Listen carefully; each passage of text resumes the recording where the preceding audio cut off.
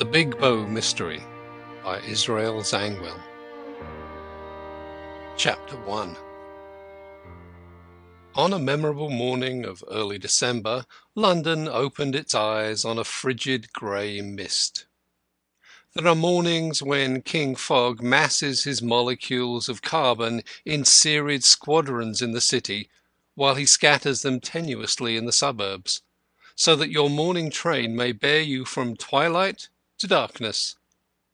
But today the enemy's manoeuvring was more monotonous. From bow even unto hammersmith there dragged a dull, like the wraith of an impecunious suicide, come into a fortune immediately after the fatal deed. The barometers and thermometers had sympathetically shared its depression, and their spirits, when they had any, were low. The cold cut like a many-bladed knife. Mrs. Drabdump of 11 Glover Street, Bow, was one of the few persons in London whom the fog did not depress. She went about her work quite as cheerlessly as usual. She had been among the earliest to be aware of the enemy's advent, picking out the strands of fog from the coils of darkness the moment she rolled up her bedroom blind and unveiled the sombre picture of the winter morning. She knew that the fog had come to stay for the rest of the day at least, and that the gas bill for the quarter was going to beat the record in high jumping.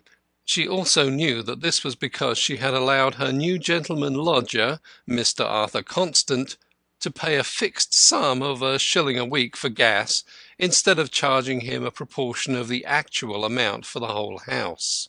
The meteorologists might have saved the credit of their science if they had reckoned with Mrs. Drabdump's next gas bill when they predicted the weather and made snow the favourite, and said that fog would be nowhere. Fog was everywhere, yet Mrs. Drabdump took no credit to herself for her prescience. Mrs. Drabdump indeed took no credit for anything, paying her way along doggedly and struggling through life like a wearied swimmer trying to touch the bottom. That things always went as badly as she had foreseen did not exhilarate her in the least. Mrs. Drabdump was a widow. Widows are not born but made, else you might have fancied Mrs. Drabdump had always been a widow. Nature had given her that tall, spare form, and that pale, thin-lipped, elongated, hard-eyed visage, that painfully precise hair, which are always associated with widowhood in low life. It is only in higher circles that women can lose their husbands and yet remain bewitching. The late Mr. Drabdump had scratched the base of his thumb with a rusty nail, and Mrs. Drabdump's foreboding that he would die of lockjaw had not prevented her wrestling day and night with the shadow of death, as she had wrestled with it vainly twice before, when Katy died of diphtheria and little Johnny of scarlet fever. Perhaps it is from overwork among the poor that death has been reduced to a shadow. Mrs. Drabdump was lighting the kitchen fire. She did it very scientifically, as knowing the contrariety of coal and the anxiety of flaming sticks to end in smoke unless rigidly kept up to the mark. Science was a success as usual, and Mrs. Drabdump rose from her knees content, like a Farsi princess who had duly paid her morning devotions to her deity. Then she started violently and nearly lost her balance. Her eye had caught the hands of the clock on the mantel. They pointed to 15 minutes to 7. Mrs. Drabdump's devotion to the kitchen fire invariably terminated at 15 minutes past 6. What was the matter with the clock? Mrs. Drabdump had an immediate vision of Snoppet, the neighbouring horologist, keeping the clock in hand for weeks, and then returning it only superficially repaired and secretly injured more vitally for the good of the trade. The evil vision vanished as quickly as it came, exorcised by the deep boom of St. Dunstan's bells chiming the 3/4. In its place a great horror surged. Instinct had failed. Mrs. Drabdump had risen at 6:30 instead of 6. Now she understood why she had been feeling so dazed and so strange and sleepy. She had overslept herself.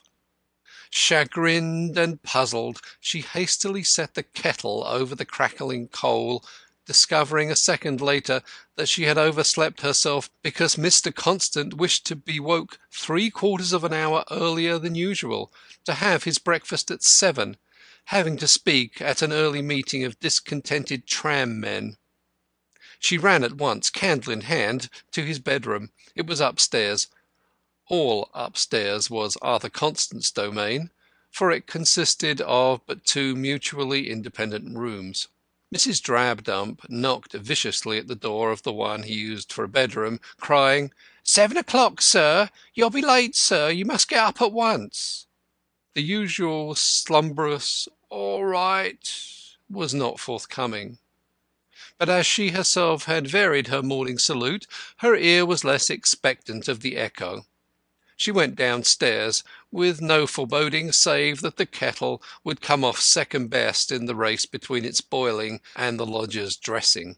For she knew there was no fear of Arthur Constant's lying deaf to the call of duty, temporarily represented by Mrs. Drabdump. He was a light sleeper, and the tram conductor's bells were probably ringing in his ears, summoning him to the meeting. Why, Arthur Constant, B.A., white-handed and white-shirted, and gentleman to the very purse of him, should concern himself with tram-men when fortune had confined his necessary relations with drivers to cabmen at the least, Mrs. Drabdump could not make out. He probably aspired to represent Bow in Parliament, but then it would surely have been wiser to lodge with a landlady who possessed the vote, by having her husband alive. Nor was there much practical wisdom in his wish to black his own boots, an occupation in which he shone but little, and to live in every way like a Bow working man. Bow working men were not so lavish in their patronage of water, whether existing in drinking glasses, morning tubs, or laundresses' establishments. Nor did they eat the delicacies with which Mrs. Drabdump supplied him, with the assurance that they were the artisan's appanage. She could not bear to see him eat things unbefitting his station. Arthur Constant opened his mouth and ate what his landlady gave him, not first deliberately shutting his eyes according to the formula, the rather pluming himself on keeping them wide open. But it is difficult for saints to see through their own halos, and in practice an areola about the head is often indistinguishable from a mist. The tea to be scalded in Mr. Constant's pot, when that cantankerous kettle should boil, was not the coarse mixture of black and green sacred to herself and Mr. Mortlake, of whom the thoughts of breakfast now reminded her. Poor Mr. Mortlake, gone off without any to Devonport, somewhere about 4 in the fog-thickened darkness of a winter night. Well, she hoped his journey would be duly rewarded, that his perks would be heavy, and that he would make as good a thing out of travelling expenses as rival Labour leaders roundly accused him of to other people's faces. She did not grudge him his gains, nor was it her business if, as they alleged, in introducing Mr. Constant to her vacant rooms, his idea was not merely to benefit his landlady. He had done her an uncommon good turn, queer as was the lodger thus introduced. His own apostleship to the sons of toil gave Mrs. Drabdump no twinges of perplexity. Tom Mortlake had been a compositor, and apostleship was obviously a profession better paid and of a higher social status. Tom Mortlake, the hero of 100 strikes, set up in print on a poster, was unmistakably superior to Tom Mortlake setting up other men's names at a case. Still, the work was not all beer and skittles, and Mrs. Drabdump felt that Tom's latest job was not enviable. She shook his door as she passed it on her way back to the kitchen, but there was no response. The street door was only a few feet off down the passage, and a glance at it dispelled the last hope that Tom had abandoned the journey. The door was unbolted and unchained, and the only security was the latchkey lock. Mrs. Drabdump felt a whit uneasy, though, to give her her due, she never suffered as much as most good housewives do from criminals who never come. Not quite opposite, but still only a few doors off, on the other side of the street, lived the celebrated ex-detective Grodman, and, illogically enough, his presence in the street gave Mrs. Drabdump a curious sense of security, as of a believer living under the shadow of the fane. That any human being of ill odour should consciously come within a mile of the scent of so famous a sleuth-hound seemed to her highly improbable. Grodman had retired, with a competence, and was only a sleeping dog now. Still, even criminals would have sense enough to let him lie. So Mrs. Drabdump did not really feel that there had been any danger, especially as a second glance at the street door showed that Mortlake had been thoughtful enough to slip the loop that held back the bolt of the big lock. She allowed herself another throb of sympathy for the labour leader whirling on his dreary way towards Devonport dockyard. Not that he told her anything of his journey beyond the town, but she knew Devonport had a dockyard because Jess Dymond, Tom's sweetheart, once mentioned that her aunt lived near there, and it lay on the surface that Tom had gone to help the dockers, who were imitating their London brethren. Mrs. Drabdump did not need to be told things to be aware of them.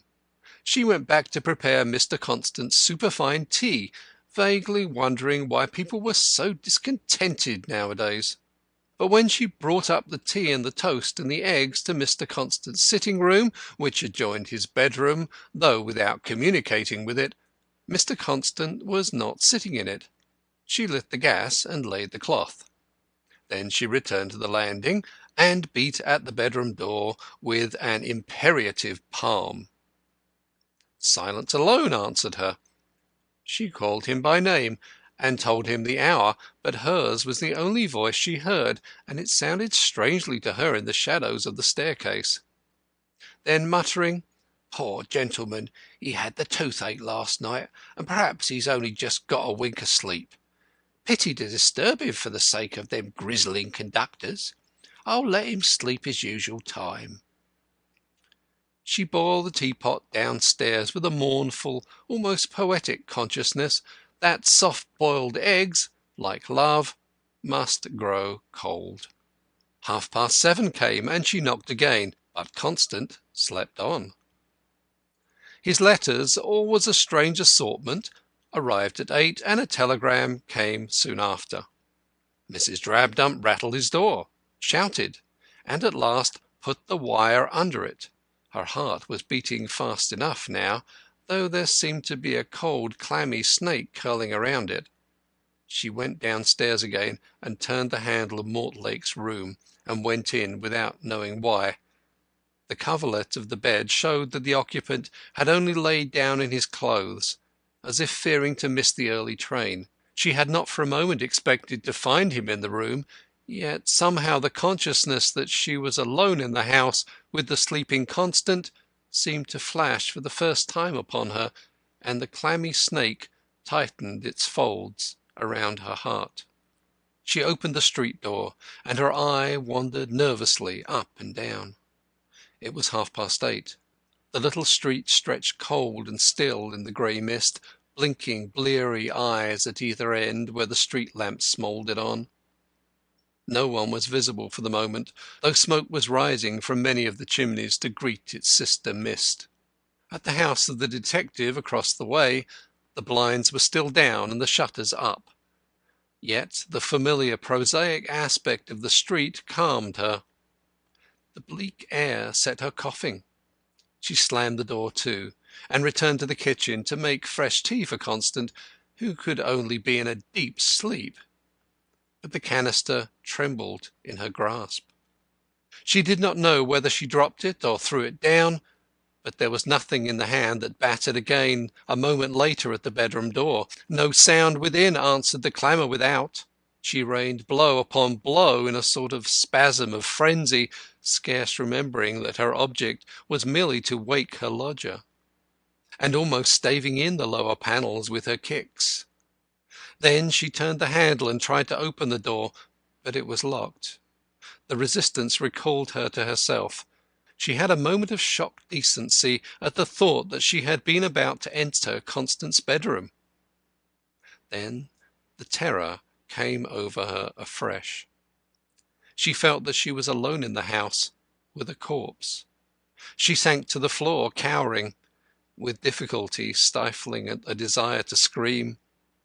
Then she rose with a jerk and raced down the stairs without looking behind her, and threw open the door and ran out into the street, only pulling up with her hands, violently agitating Grodman's door-knocker. In a moment the first-floor window was raised.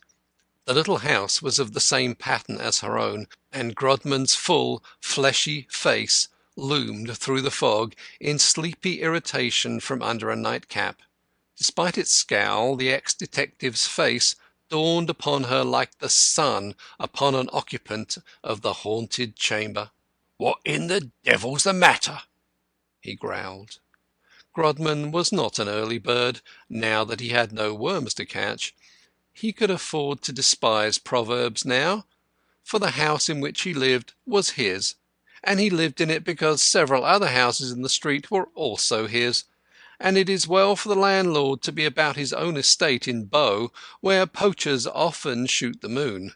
Perhaps the desire to enjoy his greatness among his early cronies counted for something too, for he had been born and bred at Bow, receiving when a youth his first engagement from the local police quarters, whence he had drawn a few shillings a week as an amateur detective in his leisure hours.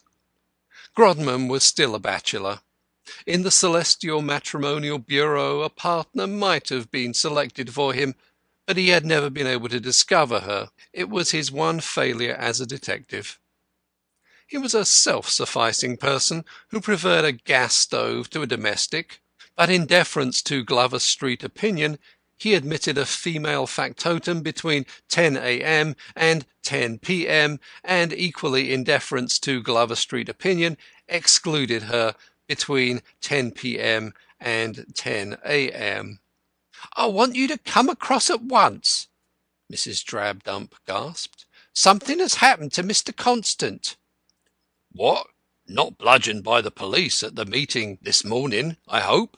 "No, no, he didn't go. He's dead." "Dead?" Grodman's face grew very serious now. "Yes, murdered." "What?" almost shouted the ex-detective. "How? When? Where? Who?" "I don't know. I can't get to him. I've beaten at his door. He does not answer." Grodman's face lit up with relief. "You silly woman, is that all? I shall have a cold in my head. Bitter weather. He's dog-tired after yesterday. Processions, 3 speeches, kindergarten, lecture on the moon, article on cooperation. That's his style." It was also Grodman's style. He never wasted words. "No," Mrs. Drabdump breathed up at him solemnly. "He's dead." "All right. Go back. Don't alarm the neighbourhood unnecessarily. Wait for me. Down in 5 minutes." Grodman did not take this Cassandra of the kitchen too seriously. Probably he knew this woman. His small bead-like eyes glittered with an almost amused smile as he withdrew them from Mrs. Drabdump's ken and shut down the sash with a bang. The poor woman ran back across the road and through her door, which she could not close behind her. It seemed to shut her in with the dead. She waited in the passage. After an age, 7 minutes by any honest clock, Grodman made his appearance, looking as depressed as usual, but with unkempt hair and with disconsolate side-whisker. He was not quite used to that side-whisker yet, for it had only recently come within the margin of cultivation. In active service Grodman had been clean-shaven, like all members of the profession, for surely your detective is the most versatile of actors. Mrs. Drabdump closed the street door quietly and pointed to the stairs, fear operating like a polite desire to give him precedence. Grodman ascended, amusement still glimmering in his eyes. Arrived on the landing, he knocked peremptorily at the door, crying, "9 o'clock, Mr. Constant, 9 o'clock." When he ceased there was no other sound or movement. His face grew more serious. He waited, then knocked and cried louder. He turned the door handle, but the door was fast. He tried to peer through the keyhole, but it was blocked. He shook the upper panels, but the door seemed bolted as well as locked. He stood still, his face set and rigid, for he liked and esteemed the man. "I knock your loudest," whispered the pale-faced woman. "You'll not wake him now." The grey mist had followed them through the street door, and hovered about the staircase, charging the air with a moist, sepulchral odour. "Locked and bolted," muttered Grodman, shaking the door afresh. "Burst it open," breathed the woman, trembling violently all over, and holding her hand before her as if to ward off the dreadful vision. Without another word, Grodman applied his shoulder to the door, and made a violent muscular effort. He had been an athlete in his time, and the sap was yet in him. The door creaked. Little by little it began to give. The woodwork enclosing the bolt of the lock splintered. The panels bent inwards. The large upper bolt tore off its iron staple. The door flew back with a crash. Grodman rushed in. "My God!" he cried. The woman shrieked. The sight was too terrible. Within a few hours the jubilant newsboys were shrieking, "Horrible suicide in Bow!" and the Moon Poster added, for the satisfaction of those too poor to purchase, "A philanthropist cuts his throat." End of Chapter 1. Chapter 2. But the newspapers were premature. Scotland Yard refused to prejudice the case despite the penny-a-liners. Several arrests were made, so that the later editions were compelled to soften suicide into mystery. The people arrested were a nondescript collection of tramps. Most of them had committed other offences for which the police had not arrested them. One bewildered-looking gentleman gave himself up, as if he were a riddle, but the police would have none of him, and restored him forthwith to his friends and keepers. The number of candidates for each new opening in Newgate is astonishing. The full significance of this tragedy of a noble young life cut short had hardly time to filter into the public mind when a fresh sensation absorbed it. Tom Mortlake had been arrested the same day at Liverpool on suspicion of being concerned in the death of his fellow lodger. The news fell like a bombshell upon a land in which Tom Mortlake's name was a household word. That the gifted artisan orator, who had never shrunk upon occasion from launching red rhetoric at society, should actually have shed blood, seemed too startling, especially as the blood shed was not blue, but the property of a lovable young middle-class idealist, who had now literally given his life to the cause. But this supplementary sensation did not grow to a head, and everyone, save a few Labour leaders, was relieved to hear that Tom had been released almost immediately, being merely subpoenaed to appear at the inquest. In an interview which he accorded to the representative of a Liverpool paper the same afternoon, he stated that he put his arrest down entirely to the enmity and rancour entertained towards him by the police throughout the country. He had come to Liverpool to trace the movements of a friend about whom he was very uneasy, and he was making anxious inquiries at the docks to discover at what times steamers left for America, when the detectives stationed there had, in accordance with instructions from headquarters, arrested him as a suspicious-looking character. "Though," said Tom, "they must very well have known my phiz, as I have been sketched and caricatured all over the shop. When I told 'em who I was, they had the decency to let me go, though they thought they'd scored off me enough, I reckon. Yes, it certainly is a strange coincidence that I might actually have had something to do with the poor fellow's death, which has cut me up as much as anybody. Though if they had known I had just come from the scene of the crime and actually lived in the house, they would probably have let me alone. Ha!" He laughed sarcastically. They are a queer lot of muddleheads are the police. Their motto is, first catch your man, then cook the evidence. If you're on the spot, you're guilty because you're there, and if you're elsewhere, you're guilty because you've gone away. Oh, I know them. If they could have seen their way to clap me in quod, they'd have done it. Luckily, I know the name of the cabman who took me to Euston before 5 this morning. If they capped you in quod, the interviewer reported himself as facetiously observing, the prisoners would be on strike in a week.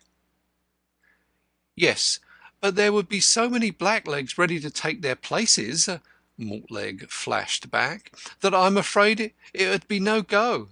But do excuse me, I'm so upset about my friend I'm afraid he has left England and I have to make inquiries.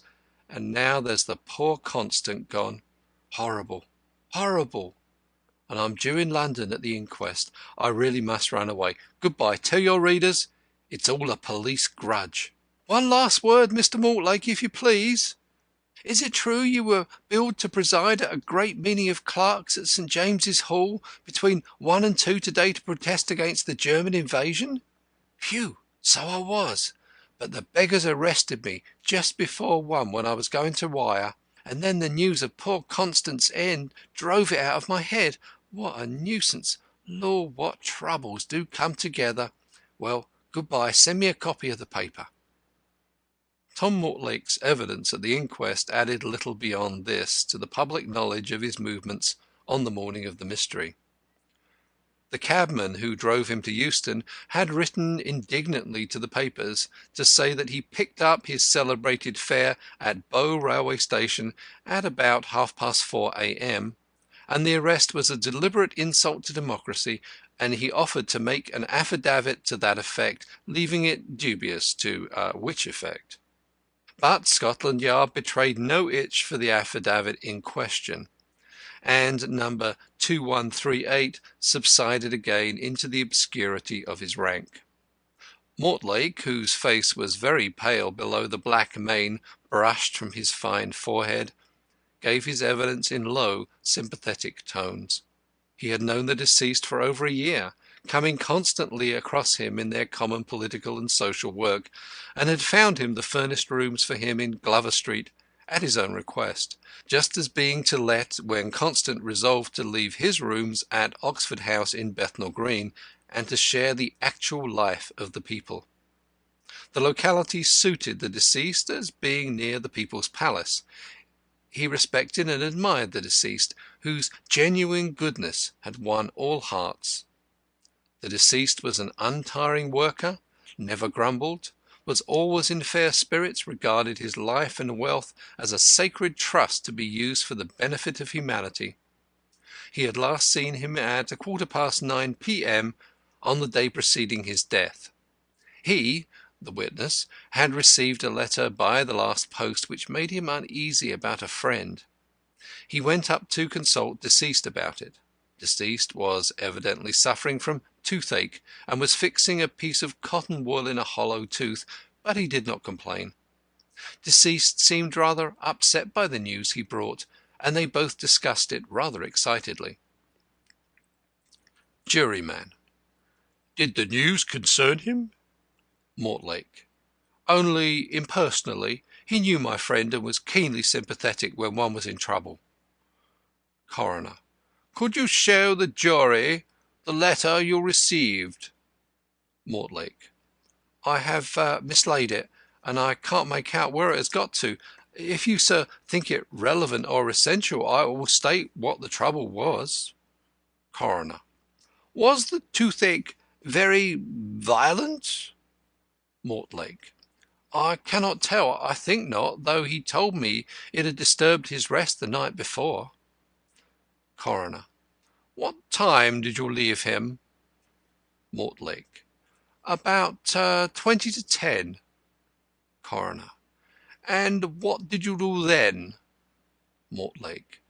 I went out for an hour or so to make some inquiries. Then I returned and told my landlady I should be leaving by an early train for the country. Coroner. And that was the last you saw of the deceased? Mortlake, with emotion. The last. Coroner. How was he when you left him? Mortlake. Mainly concerned about my trouble. Coroner. Otherwise you saw nothing unusual about him? Mortlake. Nothing. Coroner. What time did you leave the house on Tuesday morning? Mortlake. About 25 minutes past 4. Coroner. Are you sure you shut the street door? Mortlake. Quite sure. Knowing my landlady was rather a timid person, I even slipped the bolt of the big lock, which was usually tied back. It was impossible for anyone to get in, even with a latchkey. Mrs. Drabdump's evidence, which of course preceded his, was more important, and occupied a considerable time, unduly eked out by Drabdumpian padding. Thus she not only deposed that Mr. Constant had the toothache, but that it was going to last about a week, in tragi-comic indifference to the radical cure that had been effected. Her account of the last hours of the deceased tallied with Mortlake's, only that she feared Mortlake was quarrelling with him over something in the letter that had come by the 9 o'clock post. Deceased had left the house a little after Mortlake, and had returned before him, and had gone straight to his bedroom. She had not actually seen him come in, having been in the kitchen, but she heard his latchkey, followed by his light step up the stairs. A juryman. How did you know it was not somebody else? Sensation, of which the juryman tries to look unconscious. He called down to me over the banisters, and said in his sweetish voice, "Be hextra sure to wake me at 7:15, Mrs. Drabdump, or else I shan't get to my tram meeting." Juryman collapses. Coroner. And did you wake him? Mrs. Drabdump, breaking down. Oh, my lad, how can you ask? Coroner. There, compose yourself. I mean, did you try to wake him? Mrs. Drabdump. I've taken in and done for lodgers these 17 years, my lad, and I've always gav satisfaction, and Mr. Mortlake, he wouldn't have recommended me otherwise, though I wish to heaven the poor gentleman had never... Coroner. Yes, of course. You tried to rouse him? But it was some time before Mrs. Drabdump was sufficiently calm to explain that, though she had overslept herself, and though it would have been all the same anyhow, she had come up to time. Bit by bit, the tragic story was forced from her lips. A tragedy that even her telling could not make tawdry. She told with superfluous detail how, when Mr. Grodman broke in the door, she saw her unhappy gentleman lodger lying on his back in bed, stone dead, with a gaping red wound in his throat. How her stronger-minded companion calmed her a little by spreading a handkerchief over the distorted face. How they then looked vainly about and under the bed for any instrument by which the deed could have been done, the veteran detective carefully making a rapid inventory of the contents of the room, and taking notes of the precise position and condition of the body before anything was disturbed by the arrival of gapers or bunglers. And how she had pointed out to him that both the windows were firmly bolted to keep out the cold night air. How, having noted this down with a puzzled, pitying shake of the head, he had opened the window to summon the police, and espied in the fog one Denzil Cantercot, whom he called and told to run to the nearest police station and ask them to send on an inspector and a surgeon. How they both remained in the room till the police arrived, Grodman pondering deeply the while, and making notes every now and again as fresh points occurred to him, and asking her questions about the poor, weak-headed young man. Pressed as to what she meant by calling the deceased weak-headed, she replied that some of her neighbours wrote him begging letters, though heaven knew they were better off than herself, who had to scrape her fingers to the bone for every penny she earned. Under further pressure from Mr. Talbot, who was watching the inquiry on behalf of Arthur Constant's family, Mrs. Drabdump admitted that the deceased had behaved like a human being. Nor was there anything externally eccentric or queer in his conduct. He was always cheerful and pleasant-spoken, though certainly soft, God rest his soul. No, he never shaved, but wore all the hair that heaven had given him. A juryman. She thought deceased was in the habit of locking his door when he went to bed. Of course she couldn't say for certain. Laughter. There was no need to bolt the door as well. The bolt slid upwards and was at the top of the door. When she first let lodgings, her reasons for which she seemed anxious to publish, there had only been a bolt, but a suspicious lodger, she would not call him a gentleman, had complained that he could not fasten his door behind him, and so she had been put to the expense of having a lock made. The complaining lodger went off soon after without paying his rent. Laughter. She had always known he would. Coroner. Was the deceased at all nervous? Witness. No, he was a very nice gentleman. A laugh. Coroner. I mean, did he seem afraid of being robbed? Witness. No, he was always going to demonstrations. Laughter. I told him to be careful. I told him I lost a purse with 3 and twopence myself on Jubilee Day. Mrs. Drabdump resumed her seat, weeping vaguely. Coroner. Gentlemen, we shall have an opportunity of viewing the room shortly. The story of the discovery of the body was retold, though more scientifically, by Mr. George Grodman, whose unexpected resurgence into the realm of his early exploits excited as keen a curiosity as the reappearance, for this occasion only, of a retired prima donna. His book, Criminals I Have Caught, passed from the 23rd to the 24th edition merely on the strength of it. Mr. Grodman stated that the body was still warm when he found it. He thought that death was quite recent. The door he had had to burst was bolted as well as locked. He confirmed Mrs. Drabdump's statement about the windows. The chimney was very narrow. The cut looked as if it had been done by a razor. There was no instrument lying about the room. He had known the deceased about a month. He seemed a very earnest, simple-minded young fellow who spoke a great deal about the brotherhood of man. The hardened old man-hunter's voice was not free from a tremor as he spoke jerkily of the dead man's enthusiasms. He should have thought the deceased the last man in the world to commit suicide. Mr. Denzil Cantercot was next called. He was a poet. Laughter. He was, on his way to Mr. Grodman's house to tell him he'd be unable to do some writing for him because he was, suffering from writer's cramp when Mr. Grodman called to him from the window of number 11 and asked him to run for the police. No, he did not run. He was an philosopher. Laughter. He returned with them to the door, but did not go up. He had no stomach for crude sensations. Laughter. The grey fog was sufficiently unbeautiful for him for one morning. Laughter.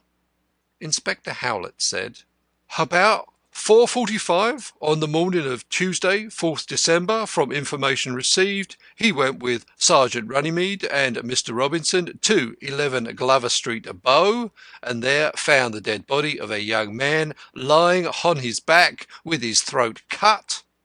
The door of the room had been smashed in, and the lock and the bolt evidently forced. The room was tidy. There were no marks of blood on the floor. A purse full of gold was on the dressing table beside a big book. A hip bath with cold water stood beside the bed, over which was a hanging bookcase. There was a large wardrobe against the wall next to the door. The chimney was very narrow. There were 2 windows, one bolted. It was about 18 feet to the pavement. There was no way of climbing up. No one could possibly got out of the room and then bolted the doors and windows behind them. And he had searched all parts of the room in which anyone might have been concealed. He had been unable to find any instrument in the room in spite of an exhaustive search, there being not even a penknife in the pockets of the clothes of the deceased, which lay on a chair. The house and the backyard and the adjacent pavement also had been fruitlessly searched. Sergeant Runnymede made an identical statement, saving only that he had gone with Dr. Robinson and Inspector Howlett. Dr. Robinson, divisional surgeon, said, "The deceased was lying on his back with his throat cut. The body was not yet cold. The abdominal region was quite warm. Rigor mortis had set in the lower jaw, neck, and upper extremities. The muscles contracted when beaten. I inferred that life had been extinct some 2 or 3 hours, probably not longer. It might have been less. The bedclothes would keep the lower part warm for some time. The wound, which was a deep one, was 5½ inches from right to left across the throat to a point under the left ear. The upper portion of the windpipe was severed, and likewise the jugular vein. The muscular coating of the carotid artery was divided. There was a slight cut, as if in continuation of the wound, on the thumb of the left hand. The hands were clasped underneath the head. There was no blood on the right hand. The wound could not have been self-inflicted. A sharp instrument had to have been used, such as a razor. The cut might have been made by a left-handed person. No doubt death was practically instantaneous. I saw no signs of a struggle about the body or the room. I noticed a purse on the dressing table next to Madame Velasquez's big book on Theosophy. Sergeant Runnymede drew my attention to the fact that the door had evidently been locked and bolted from within. A juryman: I did not say the cuts could not have been made by a right-handed person. I can offer no suggestion as to how the inflictor of the wound got in or out. Extremely improbable that the cut was self-inflicted. There was a little trace of the outside fog in the room. Police Constable Williams said he was on duty in the early hours of the morning of the 4th inst. Glover Street lay within his beat. He saw or heard nothing suspicious. The fog was never very dense, though nasty to the throat. He had passed through Glover Street about 4:30. He had not seen Mr. Mortlake or anybody else leave the house. The court here adjourned, the coroner and the jury repairing in a body to 11 Glover Street to view the house and the bedroom of the deceased. And the evening posters announced, "The Bow mystery thickens." End of Chapter 2. Chapter 3. Before the inquiry was resumed, all the poor wretches in custody had been released on suspicion that they were innocent. There was not a single case even for a magistrate. Clues, which at such seasons are gathered by the police like blackberries off the hedges, were scanty and unripe. Inferior specimens were offered them by bushels, but there was not a good one among the lot. The police could not even manufacture a clue. Arthur Constant's death was already the theme of every hearth, railway carriage, and public house. The dead idealist had points of contact with so many spheres. The East End and the West End alike were moved and excited. The democratic leagues and the churches, the doss houses and the universities, the pity of it, and then the impenetrable mystery of it. The evidence given in the concluding portion of the investigation was necessarily less sensational. There were no more witnesses to bring the scent of blood over the coroner's table. Those who had yet to be heard were merely relatives and friends of the deceased, who spoke of him as he had been in life. His parents were dead, perhaps happily for them. His relatives had seen little of him, and had scarce heard as much about him as the outside world. No man is a prophet in his own country, and even if he migrates, it is advisable for him to leave his family at home. His friends were a motley crew. Friends of the same friend are not necessarily friends of one another, but their diversity only made the congruity of the tale they had to tell more striking. It was the tale of a man who had never made an enemy even by benefiting him, nor lost a friend even by refusing his favours. The tale of a man whose heart overflowed with peace and goodwill to all men all the year round. Of a man to whom Christmas came not once but 365 times a year. It was the tale of a brilliant intellect who gave up to mankind what was meant for himself, and worked as a labourer in the vineyard of humanity, never crying that the grapes were sour. Of a man uniformly cheerful, and of good courage, living in that forgetfulness of self which is the truest antidote to despair. And yet there was not quite wanting the note of pain to jar the harmony and make it all human. Richard Elton, his chum from boyhood and vicar of Somerton in Midlandshire, handed to the coroner a letter received from the deceased about 10 days before his death, containing some passages which the coroner read aloud. "Do you know anything of Schopenhauer? I mean, anything beyond the current misconceptions. I have been making his acquaintance lately. He is an agreeable rattle of a pessimist. His essay on the misery of mankind is quite lively reading. At first, his assimilation of Christianity and pessimism, it occurs in his essay on suicide, dazzled me as an audacious paradox. But there is truth in it. Verily the whole creation groaneth and travaileth, and man is a degraded monster, and sin is all over. Ah, my friend, I have shed many of my illusions since I came to this seething hive of misery and wrong-doing. What shall one man's life, a million men's lives, avail against the corruption, the vulgarity, and the squalor of civilization? Sometimes I feel like a farthing rushlight in the halls of Eblis. Selfishness is so long and life so short. And the worst of it is that everybody is so beastly contented. The poor no more desire comfort than the rich culture. The woman to whom a penny school fee for her child represents an appreciable slice of her income is satisfied that the rich we shall always have with us. The real old Tories are the paupers in the workhouse. The radical working men are jealous of their own leaders, and the leaders are jealous of one another.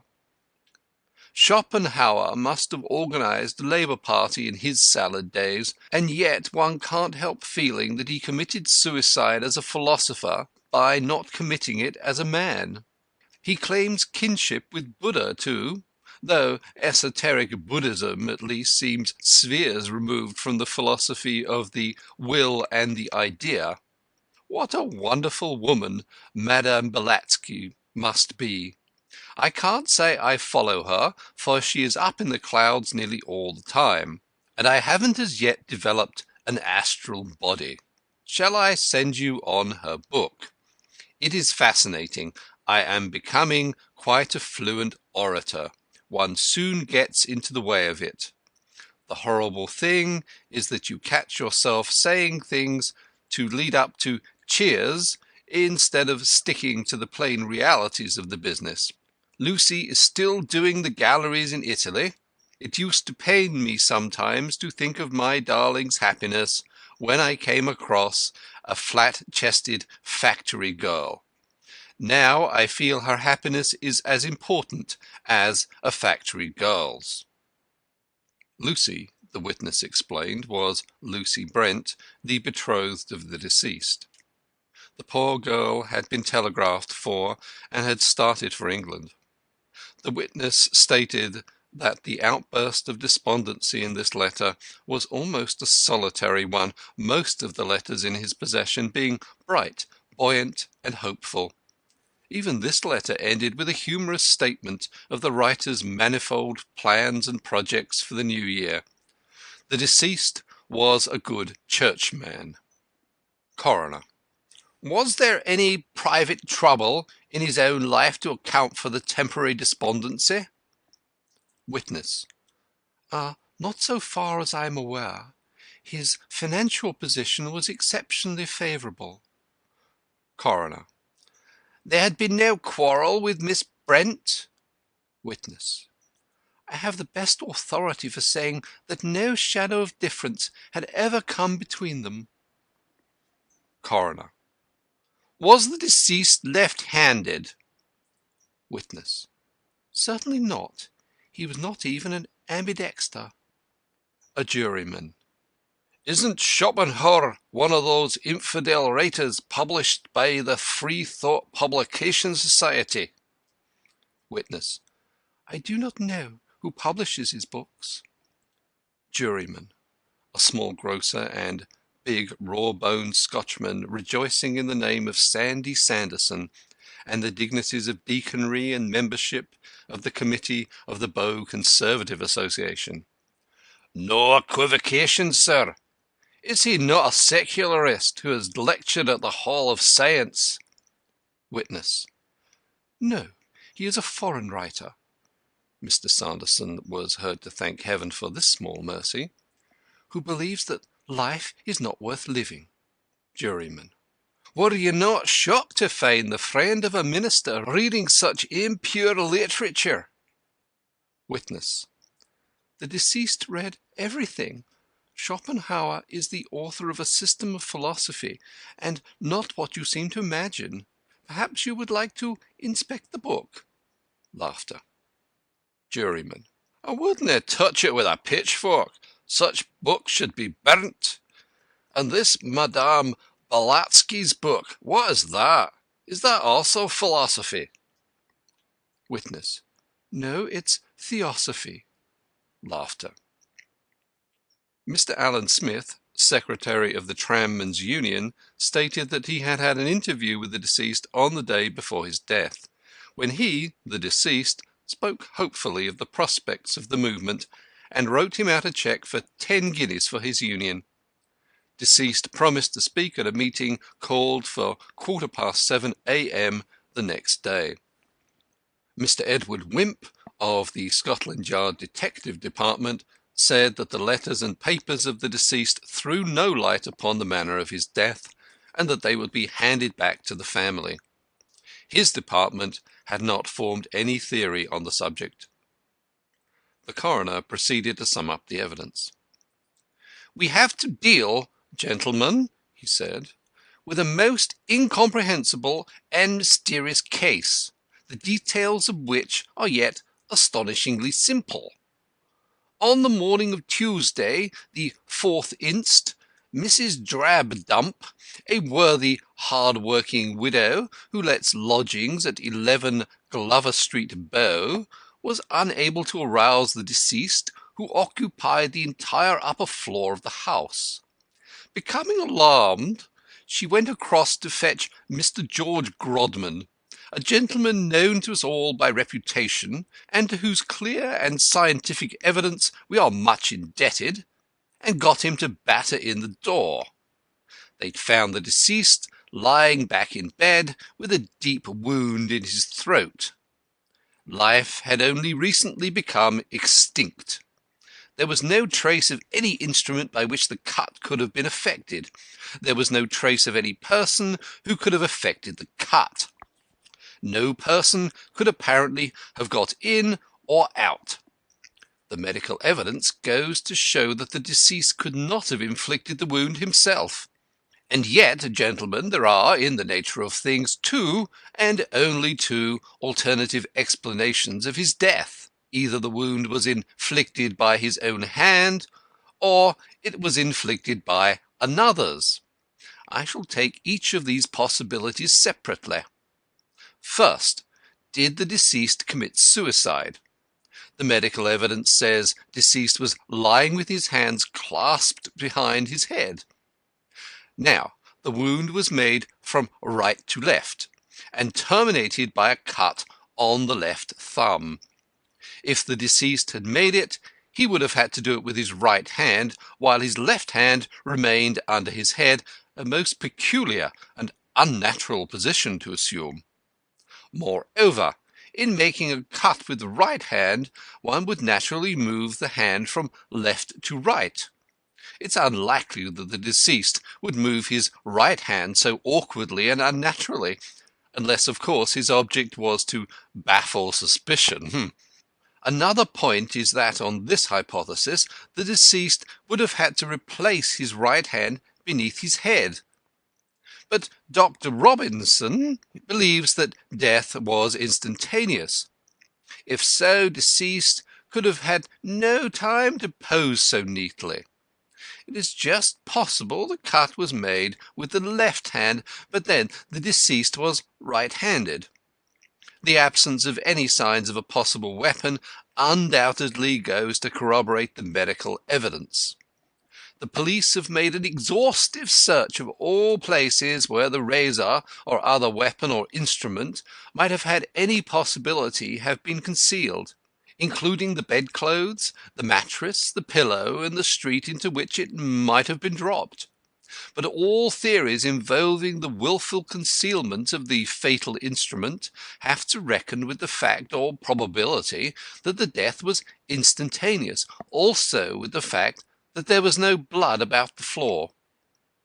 Finally, the instrument used was in all likelihood a razor, and the deceased did not shave, and was never known to be in possession of such an instrument. If, then, we were to confine ourselves to the medical and police evidence, there would, I think, be little hesitation in dismissing the idea of suicide.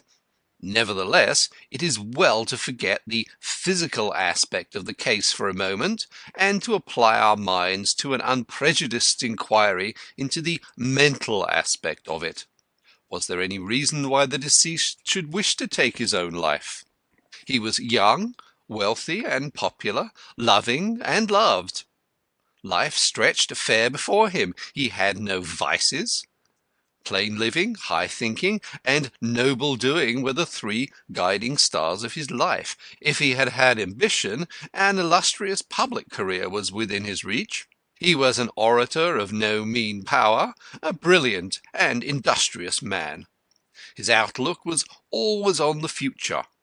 He was always sketching out ways in which he could be useful to his fellow men. His purse and his time were ever at the command of whomsoever should show fair claim upon them. If such a man were likely to end his own life, the science of human nature would be at an end. Still, some of the shadows of the picture have been presented to us. The man had his moments of despondency, which of us has not? But they seem to have been few and passing. Anyhow, he was cheerful enough on the day before his death. He was suffering, too, from toothache, but it does not seem to have been violent, nor did he complain. Possibly, of course, the pain became very acute in the night, nor must we forget that he may have overworked himself and got his nerves into a morbid state. He worked very hard, never rising later than 7:30, and doing far more than the professional labour leader. He taught and wrote, as well as spoke and organised. But on the other hand, all witnesses agreed that he was looking forward eagerly to the meeting of tram-men on the morning of the 4th inst. His whole heart was in the movement. Is it likely that this was the night he would choose for quitting the scene of his usefulness? Is it likely that if he had chosen it, he would not have left letters and a statement behind, or made a last will and testament? Mr. Wimp has found no possible clue to such conduct in his papers. Or is it likely that he would have concealed the instrument? The only positive sign of intention is the bolting of his door, in addition to the usual locking of it, but one cannot lay much stress on that.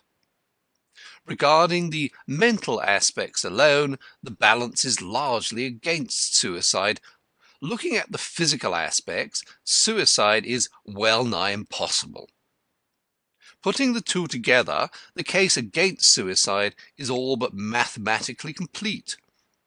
The answer then to our first question, did the deceased commit suicide, is that he did not. The coroner paused, and everybody drew a long breath. The lucid exposition had been followed with admiration. If the coroner had stopped now, the jury would have unhesitatingly returned a verdict of murder. But the coroner swallowed a mouthful of water and went on. We come now to the second alternative. Was the deceased the victim of homicide? In order to answer that question in the affirmative, it is essential that we should be able to form some conception of the modus operandi. It is all very well for Dr. Robinson to say the cut was made by another hand, but in the absence of any theory as to how the cut could possibly have been made by that other hand, we should be driven back to the theory of self-infliction, however improbable it may seem to a medical gentleman.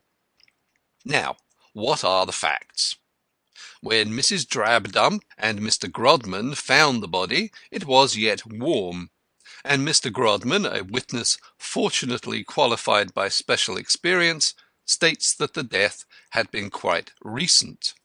This tallies closely enough with the view of Dr. Robinson, who, examining the body about an hour later, put the time of death at 2 or 3 hours before, say at 7 o'clock. Mrs. Drabdump had attempted to wake the deceased at 6:45, which would put back the act to a little earlier. As I understand from Dr. Robinson that it is impossible to fix the time very precisely, death may very well have taken place several hours before Mrs. Drabdump's first attempt to wake deceased. Of course, it may have taken place between the first and second calls, as he may merely have been sound asleep at first.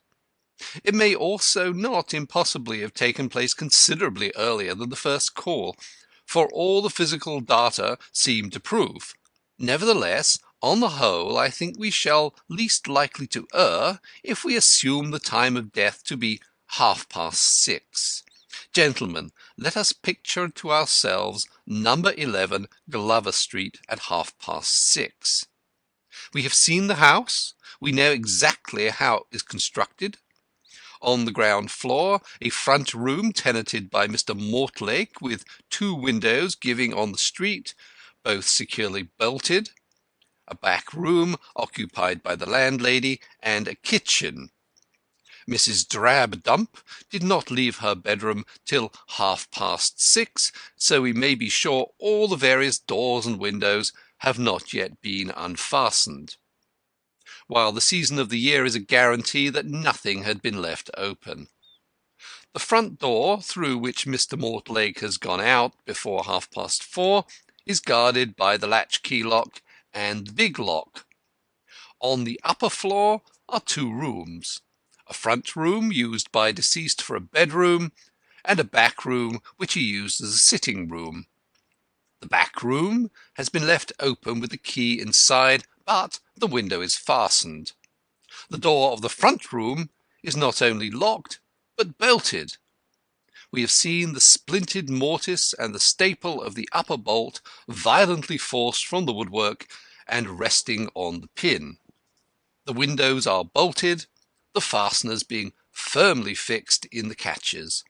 The chimney is too narrow to admit of the passage of even a child. This room, in fact, is as firmly barred in as if besieged.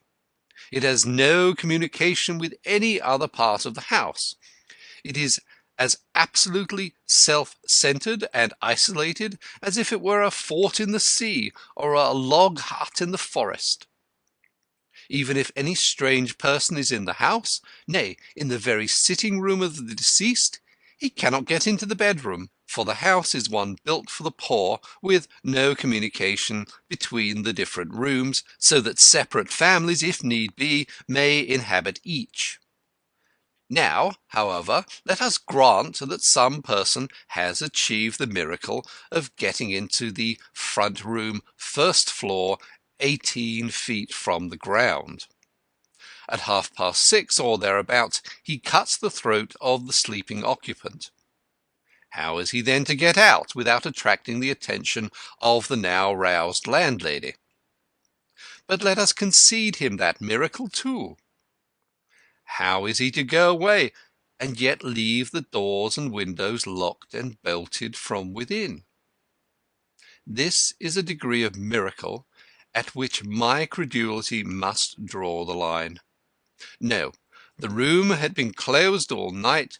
There is scarce a trace of fog in it. No one could get in or out. Finally, murders do not take place without motive. Robbery and revenge are the only conceivable motives. The deceased had not an enemy in the world. His money and valuables were left untouched. Everything was in order. There were no signs of a struggle. The answer, then, to our second inquiry, was the deceased killed by another person, is that he was not. Gentlemen, I am aware that this sounds impossible and contradictory, but it is the facts that contradict themselves. It seems clear that the deceased did not commit suicide. It seems equally clear that the deceased was not murdered. There is nothing for it, therefore, gentlemen, to return a verdict tantamount to an acknowledgment of our incompetence to come to any adequately grounded conviction whatever as to the means or the manner by which the deceased met his death. It is the most inexplicable mystery in all my experience. Sensation. The foreman, after a colloquy with Mr. Sandy Sanderson. We are not agreed, sir.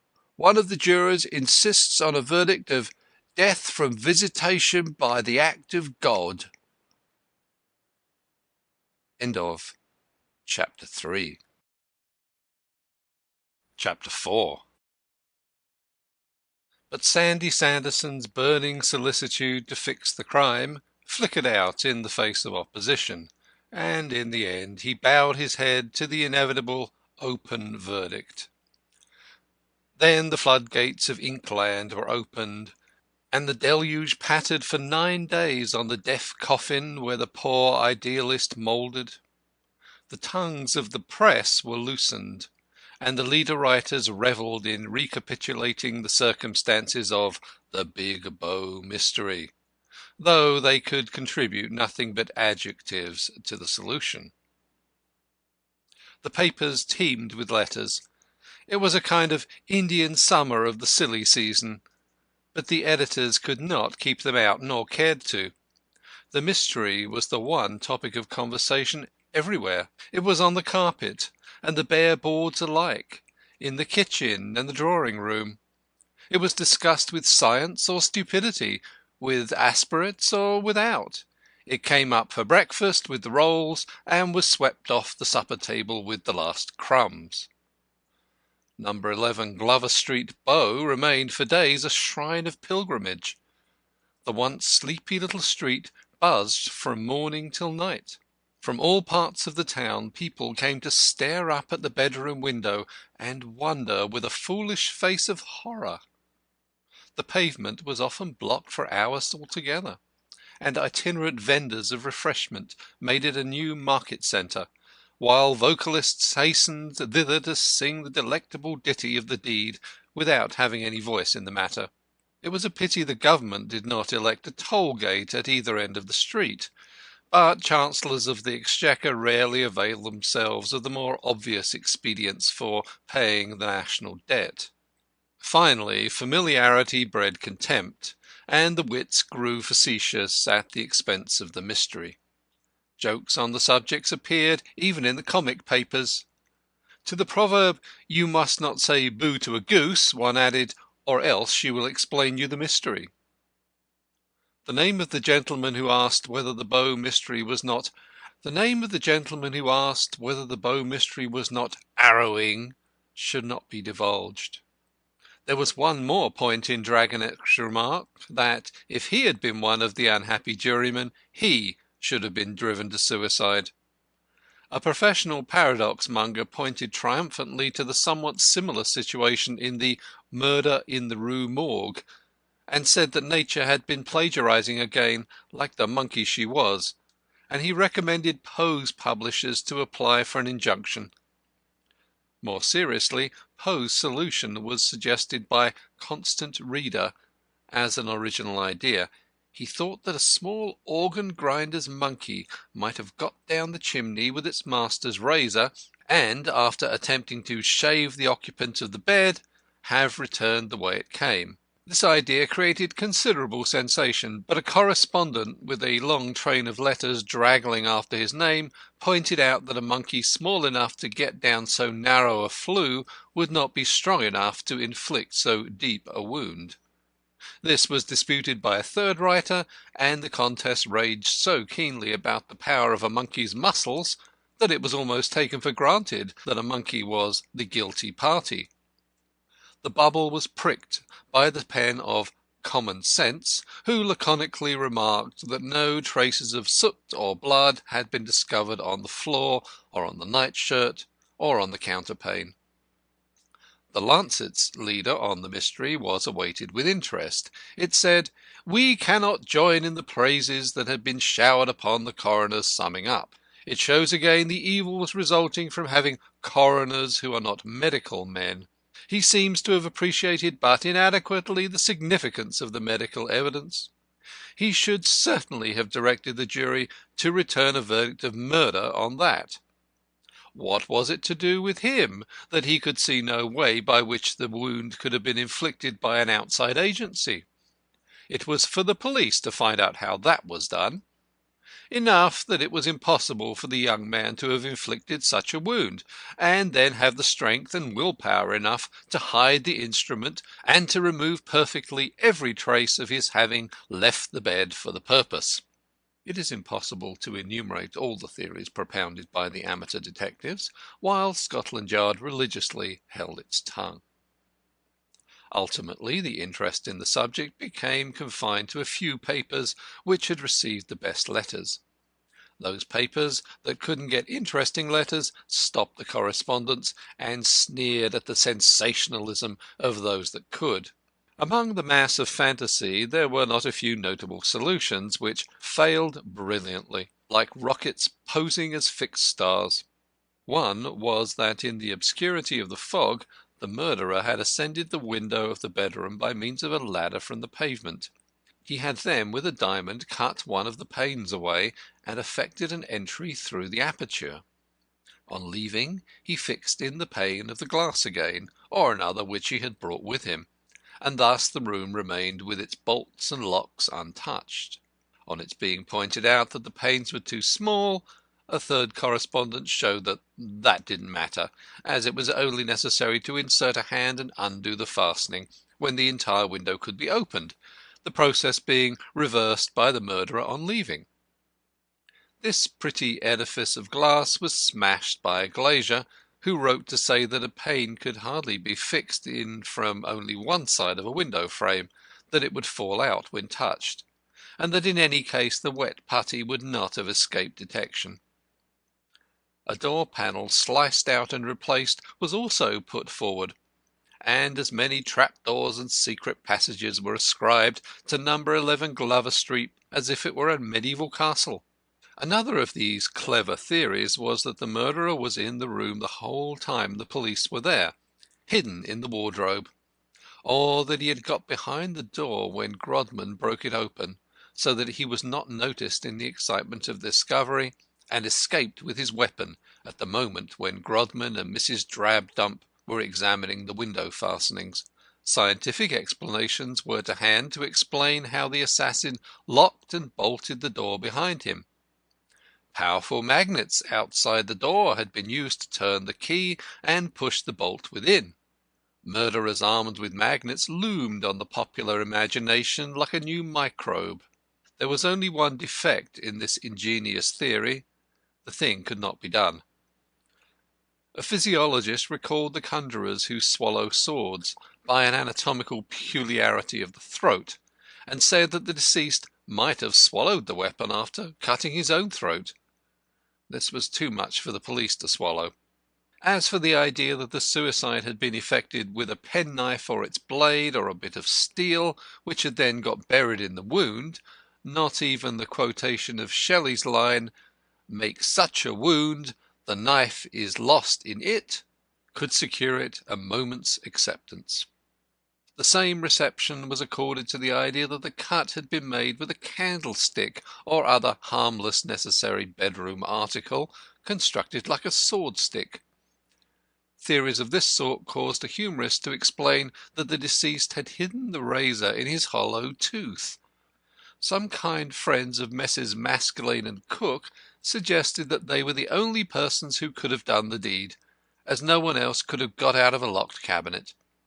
But perhaps the most brilliant of these flashes of false fire was the facetious, yet probably half seriously meant letter that appeared in the pell-mell press under the heading of "The Big Bow Mystery Solved." Sir, you will remember that when the Whitechapel murders were agitating the universe, I suggested that the district coroner was the assassin. My suggestion has been disregarded. The coroner is still at large. So is the Whitechapel murderer. Perhaps this suggestive coincidence will incline the authorities to pay more attention to me this time. The problem seems to be this: the deceased could not have cut his own throat. The deceased could not have had his throat cut for him. As one of the two must have happened, this is obvious nonsense. As this is obvious nonsense, I am justified in disbelieving it. As this obvious nonsense was primarily put into circulation by Mrs. Drabdump and Mr. Grodman, I am justified in disbelieving them. In short, sir, what guarantee have we that the whole tale is not a cock-and-bull story, invented by the two persons who first found the body? What proof is there that the deed was not done by these persons themselves, who then went to work to smash the door and break the locks and the bolts and fasten up the windows before they called the police in? I enclose my card, and am, sir, yours truly, one who looks through his own spectacles. Note: our correspondent's theory is not so audaciously original as he seems to imagine. Has he not looked through the spectacles of the people who had persistently suggested that the Whitechapel murder was invariably the policeman who found the body? Somebody must find the body, if it is to be found at all. Ed. P.M.P. The editor had reason to be pleased that he had inserted this letter, for it drew the following interesting communication from the great detective himself. The Big Bow Mystery Solved. Sir, I do not agree with you that your correspondent's theory lacks originality. On the contrary, I think it is a delightful original. In fact, it has given me an idea. What the idea is, I do not yet propose to say, but if one who looks through his own spectacles would favour me with his name and address, I shall be happy to inform him a little, before the rest of the world, whether his germ has borne any fruit. I feel he is a kindred spirit, and take this opportunity of saying publicly that I was extremely disappointed at the unsatisfactory verdict. The thing was a palpable assassination.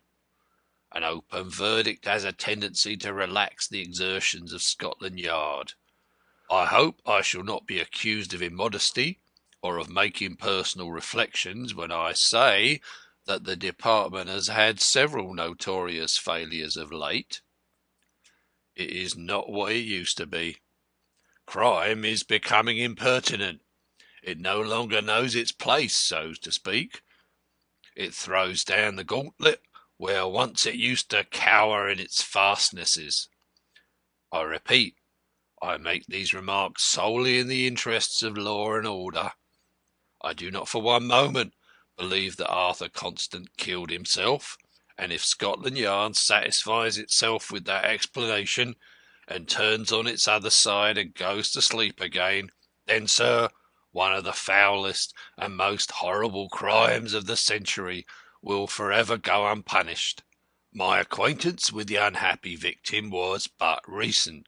Still, I saw and knew enough of the man to be certain, and I hope I have seen and known enough of other men to judge, that he was a man constitutionally incapable of committing an act of violence, whether against himself or anybody else.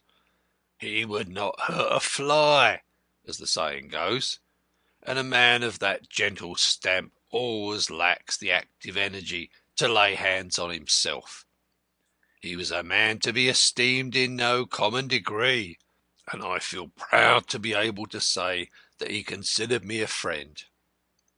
I am hardly at the time of life at which a man cares to put on his harness again, but, sir, it is impossible that I should ever know a day's rest till the perpetrator of this foul deed is discovered.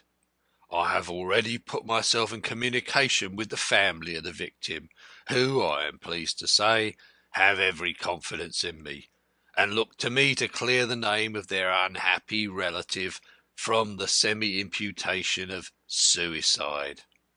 I shall be pleased if anyone who shares my distrust of the authorities, and who has any clue whatever to this terrible mystery or any plausible suggestion to offer, if, in brief, any one who looks through his own spectacles, will communicate with me. If I were asked to indicate the direction in which new clues might be most usefully sought, I should say, in the first instance, anything is valuable that helps us piece together a complete picture of the manifold activities of the man in the East End. He entered one way or another into the lives of a good many people. Is it true that he nowhere made enemies? With the best intentions a man may wound or offend. His interference may be resented. He may even excite jealousy. A young man like the late Mr. Constant could not have had as much practical sagacity as he had goodness. Whose corns did he tread on? The more we know of the last months of his life, the more we shall know of the manner of his death. Thanking you by anticipation for the insertion of this letter in your valuable columns, I am, sir, yours truly, George Grodman, 46 Glover Street, Bow. P.S. Since writing the above lines, I have, by the kindness of Miss Brent, been placed in possession of a most valuable letter, probably the last letter written by the unhappy gentleman.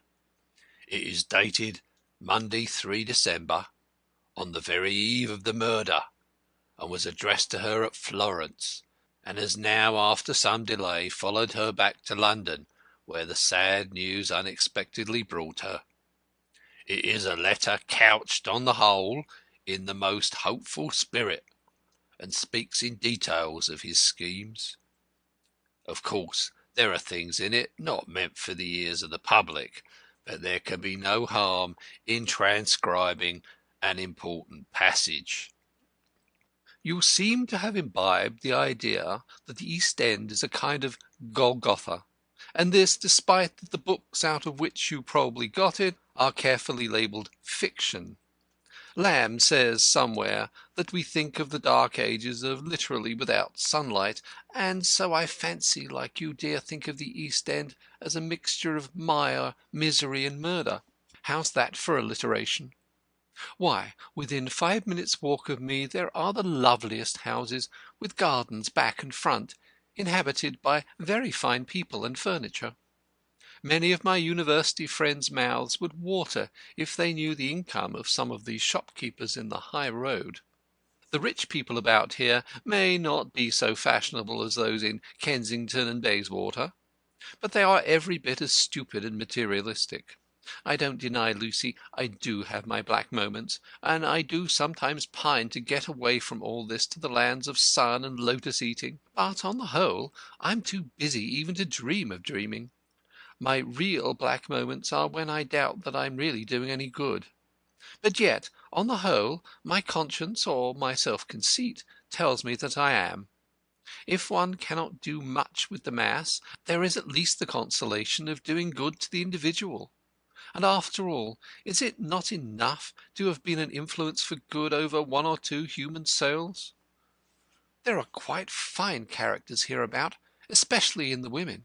Natures capable not only of self-sacrifice, but of delicacy of sentiment.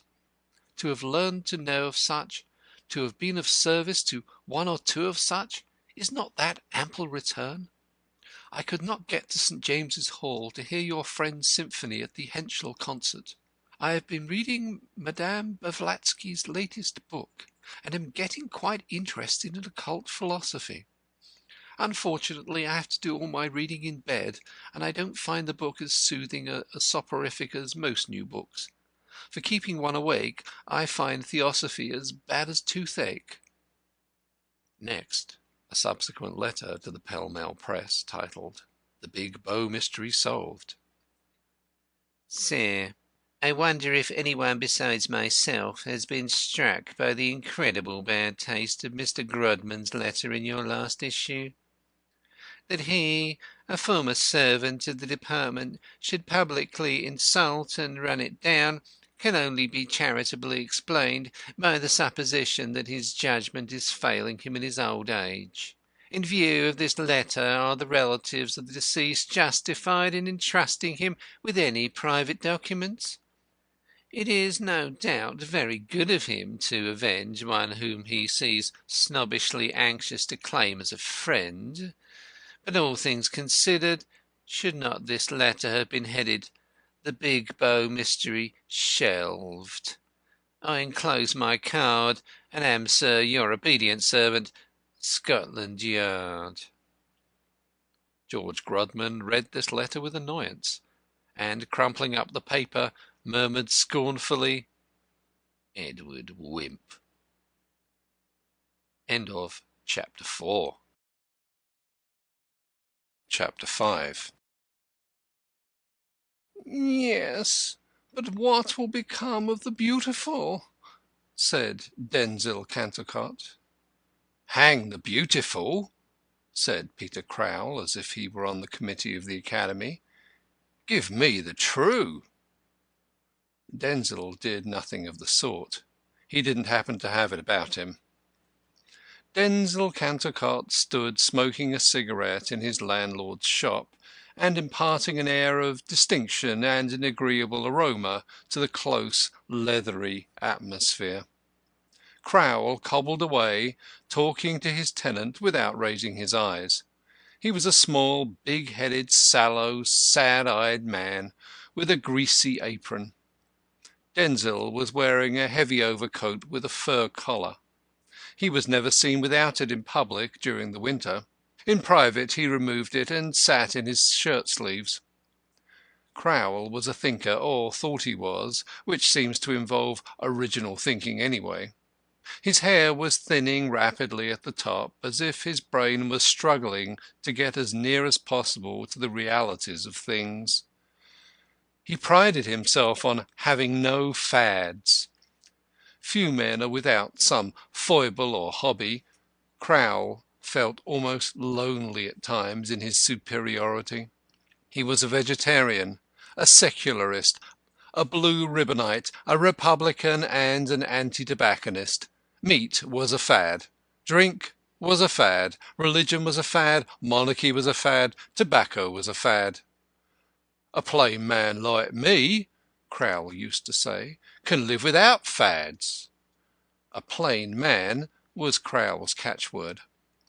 When of a Sunday morning he stood on Mile End Waste, which was opposite his shop, and held forth to the crowds on the evils of kings, priests, and mutton chops, the plain man turned up at intervals like the theme of a symphonic movement.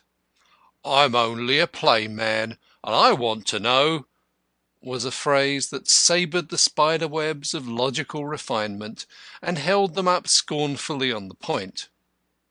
When Crowle went for a little recreation in Victoria Park on Sunday afternoons, it was with this phrase that he invariably routed the supernaturalists. Crowle knew his Bible better than most ministers, and always carried a miniature printed copy in his pocket, dog-eared to mark contradictions in the text. The second chapter of Jeremiah says one thing, the first chapter of Corinthians says another. Two contradictory statements may both be true, but "I'm only a plain man, and I want to know." Crowle spent a large part of his time in setting the word against the word. Cockfighting affords its votaries no acuter pleasure than Crowle derived from setting two texts by the ears. Crowle had a metaphysical genius which sent his Sunday morning disciples frantic with admiration, and struck the enemy dumb with dismay. He had discovered, for instance, that the Deity could not move, owing to already filling up all space. He was also the first to invent, for the confusion of the clerical, the crucial case of a saint dying at the Antipodes contemporaneously with another in London. Both went skyward to heaven, yet the two travelled in directly opposite directions. In all eternity they would never meet. Which, then, got to heaven? Or was there no such place? "I'm only a plain man, and I want to know." Preserve us our open spaces.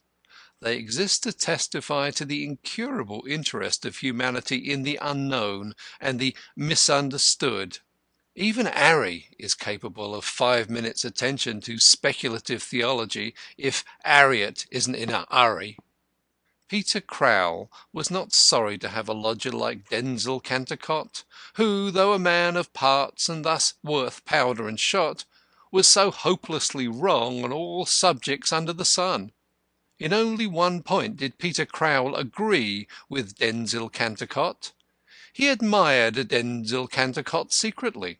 When he asked him for the true, which was about twice a day on the average, he didn't really expect to get it from him. He knew that Denzil was a poet. "The beautiful," he went on, "is a thing that only appeals to men like you. The true is for all men. The majority have the first claim, till you poets must stand aside. The true and the useful, that's what we want. The good of society is the only test of things. Everything stands or falls by the good of society." "The good of society?" echoed Denzil scornfully. "What's the good of society? The individual is before all. The mass must be sacrificed to the great man. Otherwise the great man will be sacrificed to the mass. Without great men there would be no art. Without art life would be a blank." "Ah, but we should fill it up with bread and butter," said Peter Crowle. "Yes, it is bread and butter that kills the beautiful," said Denzil Cantercot bitterly. "Many of us start by following the butterfly through the verdant meadows, but we turn aside—" "To get the grub," chuckled Peter, cobbling away. "Peter, if you make a jest of everything, I'll not waste my time on you." Denzil's wild eyes flashed angrily. He shook his long hair. Life was very serious to him. He never wrote comic verse intentionally. There are 3 reasons why men of genius have long hair. One is that they forget it is growing. The second is that they like it. The third is that it comes cheaper. They wear it long for the same reason they wear their hats long. Owing to this peculiarity of genius, you may get quite a reputation for lack of twopence. The economic reason did not apply to Denzil, who could always get credit with the profession on the strength of his appearance. Therefore, when street Arabs vocally commanded him to get his hair cut, they were doing no service to barbers. Why does all the world watch over barbers and to conspire to promote their interests? Denzil would have told you it was not to serve the barbers, but to gratify the crowd's instinctive resentment of originality. In his palmy days, Denzil had been an editor, but he no more thought of turning his scissors against himself than of swallowing his paste. The efficacy of hair was changed since the days of Samson. Otherwise Denzil would have been a Hercules instead of a long, thin, nervous man, looking too brittle and delicate to be used even for a pipe cleaner. The narrow oval of his face sloped to a pointed, untrimmed beard. His linen was reproachable, his dingy boots were down at heel, and his cocked hat was drab with dust. Such are the effects of a love for the beautiful. Peter Crowl was impressed with Denzil's condemnation of flippancy, and he hastened to turn off the joke. "I'm quite serious," he said. "Butterflies are no good to nothing or nobody. Caterpillars at least save the birds from starving."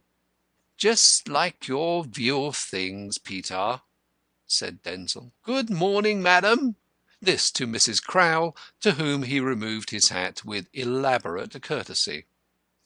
Mrs. Crowl grunted and looked at her husband with a note of interrogation in each eye.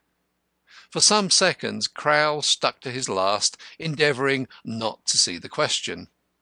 He shifted uneasily on his stool. His wife coughed grimly. He looked up, saw her towering over him, and helplessly shook his head in a horizontal direction. It was wonderful how Mrs. Crowl towered over Mr. Crowl, even when he stood up in his shoes. She measured half an inch less.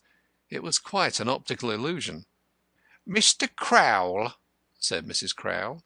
"Then I'll tell him." "No, no, my dear, not yet," faltered Peter helplessly. "Leave it to me." "I've left it to you long enough. You'll never do nothing. If it was a question of providing to a lot of chuckleheads that Jolly G and Genesis or some other dead and gone scripture folk that don't concern no mortal soul used to contradict each other, your tongue 'ud run 13 to the dozen. But when it's a matter of taking the bread out of the mouths of your own children, you ain't got no more to say for yourself than a lamp post.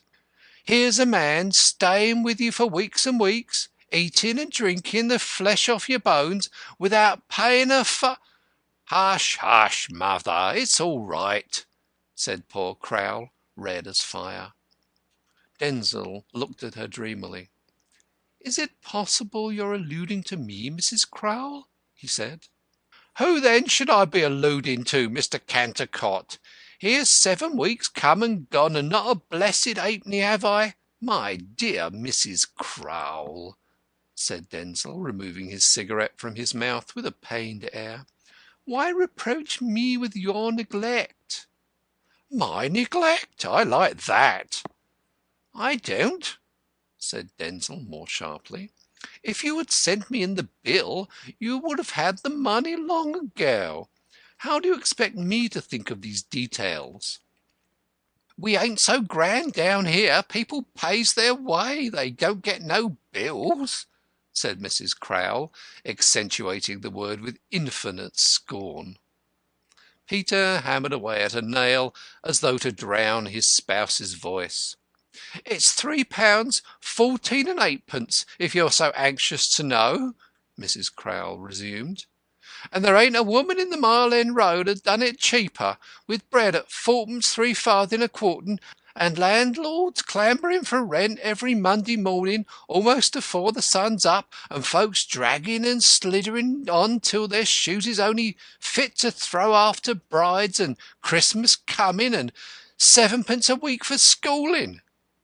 Peter winced under the last item.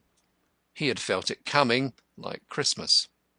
His wife and he parted company on the question of free education. Peter felt that, having brought 9 children into the world, it was only fair that he should pay a penny a week for each of those old enough to bear educating. His better half argued that, having so many children, they ought in reason to be exempted. Only people who had few children could spare the penny. But the one point on which the cobbler specific of the Mile End Road got his way was this of the fees. It was a question of conscience, and Mrs. Crowle had never made application for their remission, though she often slapped her children in vexation instead. They were used to slapping, and when nobody else slapped them, they slapped one another. They were bright, ill-mannered brats who pestered their parents and worried their teachers, and were as happy as the road was long. "Oh, bother the school fees!" Peter retorted, vexed. "Mr. Cantercott's not responsible for your children." "I should hope not indeed, Mr. Crowle," Mrs. Crowle said sternly. "I'm ashamed of you." And with that she flounced out of the shop into the back parlour. "It's all right," Peter called after her soothingly. "The money'll be all right, mother." In lower circles it is customary to call your wife your mother. In somewhat superior circles it is the fashion to speak of her as the wife, as you speak of the Stock Exchange or the Thames, without claiming any particular property. Instinctively men are ashamed of being moral and domesticated. Denzil puffed his cigarette unembarrassed. Peter bent attentively over his work, making nervous stabs with his awl. There was a long silence. An organ grinder played a waltz outside unregarded, and, failing to annoy anybody, moved on. Denzil lit another cigarette. The dirty-faced clock on the wall chimed 12. "What do you think," said Crowle, "of republics?" "They are low," Denzil replied. "Without a monarch there is no visible incarnation of authority." "What? Do you call Queen Victoria visible?" "Peter, do you want to drive me from the house? Leave frivolousness to women whose minds are only large enough for domestic difficulties. Republics are low. Plato mercifully kept the poets out of his. Republics are not congenial soil for poetry." "What nonsense! If England dropped its fad of monarchy and became a republic to-morrow, do you mean to say that—" "I mean to say there would be no poet laureate to begin with." "Who's fibbing now, you or me, Cantercot? But I don't care a button-hook about poets, present company always excepted. I'm only a plain man, and I want to know where's the sense of giving any one person authority over everybody else?" "Ah, that's what Tom Mortlake used to say. Wait till you're in power, Peter, with trade union money to control, and working men bustling to give you flying angels, and to carry you aloft like a banner, huzzaing." "Ah, that's because he's head and shoulders above 'em already," said Crowle, with a flash in his sad grey eyes. "Still, it don't prove that I'd talk any different, and I don't think you're quite wrong about his being spoilt. Tom's a fine fellow, a man every inch of him, and that's a good many. I don't deny he has his weaknesses, and there was a time when he stood in this very shop and denounced that poor dead Constant. 'Crowle,' he said, 'that man'll do mischief. I don't like these kid-glove philanthropists mixing themselves up in practical labour disputes they don't understand.'" Denzil whistled involuntarily. It was a piece of news. "I dare say," continued Crowle, "he's a bit jealous of anybody's interference with his influence. But in this case the jealousy did wear off, you see, for the poor feller and he got quite pals, as everybody knows. Tom's not the man to hug a prejudice. However, all that don't prove nothing against republics. Look at the Tsar and the Jews. Now, I'm only a plain man, and I wouldn't live in Russia, not for all the leather in it. An Englishman, taxed as he is to keep up his fad of monarchy, is at least a king in his own castle, whoever bosses it at Windsor. Excuse me a minute, the missus is calling. Excuse me a minute. I'm going, and I want to say before I go, I feel it only right you should know at once that after what has passed to-day, I can never be on the same footing here as in the, shall we say, pleasant days of yore." "Oh, no, Cantercot, don't say that, don't say that," pleaded the little cobbler. "Well, shall I say unpleasant, then?" "No, no, Cantercot, don't misunderstand me. Mother has been very much put to it lately to rub along. You see, she has such a growing family. It grows daily. But never mind her. You pay whenever you got the money." Denzil shook his head. "It cannot be. You know, when I came here first, I rented your top room and boarded myself. Then I learned to know you. We talked together of the beautiful and the useful.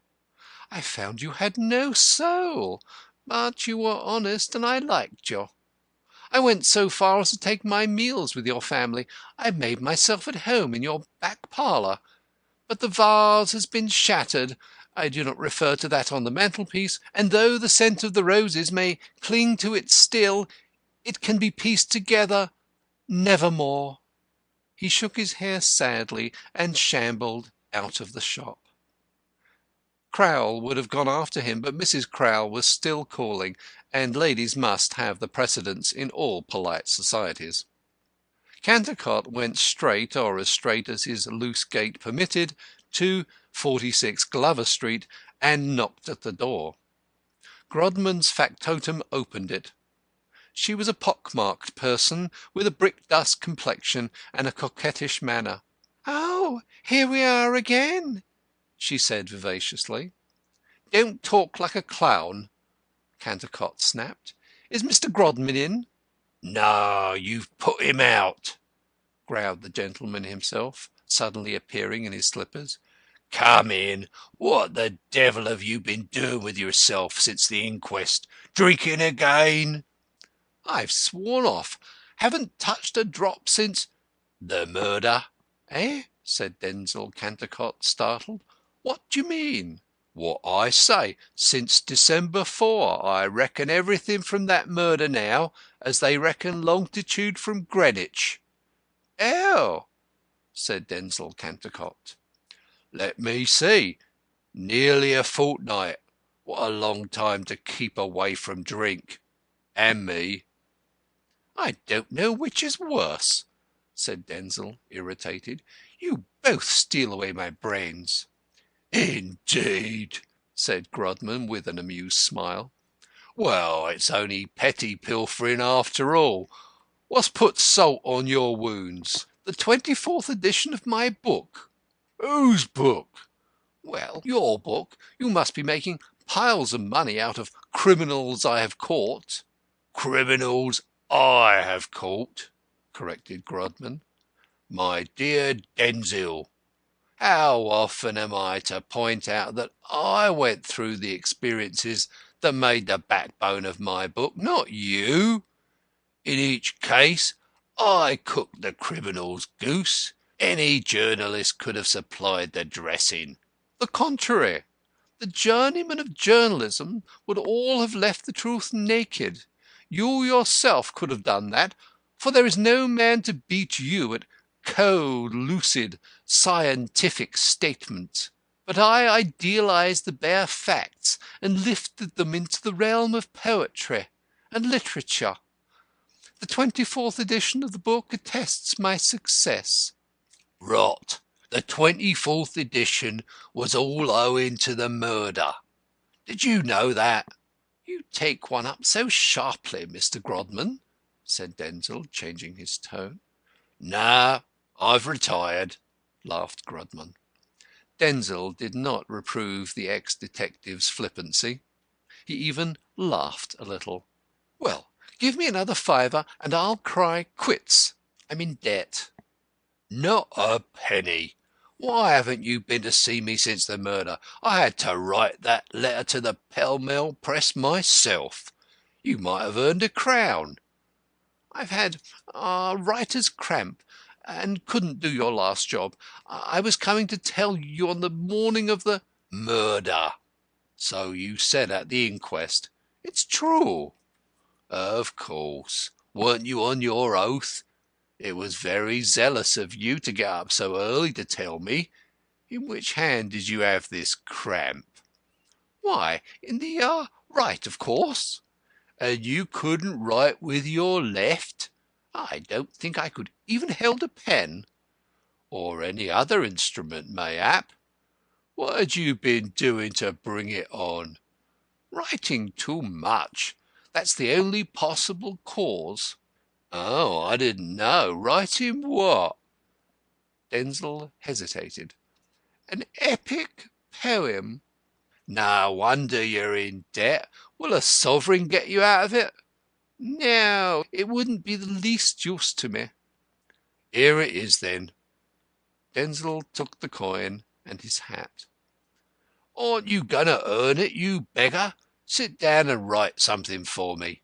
Denzil got pen and paper and took his place. "What do you want me to write?" "Your epic poem." Denzil started and flushed, but he set to work.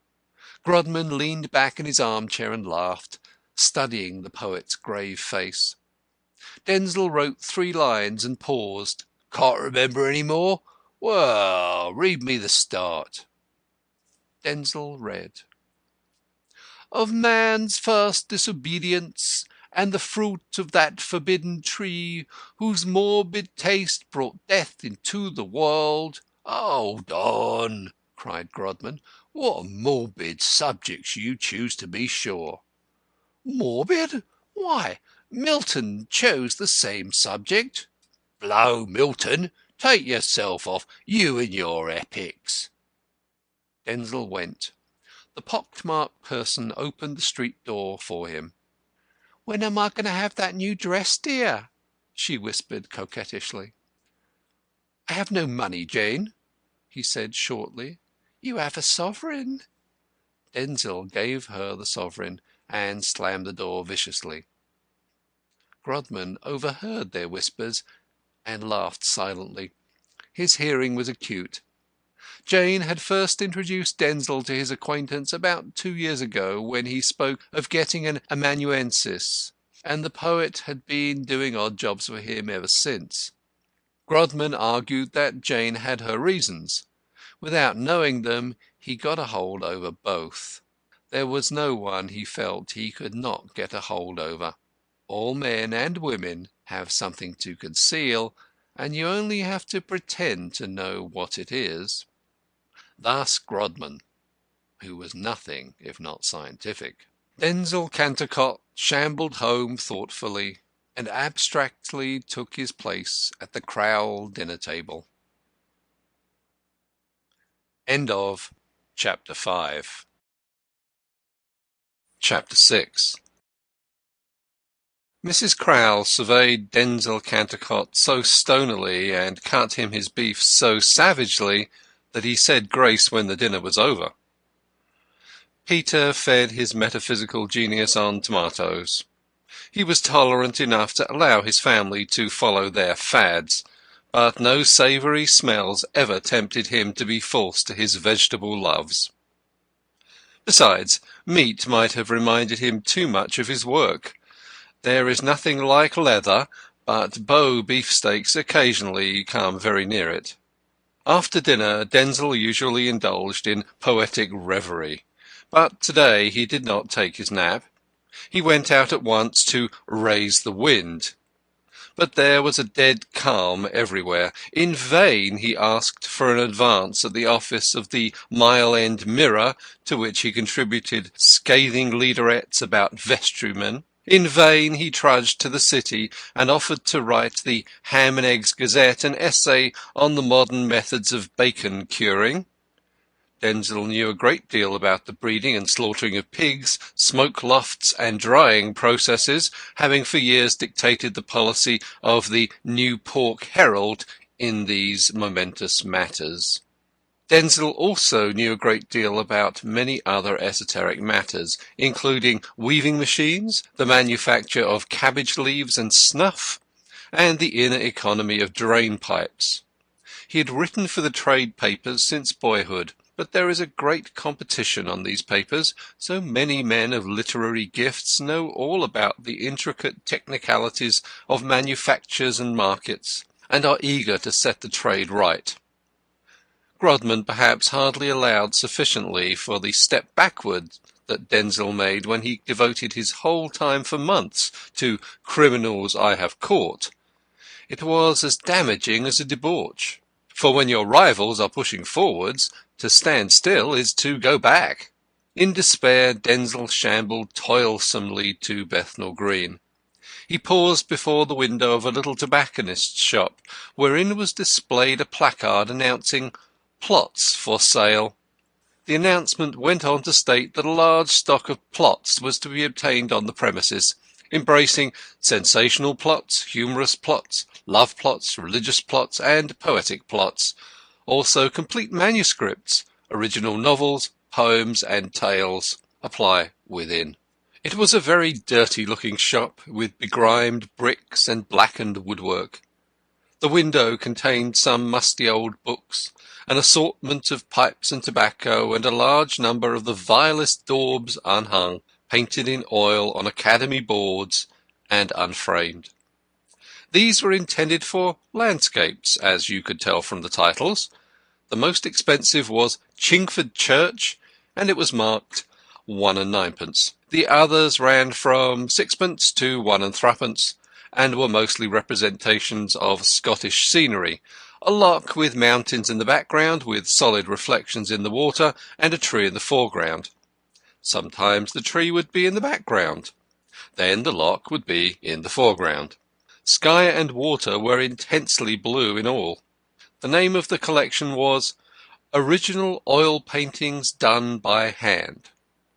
Dust lay thick upon everything, as if carefully shovelled on, and the proprietor looked as if he'd slept in his shop window at night without taking his clothes off. He was a gaunt man with a red nose, long but scanty black locks covered by a smoking cap, and a luxurious black moustache. He smoked a long clay pipe, and had the air of a broken-down operatic villain. "Good afternoon, Mr. Cantercot," he said, rubbing his hands, half from cold, half from usage. "What have you brought me?" "Nothing," said Denzil, "but if you will lend me a sovereign, I'll do you a stunner." The operatic villain shook his locks, his eyes full of porky cunning. "If you did it after that, it would be a stunner." What the operatic villain did with these plots, and who bought them, Cantercot neither knew nor cared to know. Brains are cheap today, and Denzil was glad enough to find a customer. "Surely you've known me long enough to trust me?" he cried. "Trust is dead," said the operatic villain, puffing away. "So is Queen Anne," cried the irritated poet. His eyes took a dangerous, hunted look. Money he must have, but the operatic villain was inflexible. No plot, no supper. Poor Denzil went out flaming. He knew not where to turn. Temporarily he turned on his heel again, and stared despairingly at the shop window. Again he read the legend, "Plots for sale." He stared so long at this that it lost its meaning. When the sense of the word suddenly flashed upon him again, they bore a new significance. He went in meekly and borrowed 4pence of the operatic villain. Then he took the bus for Scotland Yard. There was a not ill-looking servant girl in the bus. The rhythm of the vehicle shaped itself into rhymes in his brain. He forgot all about his situation and his object. He had never really written an epic except Paradise Lost, but he composed lyrics about wine and women, and often wept to think how miserable he was. But nobody ever bought anything of him, except articles on bacon curing or attacks on vestrymen. He was a strange wild creature, and the wench felt quite pretty under his ardent gaze. It almost hypnotized her, though she looked down at her new French kid boots to escape it. At Scotland Yard, Denzil asked for Edward Wimp. Edward Wimp was not on view. Like kings and editors, detectives are difficult to approach, unless you are a criminal, when you cannot see anything of them at all. Denzil knew of Edward Wimp principally because of Grodman's contempt for his successor. Wimp was a man of taste and culture. Grodman's interests were entirely concentrated on the problems of logic and evidence. Books about these formed his sole reading. For belles-lettres he cared not a straw. Wimp, with his flexible intellect, had a great contempt for Grodman and his slow, laborious, ponderous, almost Teutonic methods. Worse, he almost threatened to eclipse the radiant tradition of Grodman by some wonderfully ingenious bits of workmanship. Wimp was at his greatest in collecting circumstantial evidence, in putting 2 and 2 together to make 5. He would collect together a number of dark and disconnected data and flash across them the electric light of some unifying hypothesis in a way which would have done credit to a Darwin or a Faraday. An intellect which might have served to unveil the secret workings of nature was subverted to the protection of a capitalistic civilization. By the assistance of a friendly policeman, whom the poet magnetized into the belief that his business was a matter of life and death, Denzil obtained the great detective's private address. It was near King's Cross. By a miracle, Wimp was at home in the afternoon. He was writing when Denzil was ushered up 3 pairs of stairs into his presence, but he got up and flashed the bull's-eye of his glance upon the visitor. "Mr. Denzil Cantercot, I believe," said Wimp. Denzil started. He had not sent up his name, merely describing himself as a gentleman. "That is my name," he murmured. "You were one of the witnesses at the inquest on the body of the late Arthur Constant. I have your evidence here." He pointed to a file. "Why have you come to give fresh evidence?" Again Denzil started, flushing in addition this time. "I want money," he said, almost involuntarily. "Sit down." Denzil sat. Wimp stood. Wimp was young and fresh-coloured. He had a Roman nose and was smartly dressed. He had beaten Grodman by discovering the wife Heaven meant for him. He had a bouncing boy who stole jam out of the pantry without anyone being the wiser. Wimp did what work he could do at home in a secluded study at the top of the house. Outside his chamber of horrors, he was the ordinary husband of commerce. He adored his wife, who thought poorly of his intellect but highly of his heart. In domestic difficulties, Wimp was helpless. He could not even tell whether the servant's character was forged or genuine. Probably he could not level himself to such petty problems. He was like the senior wrangler who has forgotten how to do quadratics and has to solve equations of the 2nd degree by the calculus. "How much money do you want?" he asked. "I do not make bargains," Denzil replied, his calm come back by this time. "I came here to tender you a suggestion. It struck me that you might offer me a £5 for my trouble. Should you do so, I should not refuse it." "You shall not refuse it if you deserve it." "Good. I come to the point at once. My suggestion concerns Tom Mortlake." Denzil threw out the name as if it were a torpedo. Wimp did not move. "Tom Mortlake," went on Denzil, looking disappointed, "had a sweetheart." He paused impressively. Wimp said, "Yes." "Where is that sweetheart now?" "Where indeed?" "You know about her disappearance?" "You have just informed me of it." "Yes, she is gone, without a trace. She went about a fortnight before Mr. Constant's murder." "Murder? How do you know it was murder? Grodman says so, said Denzil, startled again. Isn't that rather proof that it was suicide? Well, go on. About a fortnight before the suicide, Jessie Diamond disappeared, so they tell me, in Stepney Green, where she lodged and worked. What was she? She was a dressmaker. She had a wonderful talent. Quite fashionable ladies got to know of it. One of her dresses was presented at court. I think the lady forgot to pay for it, so Jessie's landlady said. Did she live alone? She had no parents, but the house was respectable. Good looking, I suppose. As a poet's dream. As yours, for instance? I am a poet. I dream. You dream you are a poet. Well, well. She was engaged to Mortlake. Oh, yes, they made no secret of it. The engagement was an old one. When he was earning 36 shillings a week as a compositor, they were saving up to buy a home. He worked at Railton and Hawkes, who print the New Pork Herald. I used to take my copy into the comp's room, and one day the father of the chapel told me all about Mortlake and his young woman. Ye gods, how times are changed! 2 years ago Mortlake had to struggle with my calligraphy.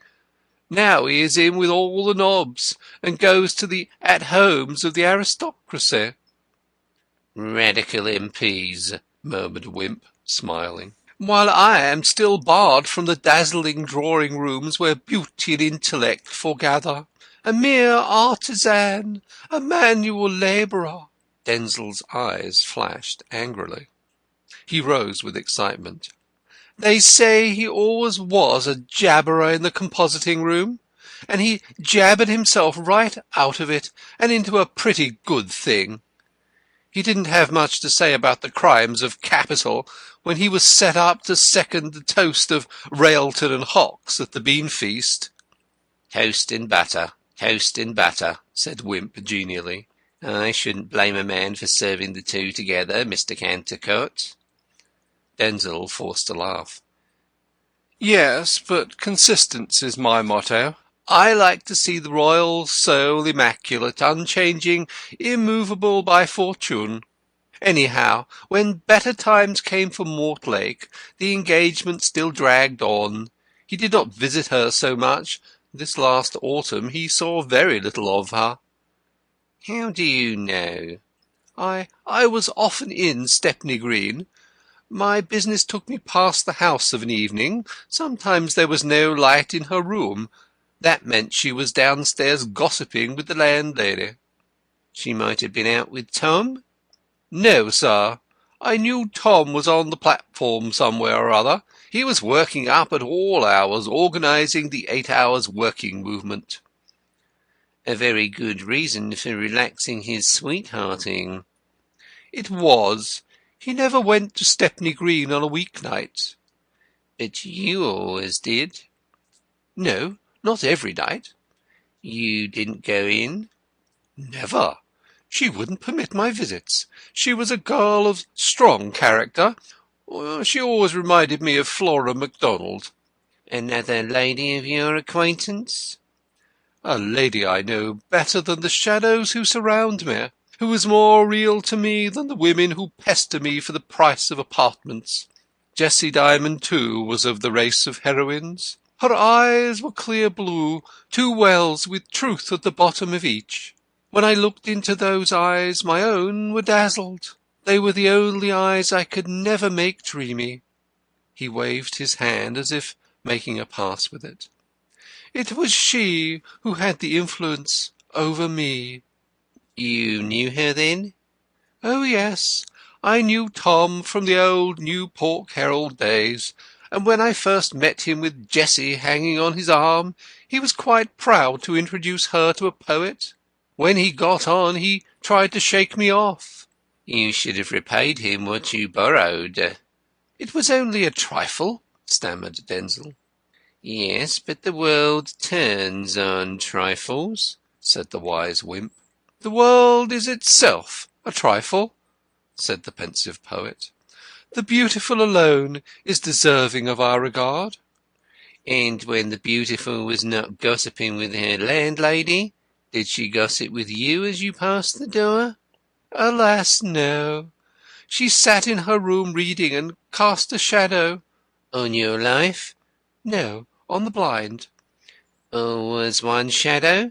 No, sir. Once or twice, two. Ah, you had been drinking. On my life, not. I have sworn off the treacherous wine cup. That's right. Beer is bad for poets. It makes their feet shaky. Whose was the second shadow? A man's. Naturally. Mortlake's, perhaps. Impossible. He was still striking 8 hours. You found out whose shadow? You didn't leave a shadow of doubt? No. I waited till the substance came out. It was Arthur Constant. You are a magician. You terrify me. Yes, it was he. Only once or twice, you say? I didn't keep watch over them. No, of course not. You only passed casually. I understand you thoroughly.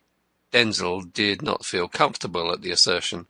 What did he go there for? Wimp went on. I don't know. I'd stake my soul on Jessie's honour. You might double your stake without risk. Yes, I might. I would. You see her with my eyes. For the moment, they are the only ones available.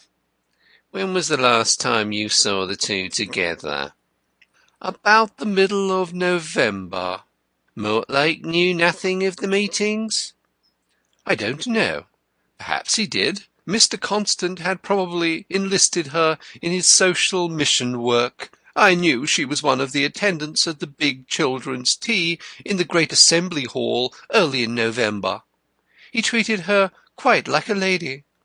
She was the only attendant who worked with her hands. The others carried the cups on their feet, I suppose. No. How could that be? My meaning is that all the other attendants were real ladies, and Jessie was only an amateur, so to speak. There was no novelty for her in handling kids' cups of tea. I dare say she had helped her landlady often enough at that. There's quite a bushel of brats below stairs. It's almost as bad as at friend Crowell's. Jessie was a real brick, but perhaps Tom didn't know her value. Perhaps he didn't like Constant to call on her, and it led to a quarrel. Anyhow, she's disappeared like the snowfall on the river. There's not a trace. The landlady, who was such a friend of hers that Jessie used to make her up her stuff into dresses for nothing, tells me that she's dreadfully annoyed at not having been left the slightest clue to her late tenant's whereabouts. You have been making inquiries on your own account, apparently. Only of the landlady. Jessie never even gave her the week's notice, but paid her in lieu of it and left her immediately. The landlady told me I could have knocked her down with a feather. Unfortunately, I wasn't there to do it, or I should certainly have knocked her down for not keeping her eyes open better. She says if she had only the least suspicion beforehand that the minx, she dared to call Jessie a minx, was going, she'd have known where, or her name would have been somebody else's. And yet she admits that Jessie was looking ill and worried. Stupid old hag. A woman of character, murmured the detective. Didn't I tell you so? Cried Denzil eagerly. Another girl would have let out that she was going, but no, not a word. She plumped down the money and walked out. The landlady ran upstairs. None of Jessie's things were there. She must have quietly sold them off or transferred them to the new place. I never in my life met a girl who so thoroughly knew her own mind, or had a mind so worth knowing. She always reminded me of the Maid of Saragossa. Indeed. And when did she leave? On the 19th of November. Mortlake, of course, knows where she is? I can't say.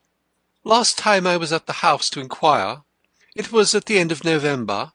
He hadn't been seen there for 6 weeks. He wrote to her, of course, sometimes. The landlady knew his writing.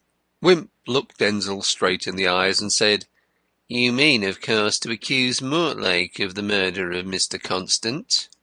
No, not at all," stammered Denzil. "Only you know what Mr. Grodman wrote in the Pall Mall? The more we know about Mr. Constant's life, the more we shall know about the manner of his death. I thought my information would be valuable to you, so I brought it in." "And why didn't you take it to Mr. Grodman?" "Because I thought it wouldn't be valuable to me." "You wrote criminals I have caught?" How did you know that?"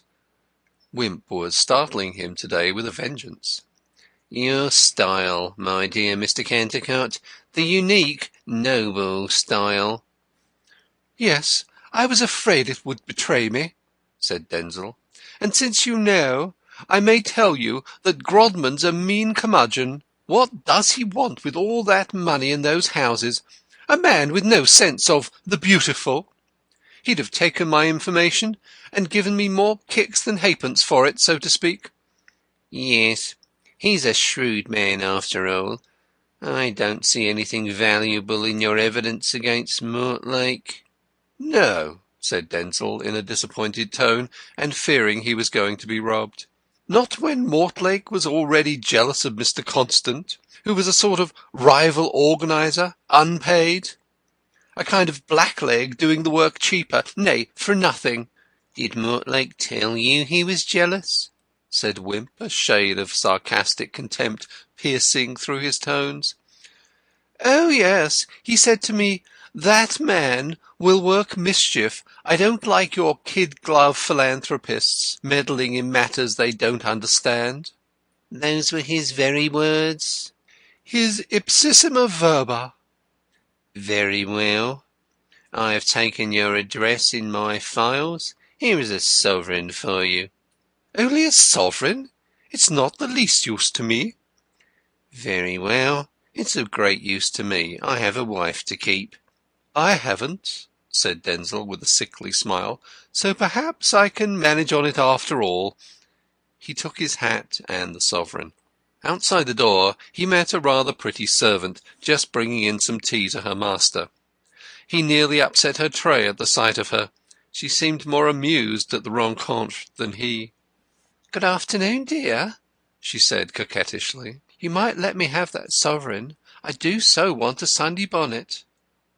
Denzil gave her the sovereign and slammed the hall door viciously when he got to the bottom of the stairs. He seemed to be walking arm in arm with the long arm of coincidence. Wimp did not hear the duologue. He was already busy on his evening's report to headquarters. The next day Denzil had a bodyguard wherever he went. It might have gratified his vanity had he known it, but tonight he was yet unattended, so no one noted that he went to 46 Glover Street after the early Crowle supper. He could not help going. He wanted to get another sovereign. He also itched to taunt Grodman. Not succeeding in the former object, he felt the road open for the second. "Do you still hope to discover the Bow murderer?" he asked the old bloodhound. "I can lay my hand on him now," Grodman announced curtly. Denzil hitched his hair back involuntarily. He found conversations with detectives as lively as playing at skittles with bombshells. They got on his nerves terribly, these undemonstrative gentlemen with no sense of the beautiful. "But why don't you give him up to justice?" he murmured. "Ah, it has to be proved yet, but it is only a matter of time." "Oh," said Denzil. "And shall I write the story for you?" "No, you will not live long enough." Denzil turned white. "Nonsense! I'm years younger than you," he gasped. "Yes," said Grodman, "but you drink so much." End of Chapter 6. Chapter 7. When Wimp invited Grodman to eat his Christmas plum pudding at King's Cross, Grodman was only a little surprised. The two men were always overwhelmingly cordial when they met, in order to disguise their mutual detestation. When people really like each other, they make no concealment of their mutual contempt. In his letter to Grodman, Wimp said that he thought it might be nicer for him to keep Christmas in company than in solitary state. There seems to be a general prejudice in favour of Christmas numbers, and Grodman yielded to it. Besides, he thought that a peep at the Wimp domestic interior would be as good as a pantomime. He quite enjoyed the fun that was coming, for he knew that Wimp had not invited him out of mere peace and goodwill. There was only one other guest at the festive board. This was Wimp's wife's mother's mother, a lady of sweet 70. Only a minority of mankind can obtain a grandmother-in-law by marrying, but Wimp was not unduly conceited. The old lady suffered from delusions. One of them was that she was a centenarian. She dressed for the part. It is extraordinary what pains ladies will take to conceal their age.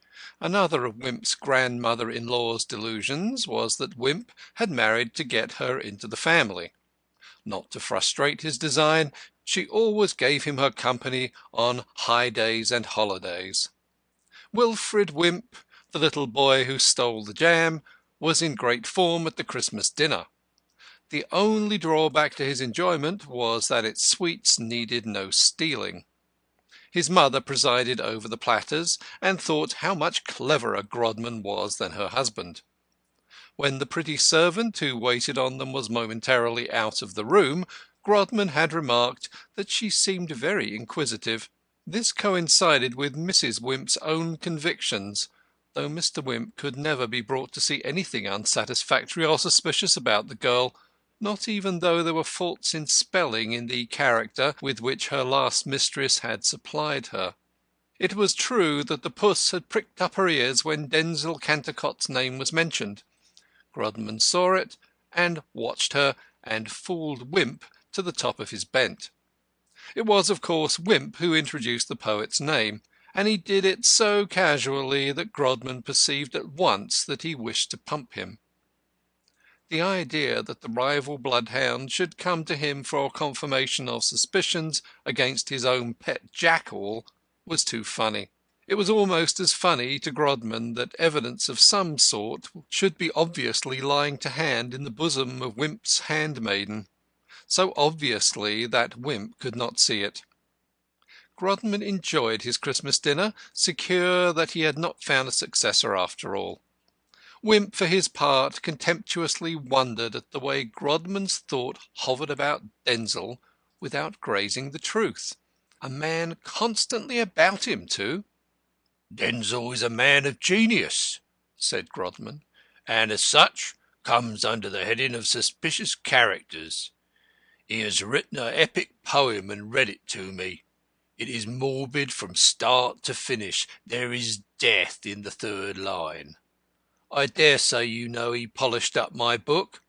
Grodman's artlessness was perfect. No, you surprise me, Wimp replied. I'm sure he couldn't have done much to it. Look at your letter in the Pall Mall. Who wants more polish and refinement than that showed? Oh, I didn't know you did me the honour of reading that. Oh, yes, we both read it, put in Mrs. Wimp. I told Mr. Wimp it was very clever and cogent. After that quotation from the letter to the poor fellow's fiancée, there could be no more doubt that it was murder. Mr. Wimp was convinced by it too, weren't you, Edward? Edward coughed uneasily. It was a true statement, and therefore an indiscreet. Grodman would plume himself terribly. At this moment Wimp felt that Grodman had been right in remaining a bachelor. Grodman perceived the humour of the situation, and wore a curious sub-mocking smile. On the day I was born, said Wimp's grandmother-in-law, over 100 years ago, there was a babe murdered. Wimp found himself wishing it had been she. He was anxious to get back to Cantercot. Don't let us talk shop on Christmas Day, he said, smiling at Grodman. Besides, murder isn't a very appropriate subject. No, it ain't, said Grodman. How did we get on it? Oh, yes, Denzil Cantercock. Ha, ha, ha. That's curious. Oh, yes, Denzil Cantercot. Ho, ho, ho. That's curious, for since Denzil revised Criminals I Have Caught, his mind's running on nothing but murders. A poet's brain is easily turned. Wimp's eyes glittered with excitement and contempt for Grodman's blindness. In Grodman's eye there danced an amused scorn of Wimp. To the outsider his amusement appeared at the expense of the poet. Having wrought his rival up to the highest pitch, Grodman slyly and suddenly unstrung him. "How lucky for Denzil," he said, still in the same naive, facetious, Christmassy tone, "that he can prove an alibi in this constant affair." An alibi? Gasped Wimp. Really? Oh, yes. He was with his wife, you know. She's my woman of all work, Jane. She happened to mention his being with her. Jane had done nothing of the kind. After the colloquy he had overheard, Grodman had set himself to find out the relation between his two employees. By casually referring to Denville as "your husband," he so startled the poor woman that she did not attempt to deny the bond. Only once did he use the two words, but he was satisfied. As to the alibi, he had not yet troubled her, but to take its existence for granted would upset and discomfort Wimp. For the moment that was triumph enough for Wimp's guest. Pa, said Wilfred Wimp, what's a alibi? A marble? No, my lad, said Grodman. It means being somewhere else when you're supposed to be somewhere. Oh, playing truant, said Wilfred self-consciously. His schoolmaster had often proved an alibi against him. Then Denzil will be hanged. Was it a prophecy?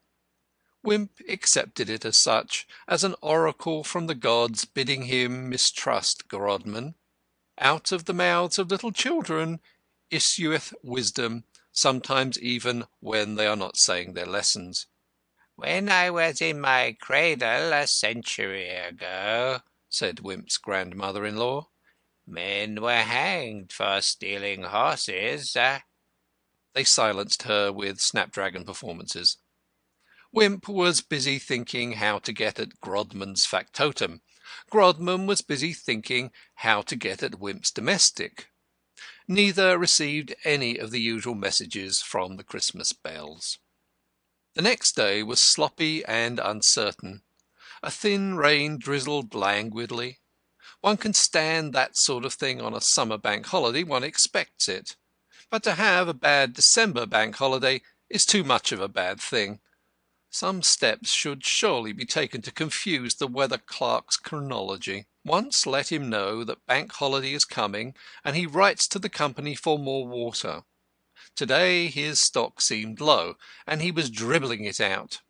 At times the wintry sun would shine in a feeble, diluted way, and though the holiday-makers would have preferred to take their sunshine neat, they swarmed forth in their myriads whenever there was a ray of hope. But it was only dodging the raindrops. Up went the umbrellas again, and the streets became meadows of ambulating mushrooms. Denzil Cantercot sat in his fur overcoat at the open window, looking at the landscape in watercolours. He smoked an after-dinner cigarette, and spoke of the beautiful. Crowle was with him.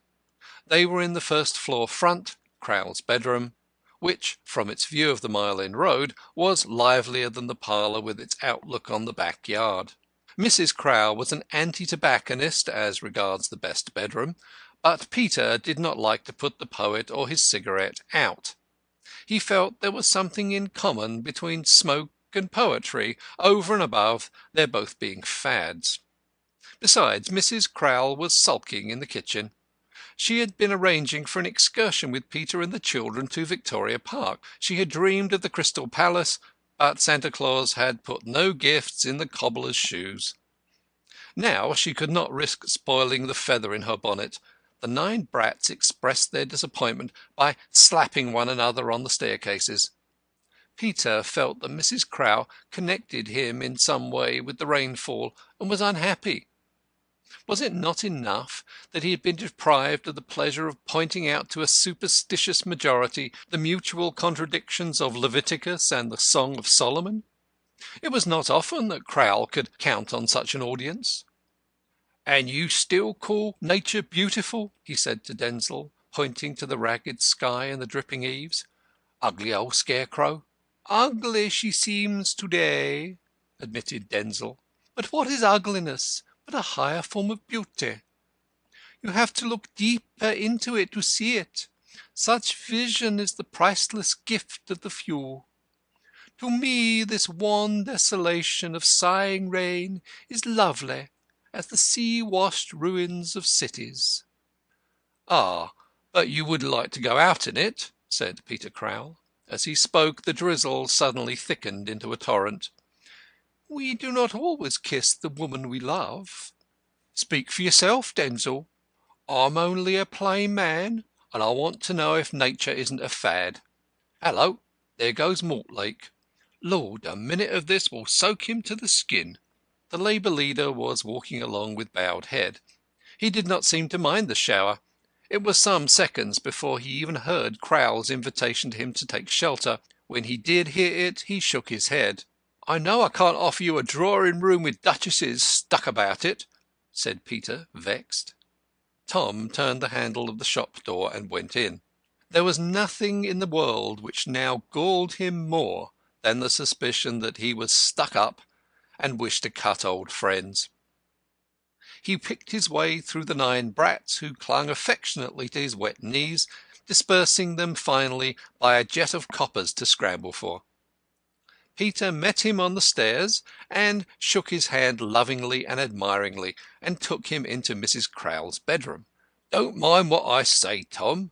I'm only a plain man, and my tongue will say what comes uppermost. But it ain't from the soul, Tom. It ain't from the soul," said Peter, punning feebly, and letting a mirthless smile play over his sallow features. "You know Mr. Cantercot, I suppose, the poet?" "Oh, yes.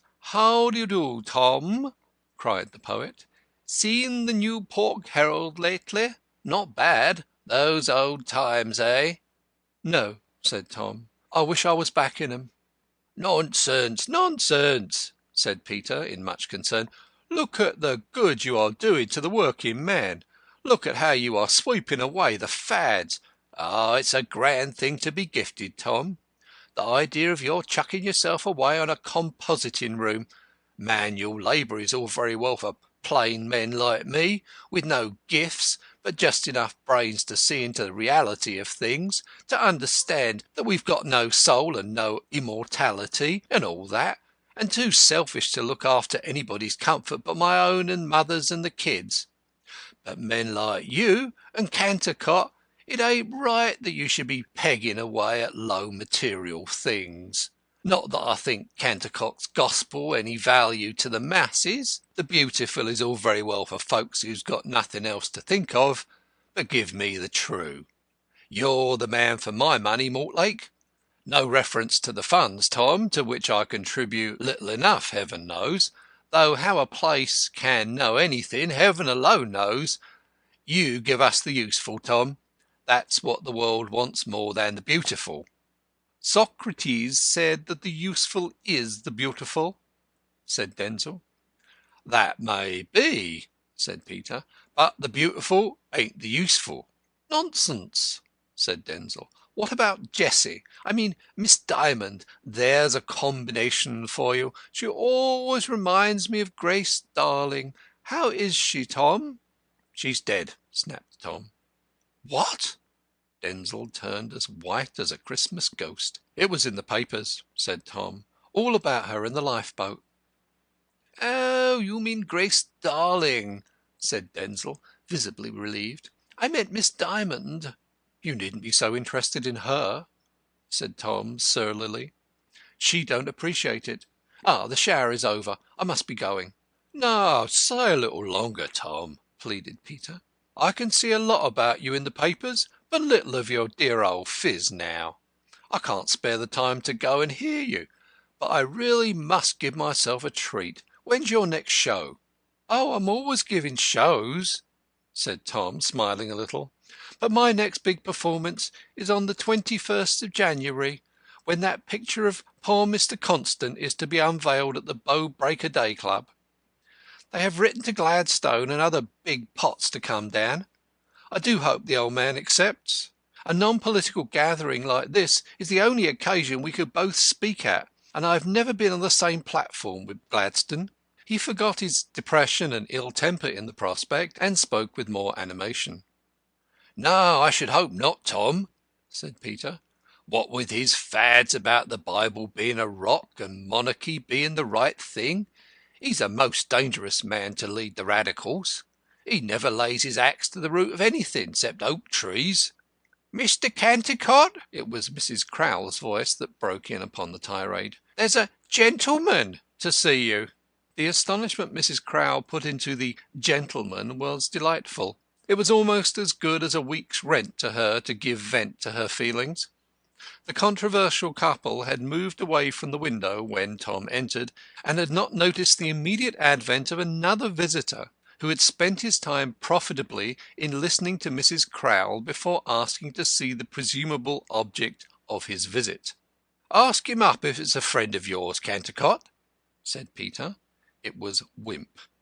Denzil was rather dubious as to the friendship, but he preferred to take Wimp diluted. "Mortlake's upstairs," he said. "Will you come up and see him?" Wimp had intended a duologue, but he made no objection, so he too stumbled through the 9 brats to Mrs. Crowle's bedroom. It was a queer quartet. Wimp had hardly expected to find anybody at the house on Boxing Day, but he did not care to waste a day.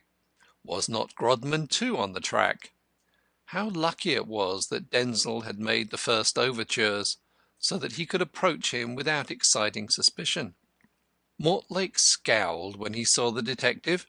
He objected to the police on principle. But Crowle had no idea who the visitor was, even when told his name. He was rather pleased to meet one of Denzil's high-class friends, and welcomed him warmly. Probably he was some famous editor, which would account for his name stirring vague recollections. He summoned the eldest brat and sent him for beer. People would have their fads. And not without trepidation called down to Mother for the glasses. Mother observed at night in the same apartment that the beer money might have paid the week's school fees for half the family. "We were just talking of poor Mr. Constant's portrait, Mr. Wimp," said the unconscious Crowle.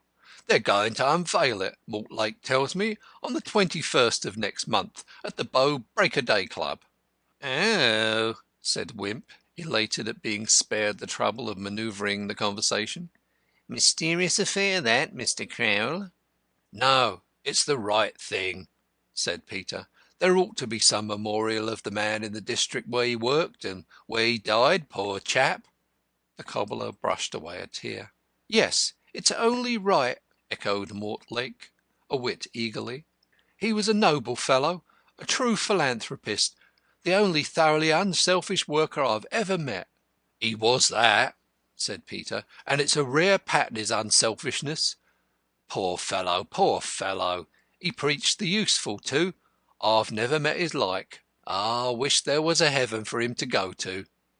He blew his nose violently with a red pocket-handkerchief. "Well, he's there, if there is," said Tom. "I hope he is," added Wimp fervently, "but I shouldn't like to go there the way he did." "You were the last person to see him, Tom, weren't you?" said Denzil. "Oh, no," answered Tom quickly. "You remember he went out after me. At least, so Mrs. Drabdump said at the inquest." "That last conversation he had with you, Tom," said Denzil, "he didn't say anything to you that would lead you to suppose—" "No, of course not," interrupted Mortlake impatiently. "Do you really think he was murdered, Tom?" said Denzil. "Mr. Wimp's opinion on that point is more valuable than mine," replied Tom testily. "It may have been suicide. Men often get sick of life, especially if they're bored," he added meaningly. "Ah, but you were the last person known to be with him," said Denzil. Crowle laughed. "Had you there, Tom?" But they did not have Tom there much longer, for he departed, looking even worse tempered than when he came. Wimp went soon after, and Crowle and Denzil were left to their interminable argumentation concerning the useful and the beautiful. Wimp went west. He had several strings, or chords, to his bow, and he ultimately found himself at Kensal Green Cemetery. Being there, he went down the avenues of the dead to a grave to note down the exact date of a death. It was a day on which the dead seemed enviable. The dull, sodden sky, the dripping, leafless trees, the wet, spongy soil, the reeking grass, everything combined to make one long to be in a warm, comfortable grave away from the leaden ennui of life. Suddenly the detective's keen eye sought a sight of a figure that made his heart throb with sudden excitement. It was that of a woman in a grey shawl and a brown bonnet, standing before a railed-in grave. She had no umbrella. The rain plashed mournfully upon her, and left no trace on her soaking garments. Wimp crept up behind her, but she paid no heed to him. Her eyes were lowered to the grave, which seemed to be drawing them towards it by some strange morbid fascination. His eyes followed hers. The simple headstone bore the name Arthur Constant. Wimp tapped her suddenly on the shoulder. "How do you do, Mrs. Drabdump?" Mrs. Drabdump went deadly white. She turned round, staring at Wimp without any recognition. "You remember me, surely?" he said. "I've been down once or twice to your place about that poor gentleman's papers." His eye indicated the grave. "Law, I remember you now," said Mrs. Drabdump. "Won't you come under my umbrella? You must be drenched to the skin." "Oh, it don't matter, sir. I can't take no hurt. I've had the rheumatics this 20 year." Mrs. Drabdump shrank from accepting Wimp's attentions, not so much perhaps because he was a man as because he was a gentleman. Mrs. Drabdump liked to see the fine folks keep their place and not contaminate their skirts by contact with the lower castes. "It's set wet. It'll rain right into the new year," she announced.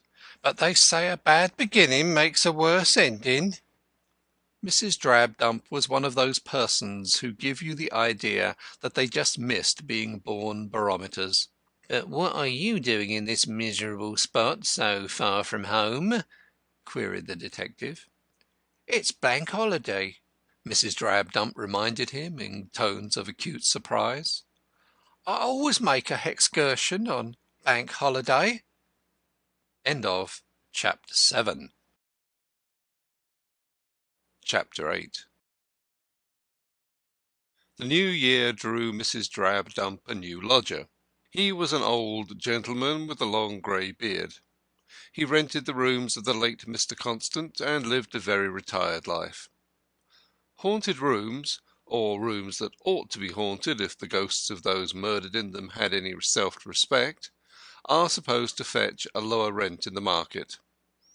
The whole Irish problem might be solved if the spirits of Mr. Balfour's victims would only depreciate the value of a property to a point consistent with the support of an agricultural population. But Mrs. Drabdump's new lodger paid so much for his new rooms that he laid himself open to a suspicion of a special interest in ghosts. Perhaps he was a member of the Psychical Society. The neighbourhood imagined him another mad philanthropist, but as he did not appear to be doing any good to anybody, it relented and conceded his sanity. Mortlake, who occasionally stumbled across him in the passage, did not trouble himself to think about him at all. He was too full of other troubles and cares. Though he worked harder than ever, the spirit appeared to have gone out of him. Sometimes he forgot himself in a fine rapture of eloquence, lashing himself up into a divine resentment of injustice or a passion of sympathy with the sufferings of his brethren, but mostly he plodded on in a dull mechanical fashion. He still made brief provincial tours, starring a day here and a day there, and everywhere his admirers remarked how jaded and overworked he looked. There was talk of starting a subscription to give him a holiday on the continent, a luxury obviously unobtainable on the few pounds allowed him per week. The new lodger would doubtless have been pleased to subscribe, for he seemed quite to like occupying Mortlake's chamber the nights he was absent, though he was thoughtful enough not to disturb the hard-worked landlady in the adjoining room by unseemly noise. Wimp was always a quiet man. Meanwhile the 21st of the month approached, and the East End was in excitement. Mr. Gladstone had consented to be present at the ceremony of unveiling the portrait of Arthur Constant, presented by an unknown donor to the Bow Break-a-Day Club, and it was to be a great function. The whole affair was outside the lines of party politics, so that even Conservatives and Socialists considered themselves justified in pestering the committee for tickets, to say nothing of ladies. As the committee desired to be present themselves, 9/10 of the applications for admission had to be refused, as is usual on these occasions. The committee agreed among themselves to exclude the fair sex altogether as the only way of disposing of their womankind, who were making speeches as long as Mr. Gladstone's. Each committee man told his sisters, female cousins, and aunts that the other committee men had insisted on divesting the function of all grace, and what could a man do when he was in a minority of one? Kroll, who was not a member of the Break-a-Day Club, was particularly anxious to hear the great orator, whom he despised. Fortunately, Mortlake remembered the cobbler's anxiety to hear himself, and on the eve of the ceremony sent him a ticket. Crowle was in the first flush of possession when Denzil Cantercot returned, after a sudden and unannounced absence of 3 days. His clothes were muddy and tattered, his cocked hat was deformed, his cavalier beard was matted, and his eyes were bloodshot. The cobbler nearly dropped the ticket at the sight of him. "Hello, Cantercot," he gasped. "Why, where have you been away all these days?" "Terribly busy. Here, give me a glass of water. I'm as dry as the Sahara." Crowle ran inside and got the water, trying hard not to inform Mrs. Crowle of their lodger's return. Mother had expressed herself freely on the subject of the poet during his absence, and not in terms which would have commended themselves to the poet's fastidious literary sense. Indeed, she did not hesitate to call him a sponger and a low swindler who had run away to avoid paying the piper. Her fool of a husband might be quite sure that he would never set eyes on the scoundrel again. However, Mrs. Crowle was wrong. Here was Denzil back again. And yet Mr. Crowle felt no sense of victory. He had no desire to crow over his partner and to utter that, "See, didn't I tell you so?" which is a greater consolation than religion in most of the misfortunes of life. Unfortunately, to get the water, Crowle had to go to the kitchen, and as he was usually such a temperate man, this desire for drink in the middle of the day attracted the attention of the lady in possession. Crowle had to explain the situation. Mrs. Crowle ran into the shop to improve it. Mr. Crowle followed in dismay, leaving a trail of spilt water in his wake. "You good-for-nothing, disreputable scarecrow! Where have you—" "Oh, hush, mother! Let him drink. Mr. Cantercot is thirsty." "Does he care if my children are hungry?" Denzil tossed the water greedily down his throat, almost at a gulp, as if it were brandy. "Madam," he said, smacking his lips, "I do care. I care intensely. Few things in life would grieve me more deeply than to hear a child, a dear little child, the beautiful in a nutshell, had suffered hunger. You wrong me." His voice was tremulous with the sense of injury. Tears stood in his eyes. "Wrong you? I had no wish to wrong you," said Mrs. Crowle. "I should like to hang you." "Don't talk of such ugly things," said Denzil, touching his throat nervously. "Well, what have you been doing all this time?" Why, what should I be doing? How should I know what became of you? I thought it was another murder. What? Denzil's glass smashed to fragments on the floor. What do you mean? But Mrs. Crowl was glaring too viciously at Mr. Crowl to reply. He understood the message as if it were printed. It ran, "You have broken one of my best glasses. You have annihilated threepence or a week's school fees for half the family." Peter wished she would turn the lightning upon Denzil, a conductor down whom it would run innocuously. He stooped down and picked up the pieces as carefully as if they were cuttings from the Koh-i-Noor. Thus the lightning passed harmlessly over his head and flew towards Cantercot. "What do I mean?" Mrs. Crowl echoed, as if there had been no interval. "I mean that it would be a good thing if you had been murdered." "What unbeautiful ideas you have, to be sure," murmured Denzil. "Yes, but they'd be useful," said Mrs. Crowl, who had not lived with Peter all these years for nothing. "And if you haven't been murdered, what have you been doing?"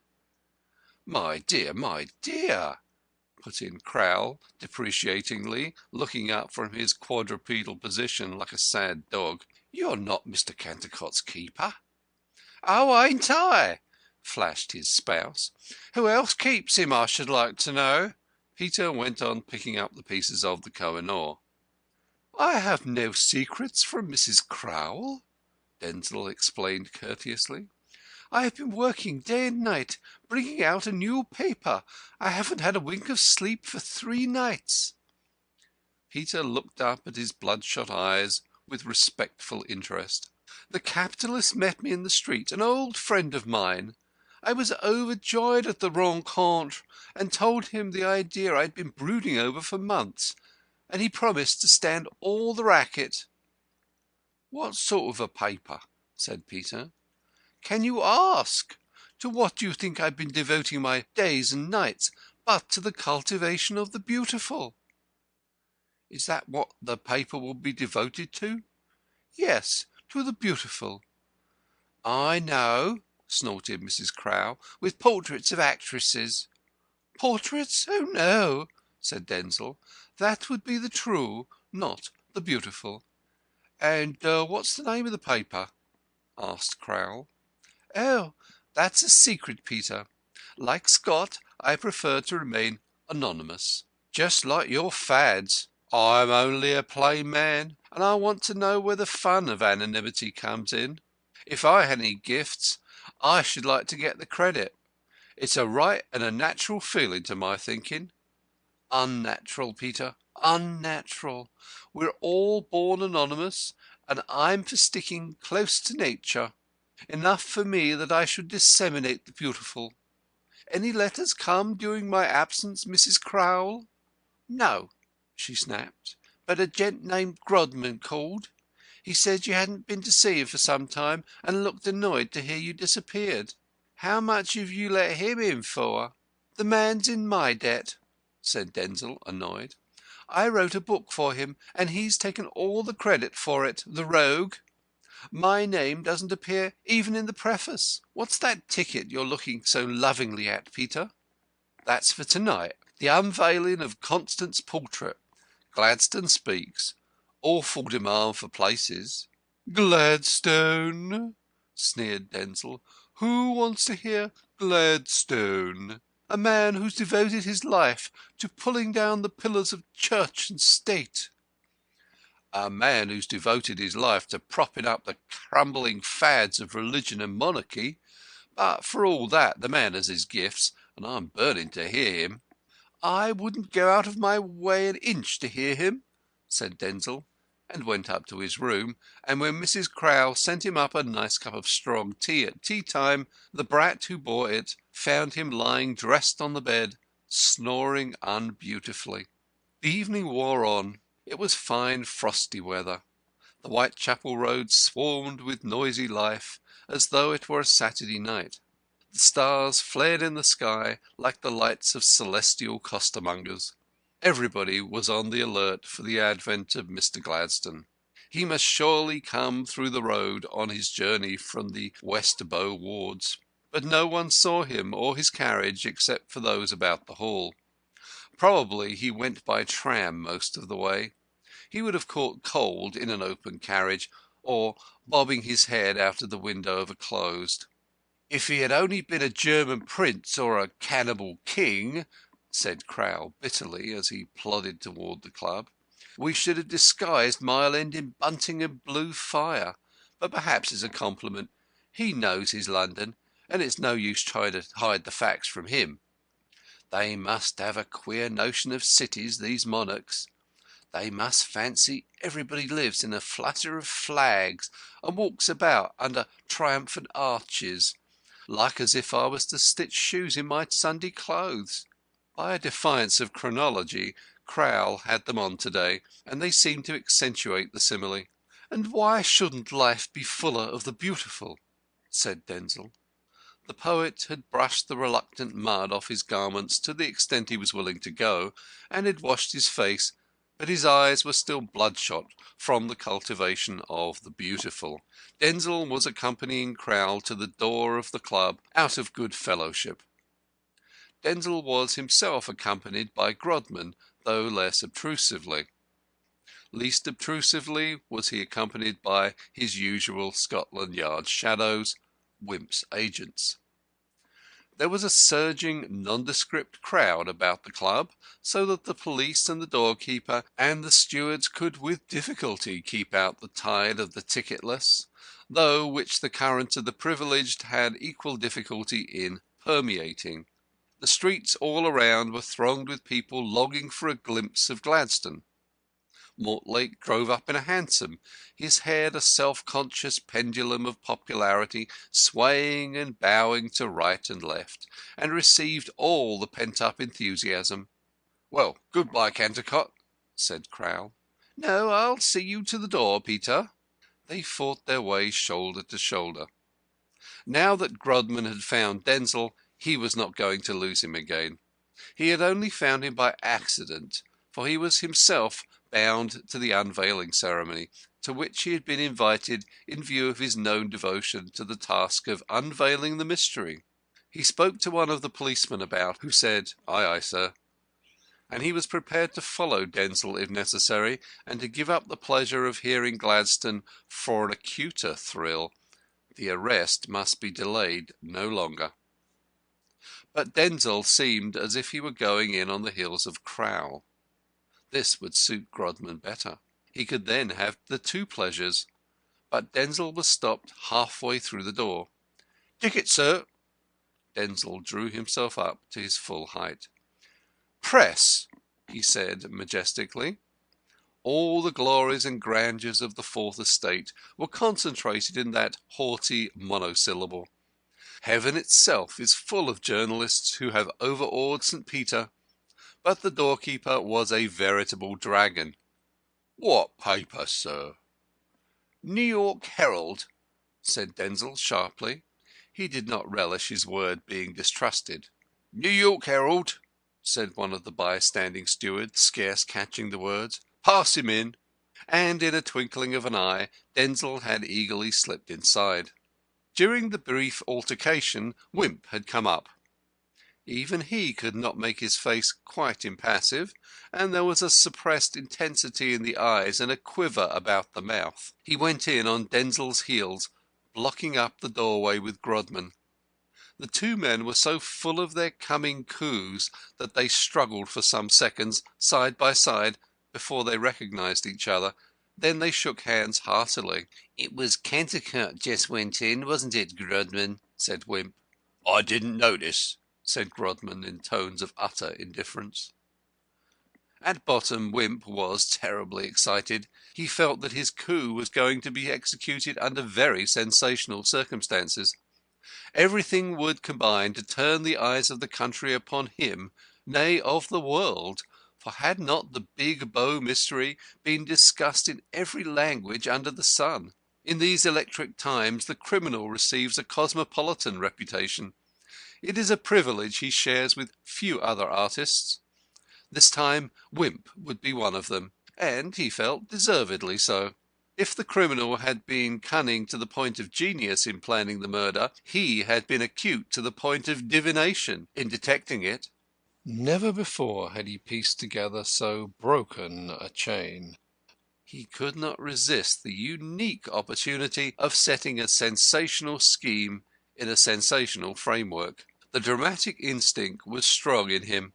He felt like a playwright who has constructed a strong melodramatic plot and has the Drury Lane stage suddenly offered him to present it on. It would be folly to deny himself the luxury, though the presence of Mr. Gladstone and the nature of the ceremony should perhaps have given him pause. Yet, on the other hand, these were the very factors of the temptation. Wimp went in and took a seat behind Denzil.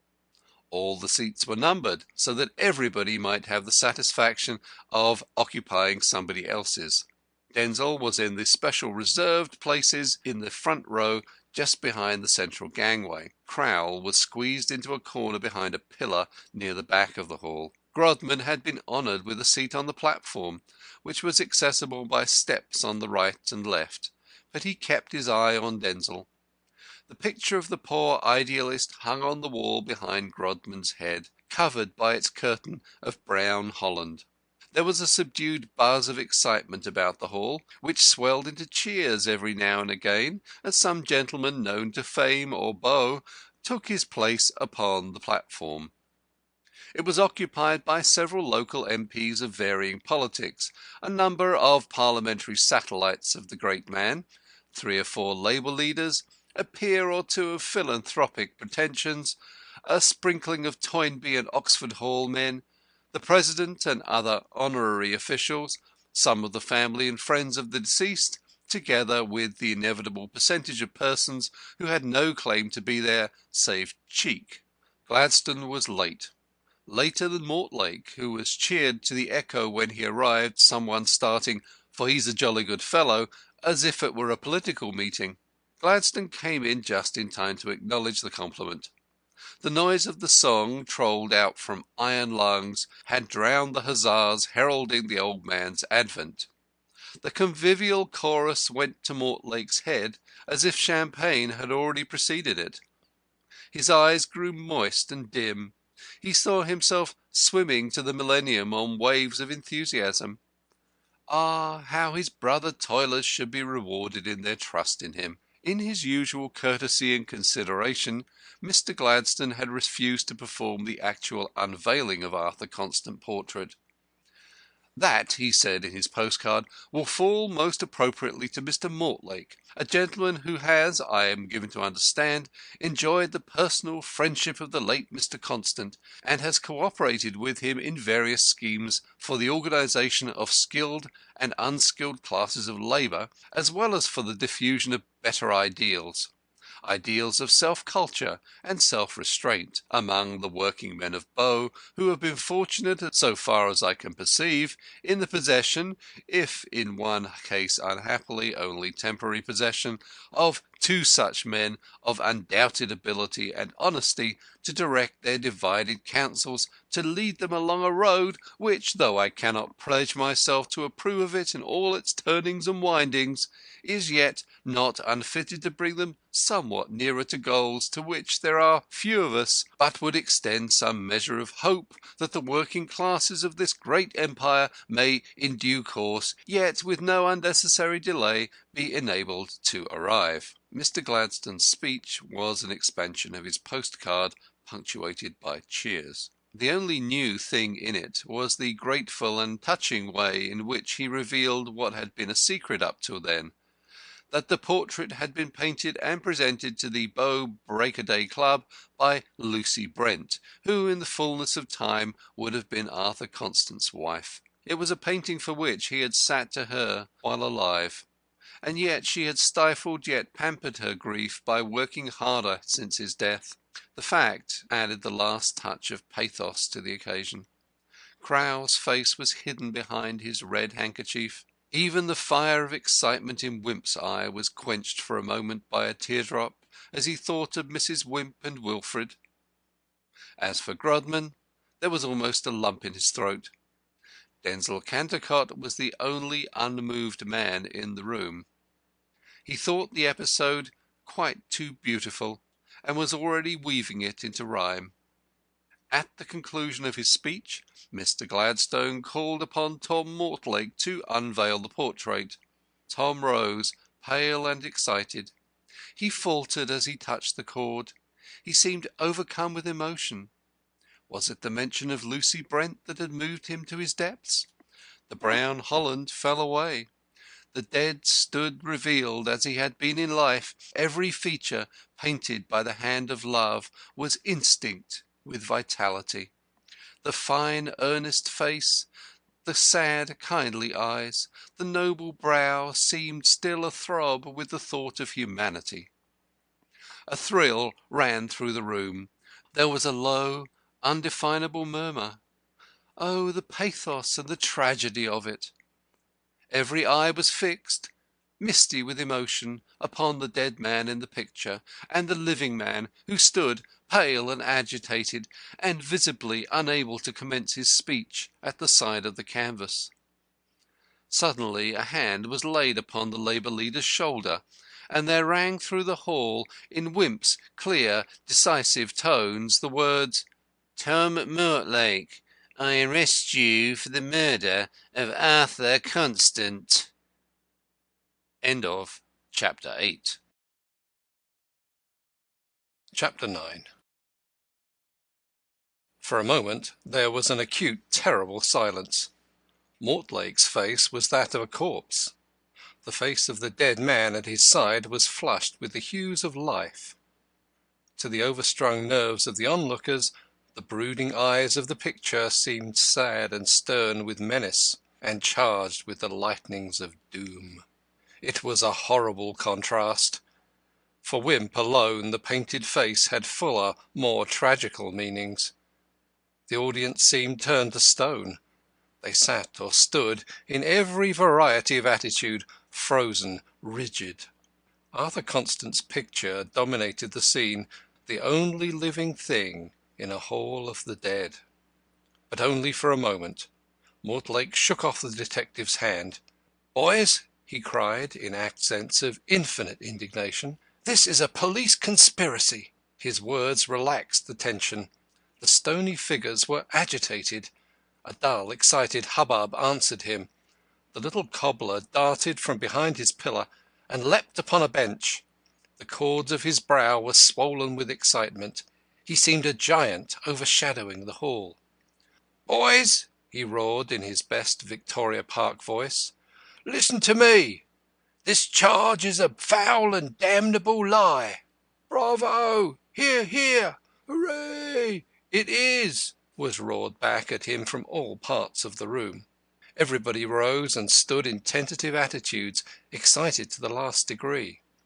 "Boys," Peter roared on, "you all know me. I'm a plain man, and I want to know if it's likely a man would murder his best friend. No!" in a mighty volume of sound. Wimp had scarcely calculated upon Mortlake's popularity. He stood on the platform, pale and anxious as his prisoner. "And if he did, why didn't they prove it the first time? Hear, hear! And if they want to arrest him, why couldn't they leave it till the ceremony was over? Tom Mortlake's not the man to run away. Tom Mortlake! Tom Mortlake! 3 cheers for Tom Mortlake! Hip, hip, hooray! 3 groans for the police! Hoo, hoo, hoo!" Wimp's melodrama was not going well. He felt like the author to whose ears is borne the ominous sibilance of the pit. He almost wished he had not followed the curtain-raiser with his own stronger drama. Unconsciously the police scattered about the hall drew together. The people on the platform knew not what to do. They had all risen and stood in a densely packed mass. Even Mr. Gladstone's speech failed him in circumstances so novel. The groans died away. The cheers for Mortlake rose and swelled, and fell and rose again. Sticks and umbrellas were banged and rattled. Handkerchiefs were waved. The thunder deepened. The motley crowd, still surging about the hall, took up the cheers, and for hundreds of yards around People were going black in the face out of mere irresponsible enthusiasm. At last Tom waved his hand. The thunder dwindled, died. The prisoner was master of the situation. Grodman stood on the platform, grasping the back of his chair, a curious, mocking, Mephistophelian glitter about his eyes. His lips wreathed in a half-smile. There was no hurry for him to get Denzil Cantercot arrested now. Wimp had made an egregious, a colossal blunder. In Grodman's heart there was a great glad calm, as of a man who has strained his sinews to win in a famous match and has heard the judge's word. He almost felt kindly to Denzil now. Tom Mortlake spoke. His face was set and stony. His tall figure was drawn up haughtily to its full height. He pushed the black mane back from his forehead with a characteristic gesture. The fevered audience hung upon his lips. The men at the back leaned eagerly forward. The reporters were breathless with fear lest they should miss a word. What would the great Labour leader have to say at this supreme moment?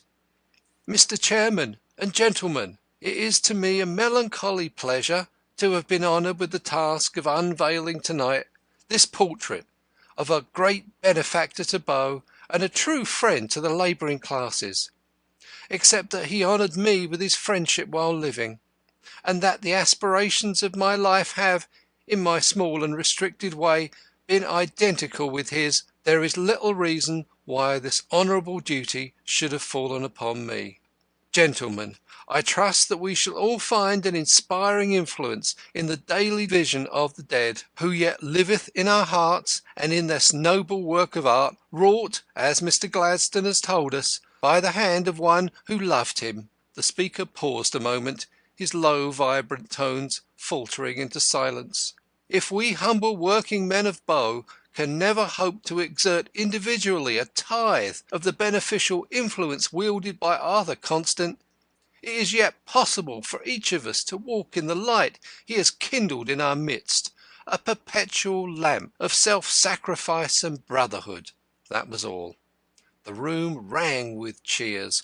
Tom Mortlake resumed his seat. To Wimp, the man's audacity verged on the sublime. To Denzil, on the beautiful. Again there was a breathless hush. Mr. Gladstone's mobile face was working with excitement.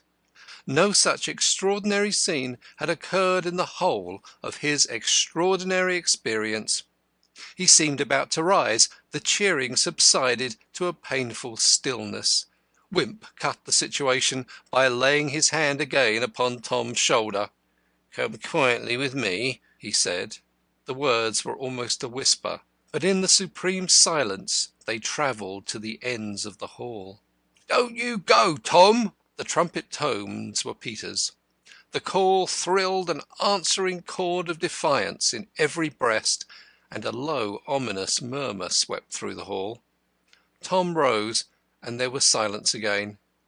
"Boys," he said, "let me go. Don't make any noise about it. I shall be with you again tomorrow." But the blood of the Break-o'-Day boys was at fever heat. A hurtling mass of men struggled confusedly from their seats. In a moment all was chaos. Tom did not move. Half a dozen men, headed by Peter, scaled the platform. Wimp was thrown to one side, and the invaders formed a ring round Tom's chair. The platform people scampered like mice from the centre. Some huddled together in the corners, others slipped out at the rear. The committee congratulated themselves on having had the self-denial to exclude ladies. Mr. Gladstone's satellites hurried the old man off and into his carriage, though the fight promised to become Homeric. Grodman stood at the side of the platform, secretly more amused than ever, concerning himself no more with Denzil Cantercot, who was already strengthening his nerves at the bar upstairs. The police about the hall blew their whistles, and policemen came rushing in from outside and the neighbourhood. An Irish MP on the platform was waving his gingham like a shillelagh in sheer excitement. forgetting his new-found respectability and dreaming himself back at Donnybrook Fair. Him a conscientious constable floored with a truncheon. But a shower of fists fell upon the zealot's face, and he tottered back bleeding. Then the storm broke in all its fury. The upper air was black with staves, sticks, and umbrellas, mingled with the pallid hailstones of knobby fists. Yells and groans, and hoots and battle cries blent in grotesque chorus, like one of Dvorak's weird diabolical movements. Mortlake stood impassive, with arms folded, making no further effort, and the battle raged round him as the water swirls round some steadfast rock. A posse of police from the back fought their way steadily towards him, and charged up the height of the platform steps, only to be sent tumbling backwards as their leader was hurled at them like a battering ram. Upon the top of the heap he fell, surmounting the strata of policemen, but others clambered upon them, escalading the platform. A moment more and Mortlake would have been taken. Then the miracle happened. As when of old a reputable goddess ex machina saw her favourite hero in dire peril, straightway she drew down a cloud from the celestial stores of Jupiter and enveloped her fondling in kindly night, so that his adversary strove with the darkness. So did Crowl, the cunning cobbler, the much-daring, essay to ensure his friend's safety. He turned off the gas at the meter. An Arctic night, unprecedented by twilight, fell, and there dawned the Sabbath of the witches. The darkness could be felt, and it left blood and bruises behind it. When the lights were turned on again, Mortlake was gone, but several of the rioters were arrested triumphantly.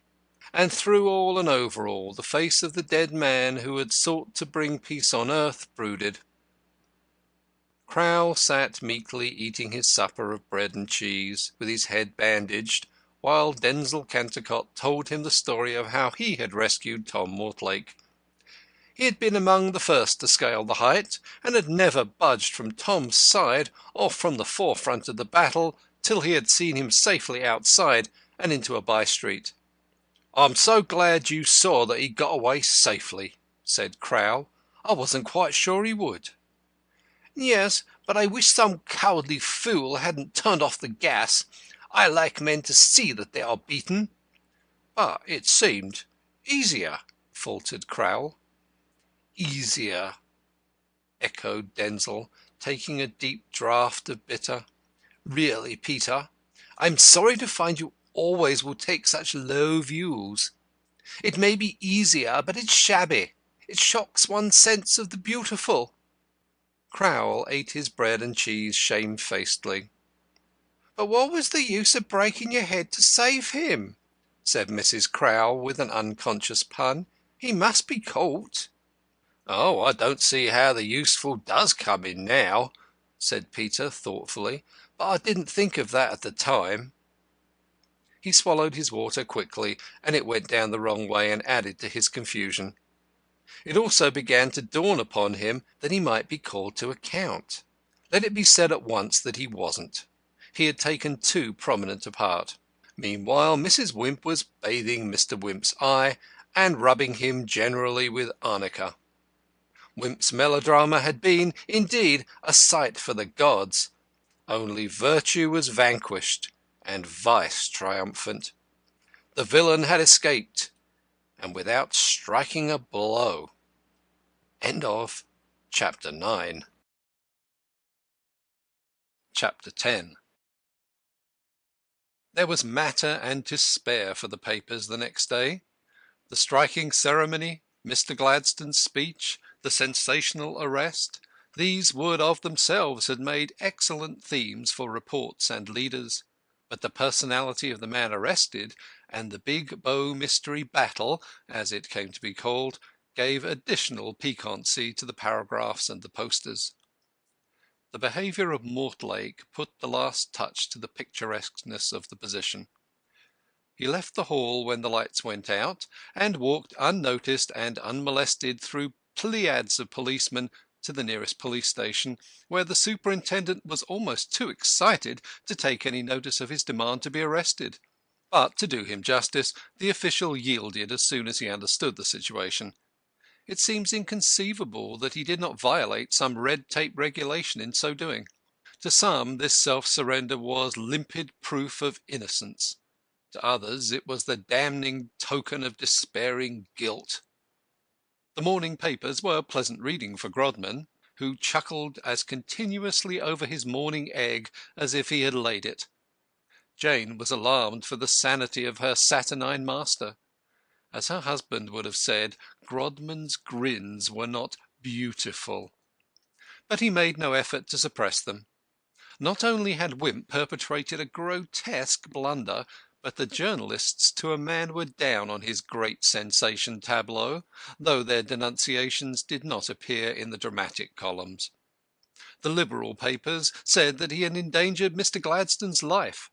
The Conservative that he'd unloosed the raging elements of Bow blackguardism and set in motion forces which might have easily swelled to a riot involving severe destruction of property. But Tom Mortlake was, after all, the thought swamping every other. It was, in a sense, a triumph for the man. But Wimp's turn came when Mortlake, who reserved his defence, was brought up before a magistrate and by force of the new evidence fully committed for trial on the charge of murdering Arthur Constant. Then men's thoughts centred again on the mystery, and the solution of the inexplicable problem agitated mankind from China to Peru. In the middle of February the great trial befell. It was another of the opportunities which the Chancellor of the Exchequer neglects. So stirring a drama might easily have cleared its expenses, despite the length of the cast, the salaries of the stars, and the rent of the house, in a mere advance booking, for it was a drama which, by the rights of Magna Charta, could never be repeated, a drama which ladies of fashion would have given their earrings to witness, even with the central figure not a woman. And there was a woman in it anyhow, to judge by the little that had transpired at the magisterial examination, and the fact that the country was placarded with bills offering a reward for information concerning a Miss Jessie Dymond. Mortlake was defended by Sir Charles Brown Harland, Q.C., retained at the expense of the Mortlake Defence Fund, subscriptions to which came also from Australia and the Continent, and set on his mettle by the fact that he was the accepted Labour candidate for an East End constituency. Their Majesties, Victoria and the Law, were represented by Mr. Robert Spigot, Q.C. Mr. Spigot, Q.C., in presenting his case, said, "I propose to show that the prisoner murdered his friend and fellow lodger, Mr. Arthur Constant, in cold blood and with the most careful premeditation. Premeditation so studied as to leave the circumstances of the death an impenetrable mystery for weeks to all the world, though fortunately without altogether baffling the almost superhuman ingenuity of Mr. Edward Wimp of the Scotland Yard Detective Department. I propose to show that the motives of the prisoner were jealousy and revenge. Jealousy not only of his friend's superior influence over the working men he himself aspired to lead, but the more commonplace animosity engendered by the disturbing element of a woman having relations to both. If, before my case is complete, it will be my painful duty to show that the murdered man was not the saint the world has agreed to paint him, I shall not shrink from unveiling the truer picture in the interests of justice, which cannot say nil nisi bonum, even of the dead.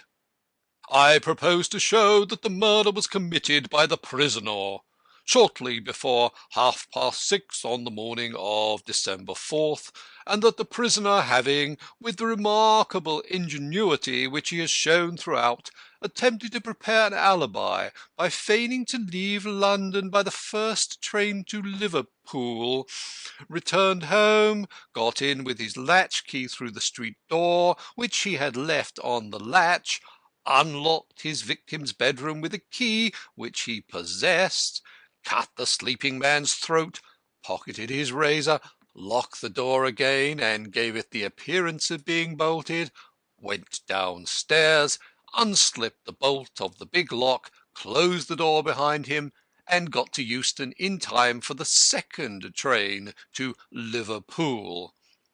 The fog helped his proceedings throughout. Such was in sum the theory of the prosecution. The pale, defiant figure in the dock winced perceptibly under parts of it. Mrs. Drabdump was the first witness called for the prosecution.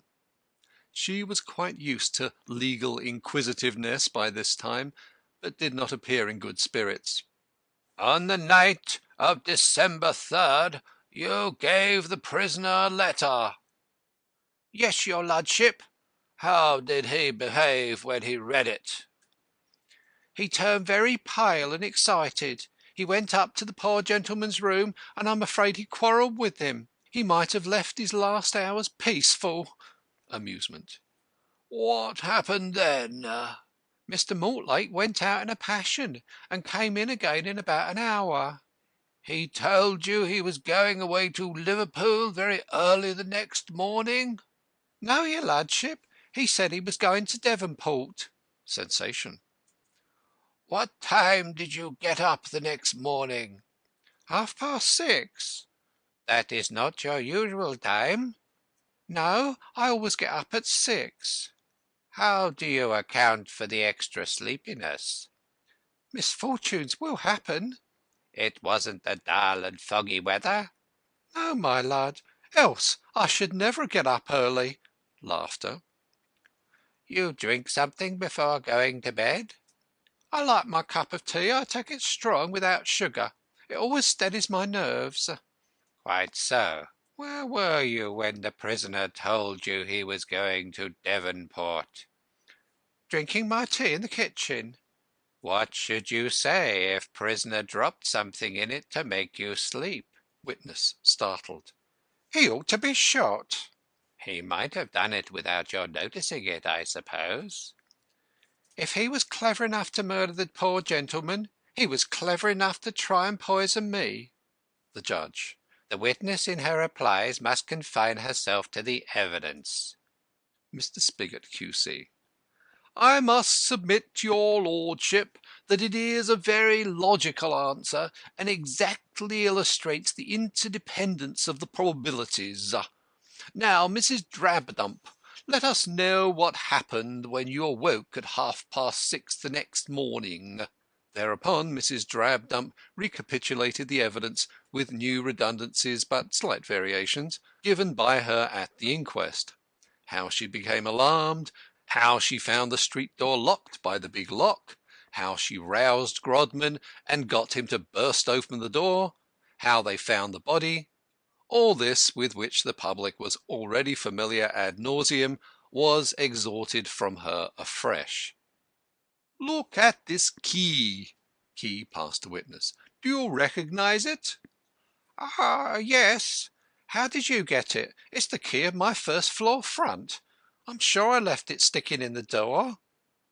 Do you know a Miss Diamond? Yes, Mr. Mortlake's sweetheart. But I knew he would never marry her, poor thing. Sensation. Why not? He was getting too grand for her. Amusement. You don't mean anything more than that? I don't know. She only came to my place once or twice. The last time I set eyes on her must have been in October. How did she appear? She was very miserable, but she wouldn't let you see it. Laughter. How has the prisoner behaved since the murder? He always seemed very glum and sorry for it. Cross-examined. Did not the prisoner once occupy the bedroom of Mr. Constant and give it up to him so that Mr. Constant might have the two rooms on the same floor? Yes, but he didn't pay as much. And while occupying this front bedroom, did not the prisoner once lose his key and have another made? He did. He was very careless. Do you know what the prisoner and Mr. Constant spoke about on the night of December 3rd? No, I couldn't hear. Then how do you know they were quarrelling? They were talking so loud. Sir Charles Brown-Harland, Q.C., sharply. But I'm talking loudly to you now. Should you say I was quarrelling? It takes two to make a quarrel. Laughter. Was the prisoner the sort of man who, in your opinion, would commit a murder? No, I should never have guessed it was him. He always struck you as a thorough gentleman. No, me lad, I knew he was only a comp. You say the prisoner had seemed depressed since the murder. Might that not have been due to the disappearance of his sweetheart? No, he'd more likely be glad to get rid of her. Then he wouldn't be jealous if Mr. Constant took her off his hands. Sensation. Men are dog in the mangers. Never mind about men, Mrs. Drabdump. Had the prisoner ceased to care for Miss Dymond? He didn't seem to think of her, my lad. When he got a letter in her handwriting among his heap, he used to throw it aside till he'd torn open the others. Harland Brown, Q.C., with a triumphant ring in his voice. Thank you, Mrs. Drabdump. You may sit down. Spigot, Q.C. One moment, Mrs. Drabdump. You say the prisoner had ceased to care for Miss Dymond. Might not this have been in consequence of his suspecting for some time that she had relations with Mr. Constant? The Judge. That is not a fair question. Spigot, Q.C. That will do, thank you, Mrs. Drabdump. Brown-Harlan, Q.C. No.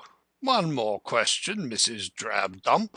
Did you ever see anything, say, when Miss Dymond came to your house, to make you suspect anything between Mr. Constant and the prisoner's sweetheart?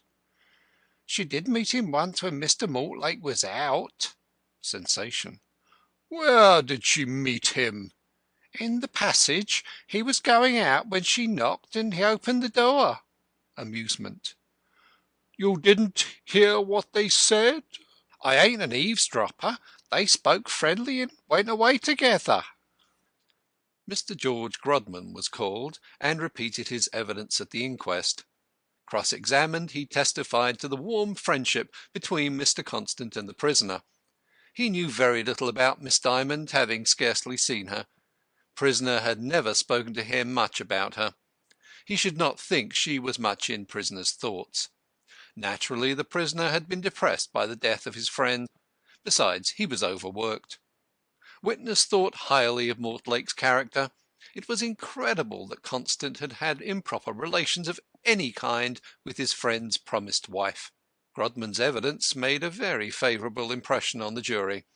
The prisoner looked his gratitude, and the prosecution felt sorry it had been necessary to call this witness. Inspector Howlett and Sergeant Runnymede had also to repeat their evidence. Dr. Robinson, police surgeon, likewise re-tendered his evidence as to the nature of the wound and the approximate hour of death, but this time he was much more severely examined. He would not bind himself down to state the time within an hour or two. He thought life had been extinct 2 or 3 hours when he arrived, so that the deed had been committed between 7 and 8. Under gentle pressure from the prosecuting counsel, he admitted that it might possibly have been between 6 and 7. Cross-examined, he reiterated his impression in favour of the later hour. Supplementary evidence from medical experts proved as dubious and uncertain as if the court had confined itself to the original witness.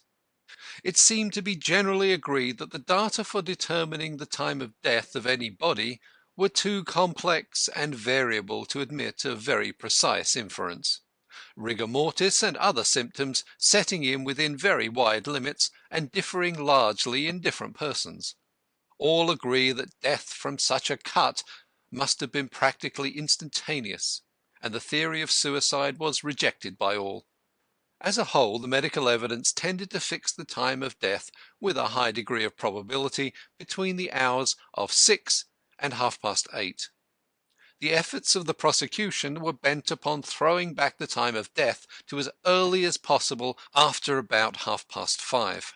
The defence spent all its strength upon pinning the experts to the conclusion that the death could not have been earlier than 7.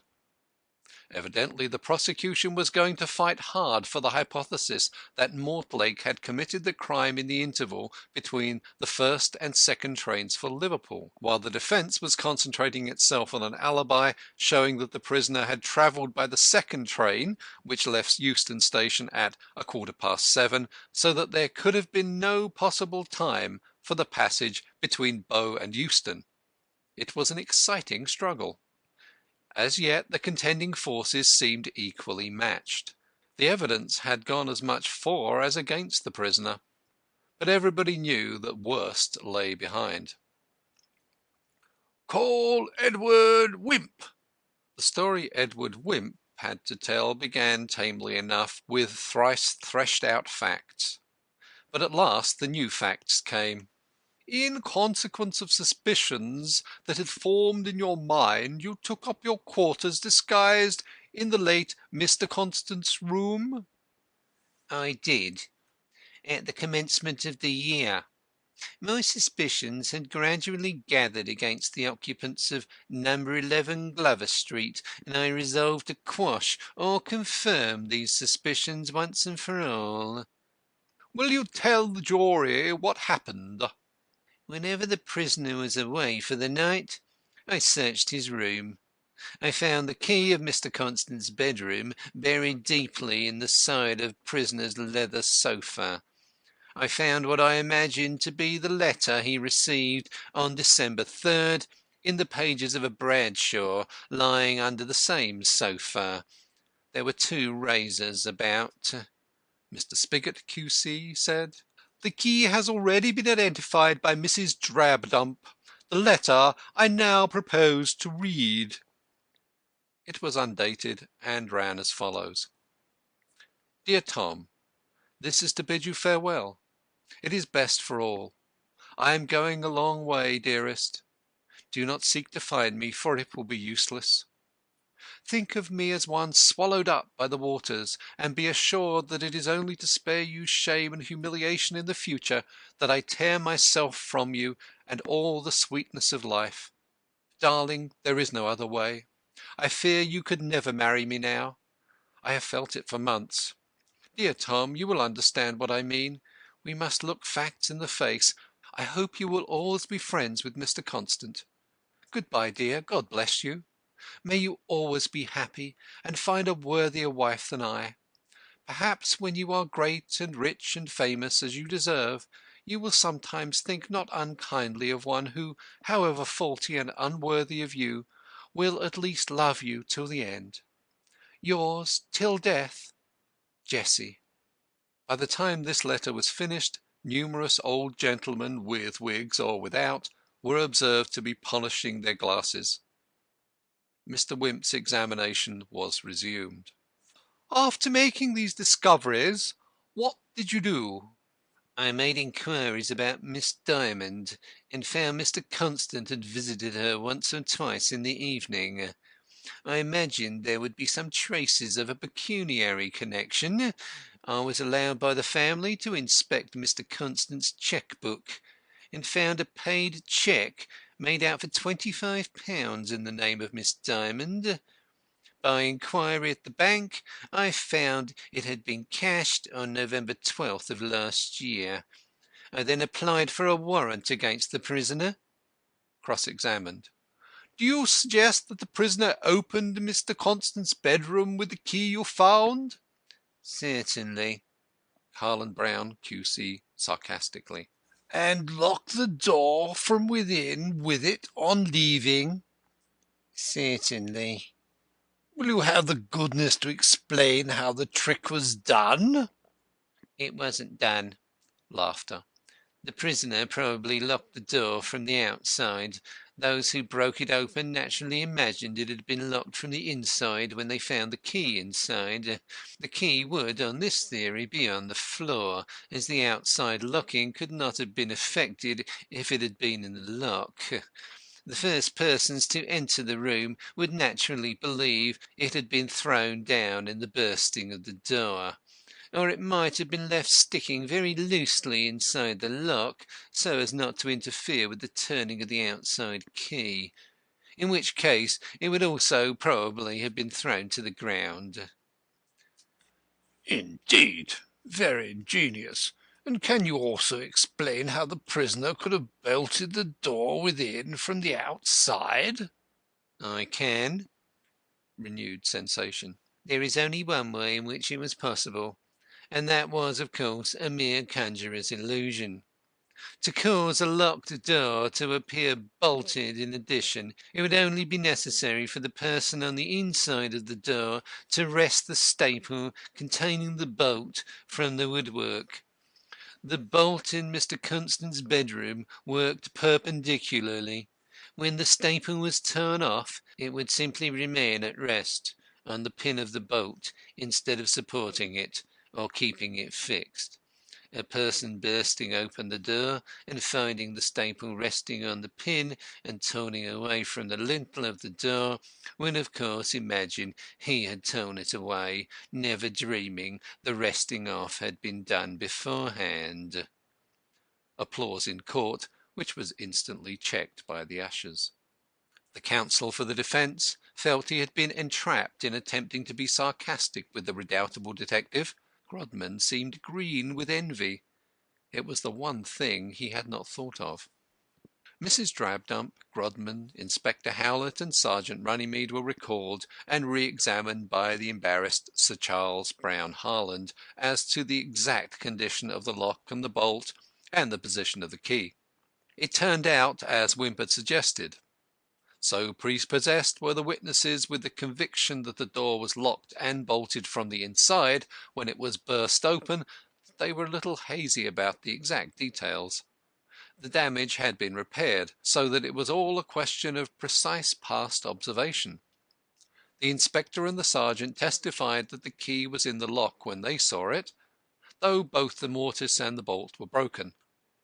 They were not prepared to say that Wimp's theory was impossible.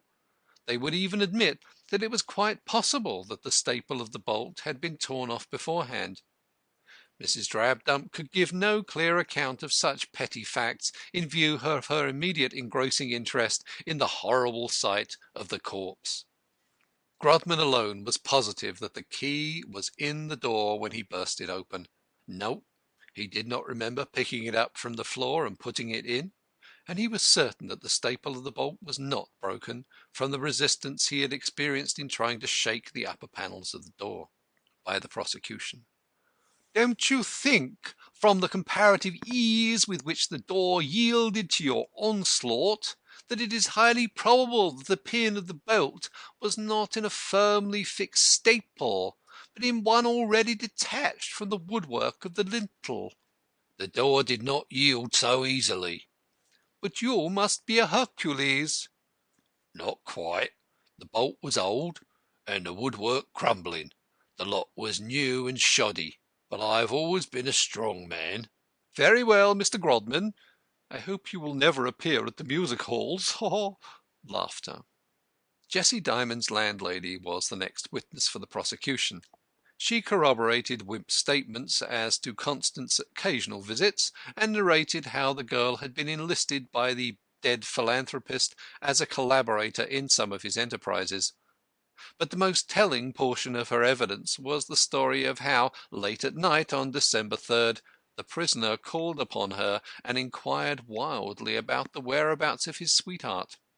He said he had just received a mysterious letter from Miss Dymond saying she was gone. She, the landlady, replied that she could have told him that weeks ago, as her ungrateful lodger was gone now some 3 weeks without leaving a hint behind her. In answer to his most ungentlemanly raging and raving, she told him it served him right, as he should have looked after her better, and not kept away for so long. She reminded him that there were as good fish in the sea as ever came out, and a girl of Jessie's attractions need not pine away, as she has seemed to be pining away, for lack of appreciation. He then called her a liar and left her, and she hoped never to see his face again, though she was not surprised to see it in the dock. Mr. Fitzjames Montgomery, a bank clerk, remembered cashing the cheque produced. He particularly remembered it because he paid the money to a very pretty girl. She took the entire amount in gold. At this point the case was adjourned. Denzil Cantercot was the first witness called for the prosecution on the resumption of the trial. Pressed as to whether he had not told Mr. Wimp that he had overheard the prisoner denouncing Mr. Constant, he could not say. He had not actually heard the prisoner's denunciations. He might have given Mr. Wimp a false impression, but then Mr. Wimp was so prosaically literal. Laughter. Mr. Crowle had told him something of the kind. Cross-examined, he said Jessie Dymond was a rare spirit, and she always reminded him of Joan of Arc. Mr. Crowle, being called, was extremely agitated. He refused to take the oath, and informed the court that the Bible was a fad. He could not swear by anything so self-contradictory. He would affirm. He could not deny, though he looked like wishing to, that the prisoner had at first been rather mistrustful of Mr. Constant, but he was certain that the feeling had quickly worn off. Yes, he was a great friend of the prisoner, but he didn't see why that should invalidate his testimony, especially as he had not taken an oath. Certainly the prisoner seemed rather depressed when he saw him on Bank Holiday, but it was overwork on behalf of the people and for the demolition of the fads. Several other familiars of the prisoner gave more or less reluctant testimony as to his sometime prejudice against the amateur rival Labour leader. His expressions of dislike had been strong and bitter. The prosecution also produced a poster announcing that the prisoner would preside at a great meeting of clerks on December 4th. He had not turned up at the meeting, nor sent any explanation. Finally, there was the evidence of the detectives who originally arrested him at Liverpool docks in view of his suspicious demeanour. This completed the case for the prosecution. Sir Charles Brown Harland, Q.C., rose with a swagger and a rustle of his silk gown, and proceeded to set forth the theory of the defence. He said that he did not propose to call many witnesses. The hypothesis of the prosecution was so inherently childish and inconsequential, and so dependent upon a bundle of interdependent probabilities, that it crumbled away at the merest touch. The prisoner's character was of unblemished integrity. His last public appearance had been made on the same platform with Mr. Gladstone, and his honesty and high-mindedness had been vouched for by a statesman of the highest standing. His movements could be accounted for from hour to hour, and those with which the prosecution credited him rested on no tangible evidence whatever. He was also credited with superhuman ingenuity and diabolical cunning, of which he had shown no previous symptom. Hypothesis was piled on hypothesis, as in the old Oriental legend, where the world rested on the elephant and the elephant on the tortoise. It might be worth while, however, to point out that it was at least quite likely that the death of Mr. Constant had not taken place before 7, and as the prisoner left Euston Station at 7:15 for Liverpool, he could certainly not have got there from Bow in the time. Also that it was hardly possible for the prisoner, who could prove being at Euston Station at 5:25 a.m., to travel backwards and forwards to Glover Street and commit the crime all within less than 2 hours. "The real facts," said Sir Charles impressively, "are most simple. The prisoner, partly from pressure of work, partly, he had no wish to conceal, from worldly ambition, had begun to neglect Miss Dymond, to whom he was engaged to be married. The man was but human, and his head was a little turned by his growing importance. Nevertheless, at heart he was still deeply attached to Miss Dymond.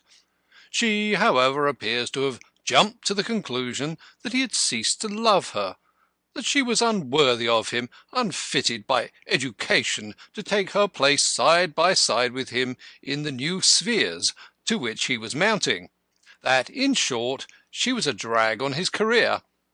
Being by all accounts a girl of remarkable force of character, she resolved to cut the Gordian knot by leaving London, and fearing lest her affianced husband's conscientiousness should induce him to sacrifice himself to her, dreading also perhaps her own weakness, she made the parting absolute, and the place of her refuge a mystery. A theory has been suggested which drags an honoured name in the mire, a theory so superfluous that I shall only allude to it.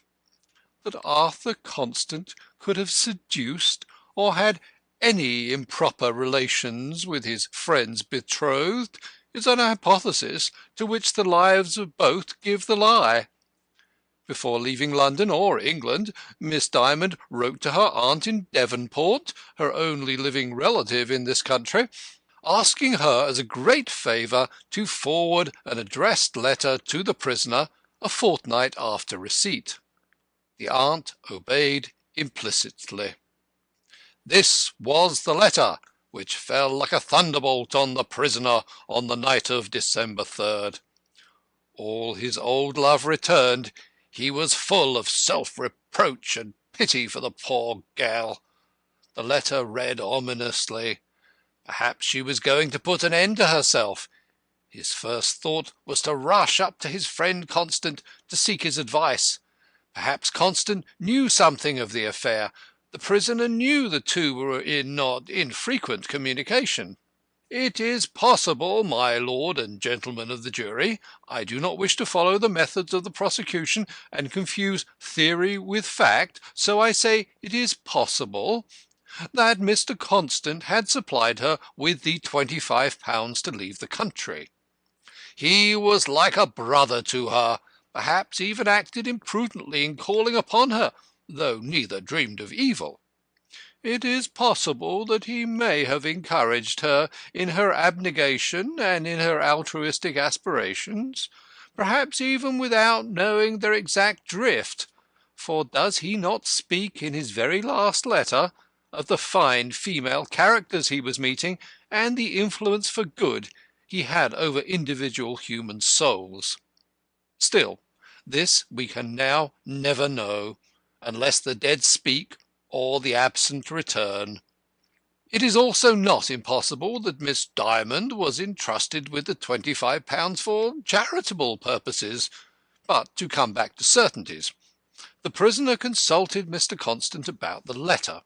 He then ran to Miss Dymond's lodgings in Stepney Green, knowing beforehand his trouble would be futile. The letter bore the postmark of Devonport. He knew the girl had an aunt there. Possibly she might have gone to her. He could not telegraph, for he was ignorant of the address.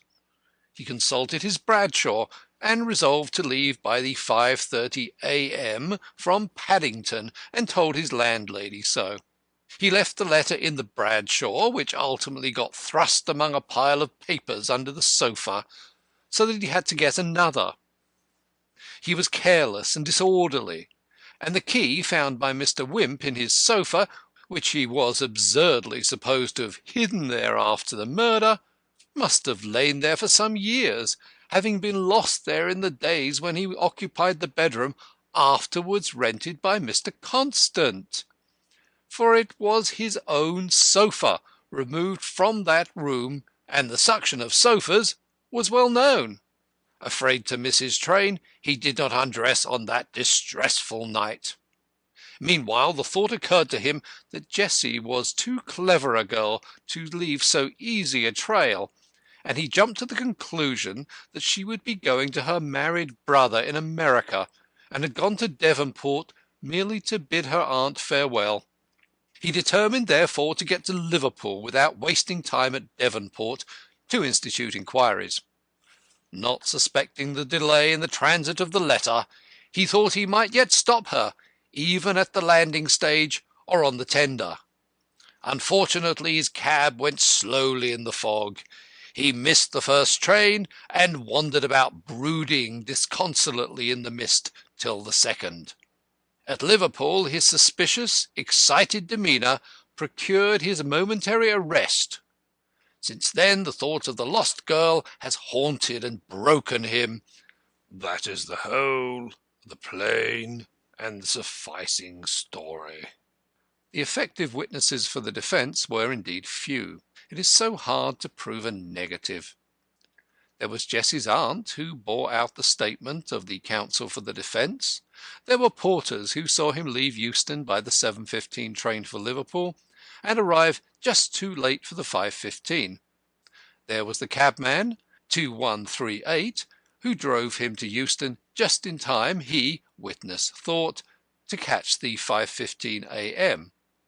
Under cross-examination, the cabman got a little confused. He was asked whether, if he really picked up the prisoner at Bow railway station at about 4:30, he ought not have caught the first train at Euston. He said the fog made him drive rather slowly, but admitted the mist was transparent enough to warrant full speed.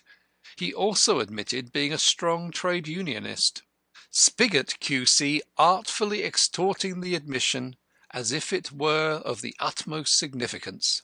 Finally, there were numerous witnesses, of all sorts and conditions, to the prisoner's high character, as well as to Arthur Constant's blameless and moral life. In his closing speech on the third day of the trial, Sir Charles pointed out with great exhaustiveness and cogency the flimsiness of the case for the prosecution, the number of hypotheses it involved, and their mutual interdependence. Mrs. Drabdump was a witness whose evidence must be accepted with extreme caution. The jury must remember that she was unable to disassociate her observations from her inferences, and thought that the prisoner and Mr. Constant were quarrelling merely because they were agitated. He dissected her evidence, and showed that it entirely bore out the story of the defence. He asked the jury to bear in mind that no positive evidence, whether of cabmen or others, had been given of the various and complicated movements attributed to the prisoner on the morning of December 4th, between the hours of 5:25 and 7:15 a.m., and that the most important witness on the theory of the prosecution, he meant of course Miss Dymond, had not been produced. Even if she were dead, and her body were found, no countenance would be given to the theory of the prosecution, for the mere conviction that her lover had deserted her would be a sufficient explanation of her suicide. Beyond the ambiguous letter, no tittle of evidence of her dishonour, on which the bulk of the case against the prisoner rested, had been adduced. As for the motive of political jealousy, that had been a mere passing cloud. The two men had become fast friends. As to the circumstances of the alleged crime, the medical evidence was, on the whole, in favour of the time of death being late, and the prisoner had left London at 7:15. The drugging theory was absurd, and as for the two clever bolt and lock theories, Mr. Grodman, a trained scientific observer, had pooh-poohed them. He would solemnly exhort the jury to remember that if they condemned the prisoner, they would not only send an innocent man to an ignominious death on the flimsiest circumstantial evidence, but they would deprive the working men of this country of one of their truest friends and their ablest leader. The conclusion of Sir Charles's vigorous speech was greeted with irrepressible applause. Mr. Spigot, Q.C., in closing the case for the prosecution, asked the jury to return a verdict against the prisoner for as malicious and premeditated a crime as ever disgraced the annals of any civilized country. His cleverness and education had only been utilized for the devil's needs, while his reputation had been used as a cloak. Everything pointed strongly to the prisoner's guilt. On receiving Miss Dymond's letter announcing her shame and probably her intention to commit suicide, he had hastened upstairs to denounce Constant. He had then rushed to the girl's lodgings, and, finding his worst fears confirmed, planned at once his diabolically ingenious scheme of revenge. He told his landlady he was going to Devonport, so that if he bungled, the police would be put temporarily off his track. His real destination was Liverpool, for he intended to leave the country. Lest, however, his plan should break down here too, he arranged an ingenious alibi by being driven to Euston for the 5:15 train to Liverpool. The cabman would not know he did not intend to go by it, but meant to return to 11 Glover Street, there to perpetrate this foul crime, interruption to which he had possibly barred by drugging his landlady. His presence at Liverpool, whither he really went by the second train, would corroborate the cabman's story. That night he had not undressed nor gone to bed. He had plotted out his devilish scheme till it was perfect. The fog came as an unexpected ally to cover his movements. Jealousy, outraged affection, the desire for revenge, the lust for political power, these were human. They might pity the criminal, they could not find him innocent of the crime. Mr. Justice Crogey, summing up, began dead against the prisoner. Reviewing the evidence, he pointed out that plausible hypotheses neatly dovetailed did not necessarily weaken one another, the fitting so well together of the whole rather making for the truth of the parts. Besides, the case for the prosecution was as far from being all hypothesis as the case for the defence was from excluding hypotheses. The key, the letter, the reluctance to produce the letter, the heated interview with Constant, the misstatement about the prisoner's destination, the flight to Liverpool, the false tale about searching for a hymn, the denunciations of Constant.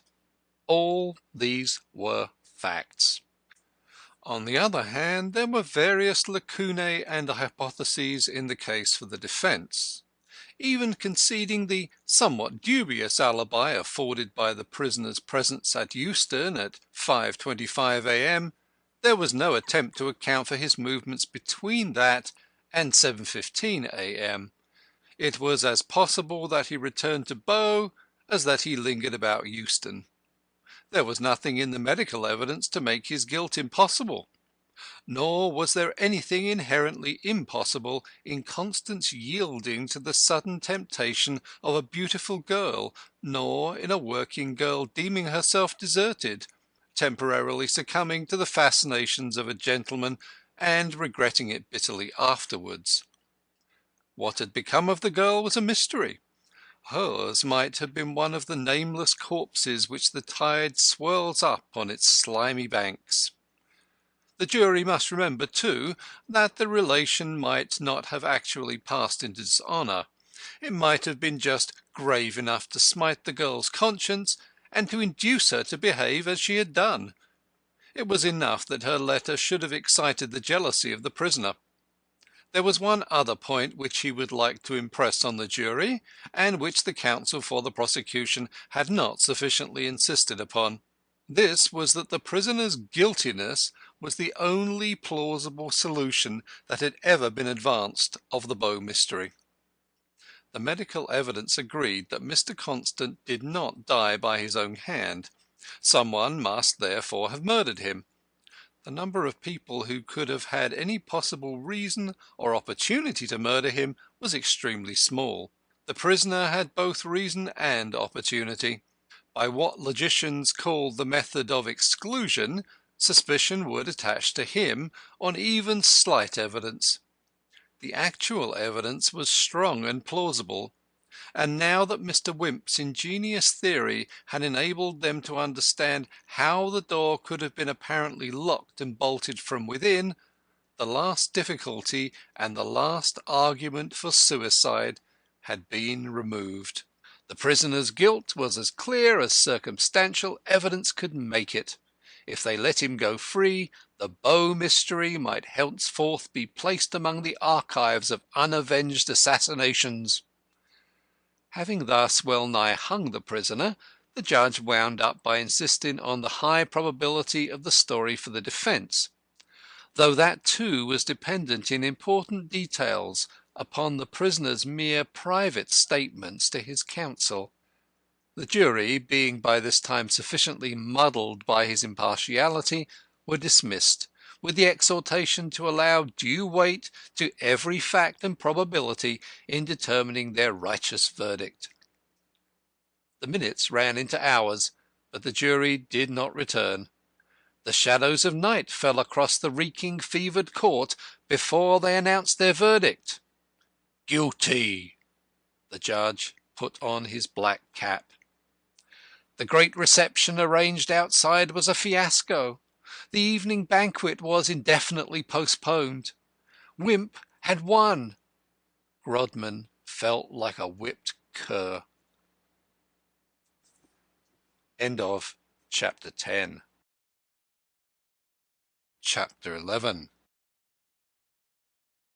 "So you were right," Denzil could not help saying as he greeted Grodman a week afterwards. "I shall not live to tell the story of how you discovered the Bow murderer." "Sit down," growled Grodman. "Perhaps you will after all." There was a dangerous gleam in his eyes. Denzil was sorry he had spoken. "I sent for you," Grodman said, "to tell you that on the night Wimp arrested Mortlake, I had made preparations for your arrest." Denzil gasped. "What for?" "My dear Denzil, there is a little law in this country invented for the confusion of the poetic. The greatest exponent of the beautiful is only allowed the same number of wives as the greengrocer. I do not blame you for not being satisfied with Jane. She's a good servant, but a bad mistress. But it was cruel to Kitty not to inform her that Jane had a prior right to you, and unjust to Jane not to let her know of the contract with Kitty." "They both know it now well enough, curse them," said the poet.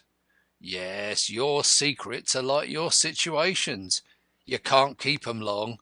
My poor poet, I pity you betwixt the devil and the deep sea." "They're a pair of harpies, each holding over me the Damocles sword of an arrest for bigamy. Neither loves me." "I should think they would come in very useful to you. You plant one in my house to tell my secrets to Wimp, and you plant one in Wimp's house to tell Wimp's secrets to me, I suppose. Out with some, then." "Upon my honour, you wrong me. Jane brought me here, not I Jane. As for Kitty, I never had such a shock in my life as finding her installed in Wimp's house." "She thought it safer to have the law handy for your arrest. Besides, she probably desired to occupy a parallel position to Jane's. She must do something for a living. You wouldn't do anything for hers. And so you couldn't go anywhere without meeting a wife. Ha, ha, ha! Serve you right, my polygamous poet." "But why should you arrest me?" "Revenge, Denzil. I've been the best friend you ever had in this cold, prosaic world. You've eaten my bread, drunk my claret, written my book, smoked my cigars, and pocketed my money.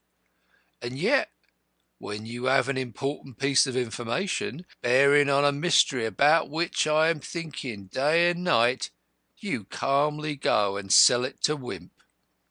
"I didn't," stammered Denzil. "Liar! Do you think that Kitty has any secrets from me? As soon as I discovered your two marriages, I determined to have you arrested for your treachery. But when I found you had, as I thought put Wimp on the wrong scent, when I felt sure that by arresting Mortlake he was going to make a greater ass of himself than even nature had been able to do, then I forgave you. I let you walk about the earth and drink freely. Now it is Wimp who crows. Everybody pats him on the back. They call him the mystery man of the Scotland Yard tribe. Poor Tom Mortlake will be hanged, and all through your telling Wimp about Jessie Dymond." "It was you yourself," said Denzil sullenly. "Everybody was giving it up, and you said, 'Let us find all that Arthur Constant did in the last few months of his life.' Wimp couldn't miss stumbling on Jessie sooner or later. I'd have throttled Constant if I'd known he'd touched her," he wound up with irrelevant indignation. Grodman winced at the idea that he himself had worked ad majorem gloriam of Wimp, and yet had not Mrs. Wimp let out as much at the Christmas party. "What's past is past," he said gruffly. "But if Tom Mortlake hangs, you go to Portland." "How can I help Tom hanging?" "Help the agitation as much as you can. Write letters under all sorts of names to all the papers. Get everybody you know to sign the great petition. Find out where Jessie Dymond is, the girl who holds the proof of Mortlake's innocence." "You really believe him innocent?" "Don't be satirical, Denzil. Haven't I taken the chair at all the meetings? Am I not the most copious correspondent of the press?" "I thought it was only to spite Wimp." "Rubbish! It's all to say poor Tom, he no more murdered Arthur Constant than you did." He laughed an unpleasant laugh. Denzil bade him farewell, frigid with fear. Grodman was up to his ears in letters and telegrams. Somehow he had become the leader of the rescue party. Suggestions, subscriptions came from all sides.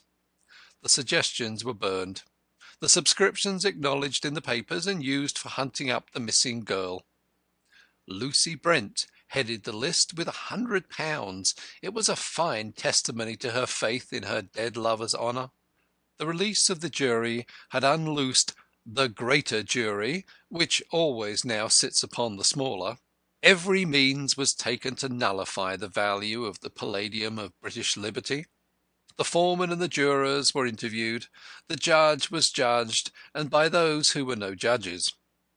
The Home Secretary, who had done nothing beyond accepting office under the Crown, was vituperated, and sundry provincial persons wrote confidentially to the Queen. Arthur Constant's backsliding cheered many by convincing them that others were as bad as themselves, and well-to-do tradesmen saw in Mortlake's wickedness the pernicious effects of socialism. A dozen new theories were afloat. Constant had committed suicide by esoteric Buddhism, as witness his devotion to Madame Blavatsky, or he had been murdered by his Mahatma, or victimized by hypnotism, mesmerism, somnambulism, and other weird abstractions. Grodman's great point was, Jessie Dymond must be produced, dead or alive. The electric current scoured the civilized world in search of her. What wonder if the shrewder sort divined that the indomitable detective had fixed his last hope on the girl's guilt? If Jessie had wrongs, why should she not have avenged them herself? Did she not always remind the poet of Joan of Arc? Another week passed. The shadow of the gallows crept over the days. On, remorselessly drawing nearer, as the last ray of hope sunk below the horizon. The Home Secretary remained inflexible. The great petitions discharged their signatures at him in vain. He was a Conservative, sternly conscientious, and the mere insinuation that his obstinacy was due to the politics of the condemned only hardened him against the temptation of a cheap reputation for magnanimity. He would not even grant a respite to increase the chances of the discovery of Jessie Dymond. In the last of the 3 weeks there was a final monster meeting of protest. Grodman again took the chair, and several distinguished faddists were present, as well as numerous respectable members of society. The Home Secretary acknowledged the receipt of their resolutions. The trade unions were divided in their allegiance. Some whispered of faith and hope, others of financial defalcations. The former essayed to organise a procession and an indignation meeting on the Sunday preceding the Tuesday fixed for the execution, but it fell through on a rumour of confession. The Monday papers contained a last masterly letter from Grodman exposing the weakness of the evidence, but they knew nothing of a confession. The prisoner was mute and disdainful, professing little regard for a life empty of love and burdened with self-reproach. He refused to see a clergyman. He was accorded an interview with Miss Brent in the presence of a gaoler, and solemnly asseverated his respect for her dead lover's memory. Monday buzzed with rumours. The evening papers chronicled them hour by hour. A poignant anxiety was abroad. The girl would be found. Some miracle would happen. A reprieve would arrive. The sentence would be commuted. But the short day darkened into night, even as Mortlake's short day was darkening, and the shadow of the gallows crept on, and seemed to mingle with the twilight. Crowle stood at the door of his shop, unable to work. His big grey eyes were heavy with unshed tears. The dingy wintry road seemed one vast cemetery. The street lamps twinkled like corpse lights. The confused sounds of the street life reached his ear as from another world. He did not see the people who flitted to and fro amid the gathering shadows of the cold dreary night. One ghastly vision flashed and faded and flashed upon the background of the duskiness. Denzil stood beside him, smoking in silence. A cold fear was at his heart. That terrible Grodman! As the hangman's cord was tightening round Mortlake, he felt the convict's chains tightening round himself. And yet there was one gleam of hope, feeble as the yellow flicker of the gas lamp across the way. Grodman had obtained an interview with the condemned late that afternoon, and the parting had been painful. But the evening paper, that in its turn had obtained an interview with the ex-detective, announced on its placard, "Grodman still confident." And the thousands who yet pinned their faith on this extraordinary man refused to extinguish the last sparks of hope. Denzil had bought the paper, and scanned it eagerly. But there was nothing save the vague assurance that the indefatigable Grodman was still almost pathetically expectant of the miracle. Denzil did not share the expectation. He meditated flight. "Peter," he said at last, "I'm afraid it's all over." Crowle nodded, heartbroken. "All over," he repeated. "And to think that he dies, and it is all over." He looked despairingly at the blank winter sky, where leaden clouds shut out the stars. Poor young fellow! To-night alive and thinking, to-morrow night a clod, with no more sense or motion than a bit of leather. No compensation nowhere for being cut off innocent in the pride of youth and strength. A man who has always preached the useful, day and night, and toiled and suffered for his fellows. Where's the justice of it? Where's the justice of it?" he demanded fiercely. Again his wet eyes wandered upwards towards heaven, that heaven away from which the dear soul of a dead saint at the Antipodes was speeding into infinite space. "Well, where was the justice for Arthur Constant, if he too was innocent?" said Denzil. "Really, Peter, I don't see why you should take it for granted that Tom is so dreadfully injured. Your horny-handed labour leaders are, after all, men of no aesthetic refinement, with no sense of the beautiful. You cannot expect them to be exempt from the coarser forms of crime.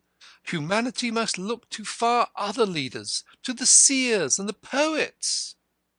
Cantercot, if you say Tom's guilty, I'll knock you down."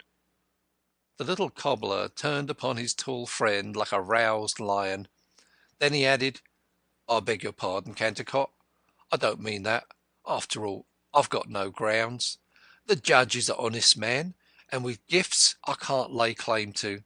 But I believe in Tom with all my heart, and if Tom is guilty, I believe in the cause of the people with all my heart all the same. The fads are doomed to death. They may be reprieved, but they must die at last." He drew a deep sigh and looked along the dreary road. It was quite dark now, but the light of the lamps and the gas in the shop windows, the dull, monotonous road, revealed all its sordid, familiar outlines, with its long stretches of chill pavement, its unlovely architecture, and its endless stream of prosaic pedestrians. A sudden consciousness of the futility of his existence pierced the little cobbler like an icy wind. He saw his own life, and 100 million lives like his, swelling and breaking like bubbles on a dark ocean, unheeded, uncared for. A newsboy passed along, clamouring, "The Bow murderer! Preparations for his execution!" A terrible shudder shook the cobbler's frame. His eyes ranged sightlessly after the boy. The merciful tears filled them at last. "The cause of the people," he murmured brokenly. "I believe in the cause of the people. There is nothing else." "Peter, come in to tea. You'll catch cold," said Mrs. Crowl. Denzil went into tea, and Peter followed. Meanwhile, round the house of the Home Secretary, who was in town, an ever-augmenting crowd was gathered, eager to catch the first whisper of a reprieve. The house was guarded by a cordon of police, but there was no inconsiderable danger of popular riot. At times a section of the crowd groaned and hooted. Once a volley of stones was discharged at the windows. The newsboys were busy vending their special editions, and the reporters struggled through the crowd, clutching descriptive pencils, and ready to push off to telegraph offices should anything extra special occur. Telegraph boys were coming up every now and again with threats, messages, petitions, and exhortations from all parts of the country to the unfortunate Home Secretary, who was striving to keep his aching head cool as he went through the voluminous evidence for the last time and pondered over the more important letters which the greater jury had contributed to the obscuration of the problem. Grodman's letter in that morning's paper shook him most. Under his scientific analysis, the circumstantial chain seemed forged of painted cardboard. Then the poor man read the judge's summing up, and the chain became tempered steel. The noise of the crowd outside broke upon his ear in his study like the roar of a distant ocean. The more the rabble hooted him, the more he essayed to hold scrupulously the scales of life and death. And the crowd grew and grew as men came away from their work. There were many that loved the man who lay in the jaws of death, and a spirit of mad revolt surged in their breasts. And the sky was grey, and the bleak night deepened, and the shadow of the gallows crept on. Suddenly a strange inarticulate murmur spread through the crowd, a vague whisper of no one knew what. Something had happened. Somebody was coming. A second later, and one of the outskirts of the throng was agitated, and a convulsive cheer went up from it, and was taken up infectiously all along the street. The crowd parted. A hansom dashed through the centre. "Grodman! Grodman!" shouted those who recognized the occupant. "Grodman! Hurrah!" Grodman was outwardly calm and pale, but his eyes glittered. He waved his hand encouragingly as the hansom dashed up to the door, cleaving the turbulent crowd as a canoe cleaves the waters. Grodman sprang out. The constables at the portal made way for him respectfully. He knocked imperatively. The door was opened cautiously. A boy rushed up and delivered a telegram. Grodman forced his way in, gave his name, and insisted on seeing the Home Secretary on a matter of life and death. Those near the door heard his words and cheered, and the crowd divined the good omen, and the air throbbed with cannonades of joyous sound. The cheers rang in Grodman's ears as the door slammed behind him. The reporters struggled to the front. An excited knot of working men pressed round the arrested hansom. They took the horse out. A dozen enthusiasts struggled for the honour of placing themselves between the shafts. And the crowd awaited Grodman. End of Chapter 11. Chapter 12. Grodman was ushered into the conscientious minister's study. The doughty chief of the agitation was perhaps the one man who could not be denied. As he entered, the Home Secretary's face seemed lit up with relief. At a sight from his master, the amanuensis who had brought in the last telegram took it back with him into the outer room where he worked. Needless to say, not a tithe of the minister's correspondence ever came under his own eyes. "You have a good reason for troubling me, I suppose, Mr. Grodman?" said the Home Secretary almost cheerfully. "Of course, it is about Mortlake." "It is, and I have the best of all reasons."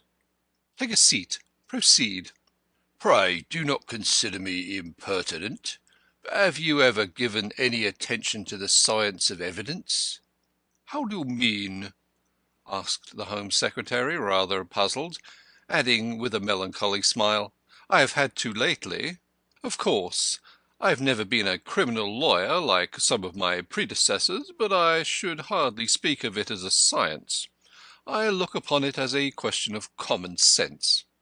"Pardon me, sir. It is the most subtle and difficult of all the sciences. It is, indeed, rather the science of the sciences. What is the whole of inductive logic, as laid down, say, by Bacon and Mill, but an attempt to appraise the value of evidence? The said evidence being the trails left by the Creator, so to speak.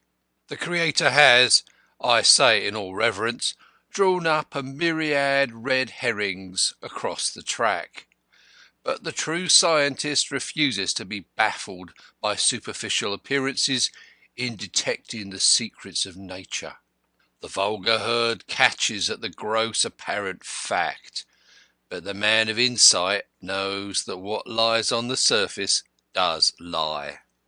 "Very interesting, Mr. Grodman, but really—" "Bear with me, sir. The science of evidence being thus so extremely subtle, and demanding the most acute and trained observation of fact, the most comprehensive understanding of human psychology, is naturally given over to professors who have not the remotest idea that things are not what they seem, and that everything is other than it appears. To professors, most of whom, by their year-long devotion to the shop counter or the desk, have acquired an intimate acquaintance with all the infinite shades and complexities of things and human nature. When 12 of these professors are put in a box, it is called a jury. When one of these professors is put in a box by himself, he is called a witness. The retailing of evidence, the observation of the facts, is given over to people who go through their lives without eyes. The appreciation of evidence, the judging of these facts, is surrendered to people who may possibly be adepts in weighing out pounds of sugar. Apart from their sheer inability to fulfil either function, to observe or to judge, their observation and their judgment alike are vitiated by all sorts of irrelevant prejudices." "You are attacking Trial by jury? Not necessarily. I'm prepared to accept that scientifically, on the ground that there are, as a rule, only two alternatives. The balance of probability is slightly in favour of the true decision being come to. Then, in cases where experts like myself have got up the evidence, the jury can be made to see through trained eyes. The Home Secretary tapped impatiently with his foot. I can't listen to abstract theorising, he said. Have you any fresh, concrete evidence? Sir, everything depends on our getting down to the root of the matter. What percentage of average evidence should you think is thorough, plain, simple, unvarnished fact? The truth, the whole truth, and nothing but the truth. 50, said the Minister, humouring him a little. Not 5. I say nothing of lapses of memory, of inborn defects of observational power, though the suspiciously precise recollection of dates and events possessed by ordinary witnesses in important trials taking place years after the occurrences involved is one of the most amazing things in the curiosity of modern jurisprudence. I defy you, sir, to tell me what you had for dinner last Monday, or what exactly you were saying and doing at 5 o'clock last Tuesday afternoon. Nobody whose lives does not run in mechanical grooves can do anything of the sort, unless, of course, the facts have been very impressive. But this, by the way. The great obstacle to veracious observation is the element of prepossession in all vision. Has it ever struck you, sir, that we never see any one more than once, if that? The first time we meet a man, we may possibly see him as he is. The second time our vision is coloured and modified by the memory of the first. Do our friends appear to us as they appear to strangers? Do our rooms, our furniture, our pipes strike our eyes as they would strike the eye of an outsider looking on them for the first time? Can a mother see her babe's ugliness, or a lover his mistress's shortcomings, though they stare everybody else in the face? Can we see ourselves as others see us? No. Habit, prepossession changes all. The mind is a large factor in every so-called external fact. The eye sees sometimes what it wishes to see, more often what it expects to see. You follow me, sir? The Home Secretary nodded his head less impatiently. He was beginning to be interested. The hubbub from without broke faintly about their ears. To give you a definite example, Mr. Wimp said when I burst open the door of Mr. Constant's room on the morning of December 4th and saw that the staple of the bolt had been wrested by the pin from the lintel, I jumped at once to the conclusion that I had broken the bolt. Now, I admit that this was so, only in things like this you do not seem to conclude. You jump so fast that you can see or seem to. On the other hand, when you see a standing ring of fire produced by whirling a burning stick, you do not believe in its continuous existence. It is the same when witnessing a legerdemain performance. Seeing is not always believing, despite the proverb, but believing is often seeing. It is not to the point that in that little matter of the door Wimp was as hopelessly and incurably wrong as he has been in everything all along. The door was securely bolted. Still, I confess that I should have seen that I had broken the bolt in forcing the door, even if it had been broken beforehand. Never once since December 4th did this possibility occur to me, till Wimp with perverted ingenuity suggested it. If this is the case with a trained observer, one moreover fully conscious of this ineradicable tendency of the human mind, How must it be with an untrained observer? Come to the point, come to the point, said the Home Secretary, putting out his hand as if it itched to touch the bell on the writing table. Such as, went on Grodman imperturbably, such as Mrs. Drabdump. That worthy person is unable, by repeated violent knocking, to arouse her lodger, who yet desires to be aroused. She becomes alarmed. She rushes across to get my assistance.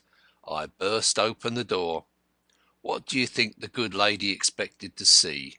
Mr. Constant murdered, I suppose, murmured the Home Secretary wonderingly. Exactly. And so she saw it. And what should you think was the condition of Arthur Constant when the door yielded to my violent exertions and flew open? Why, was he not dead? Gasped the Home Secretary, his heart fluttering violently. Dead? A healthy young fellow like that? When the door flew open, Arthur Constant was sleeping the sleep of the just. It was a very deep sleep, of course, else the blows at his door would long since have awakened him. But all the while Mrs. Drabdump's fancy was picturing her lodger, cold and stark. The poor young fellow was lying in bed in a nice warm sleep. You mean to say you found Arthur Constant alive? As you were last night. The Minister was silent, striving confusedly to take in the situation. Outside, the crowd was cheering again. It was probably to pass the time. Then when was he murdered? Immediately afterwards. By whom? Well, that is, if you will pardon me, not a very intelligent question. Science and common sense are in accord for once. Try the method of exhaustion. It must have been either by Mrs. Drabdump or myself. You mean to say that Mrs. Drabdump? Poor dear Mrs. Drabdump, you don't deserve this of your Home Secretary. The idea of that good lady. It was you? Calm yourself, my dear Home Secretary. There is nothing to be alarmed at. It was a solitary experiment, and I intend it to remain so. The noise without grew louder. 3 cheers for Grodman! Hip, hip, hooray! Fell faintly on their ears. But the Minister, pallid and deeply moved, touched the bell. The Home Secretary's Home Secretary appeared. He looked at the great man's agitated face with suppressed surprise. "Thank you for calling in your amanuensis," said Grodman. "I intended to ask you to lend me his services. I suppose he can write shorthand?" The Minister nodded, speechless. "That is well. I intend this statement to form the basis of an appendix to the 25th edition, sort of silver wedding, of my book Criminals I Have Caught. Mr. Denzil Cantercot, who, by the will I have made to-day, is appointed my literary executor, will have the task of working it up with literary and dramatic touches after the model of the other chapters of my book. I have every confidence that he will be able to do me as much justice from a literary point of view as you, sir, no doubt will from a legal. I feel certain he will succeed in catching the style of the other chapters to perfection." "Templeton," whispered the Home Secretary, "this man may be a lunatic. The attempt to solve the Big Bow mystery may have addled his brain. Still," he added aloud, "it will be as well to take down his statement in shorthand." "Thank you, sir," said Grodman heartily. "Ready, Mr. Templeton? Here goes. My career till I left the Scotland Yard Detective Department is known to all the world. Is that too fast for you, Mr. Templeton? A little? Well, I'll go slower, but pull me up if I forget to keep the brake on. When I retired, I discovered that I was a bachelor, but it was too late to marry. Time hung heavy on my hands. The preparation of my book, Criminals I Have Caught, kept me occupied for some months. When it was published, I had nothing more to do but think. I had plenty of money, and that was safely invested. There was no call for speculation. The future was meaningless to me. I regretted I had not elected to die in harness. As idle old men must, I lived in the past. I went over and over again my ancient exploits. I reread my book. And as I thought and thought, away from the excitement of the actual hunt, and seeing the facts in a truer perspective, so it grew daily clearer to me that criminals are more fools than rogues.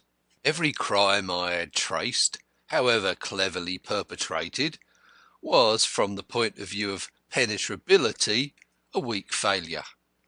Traces and trails were left on all sides, ragged edges, rough-hewn corners. In short, the job was botched, artistic completeness unattained. To the vulgar, my feats might seem marvellous. The average man is mystified to grasp how you detect the letter E in a simple cryptogram. To myself, they were as commonplace as the crimes they unveiled. To me now, with my lifelong study of the science of evidence, it seemed possible to commit not merely one but 1,000 crimes that should be absolutely undiscoverable. And yet criminals would go on sinning and giving themselves away in the same old grooves. No originality, no dash, no individual insight, no fresh conception.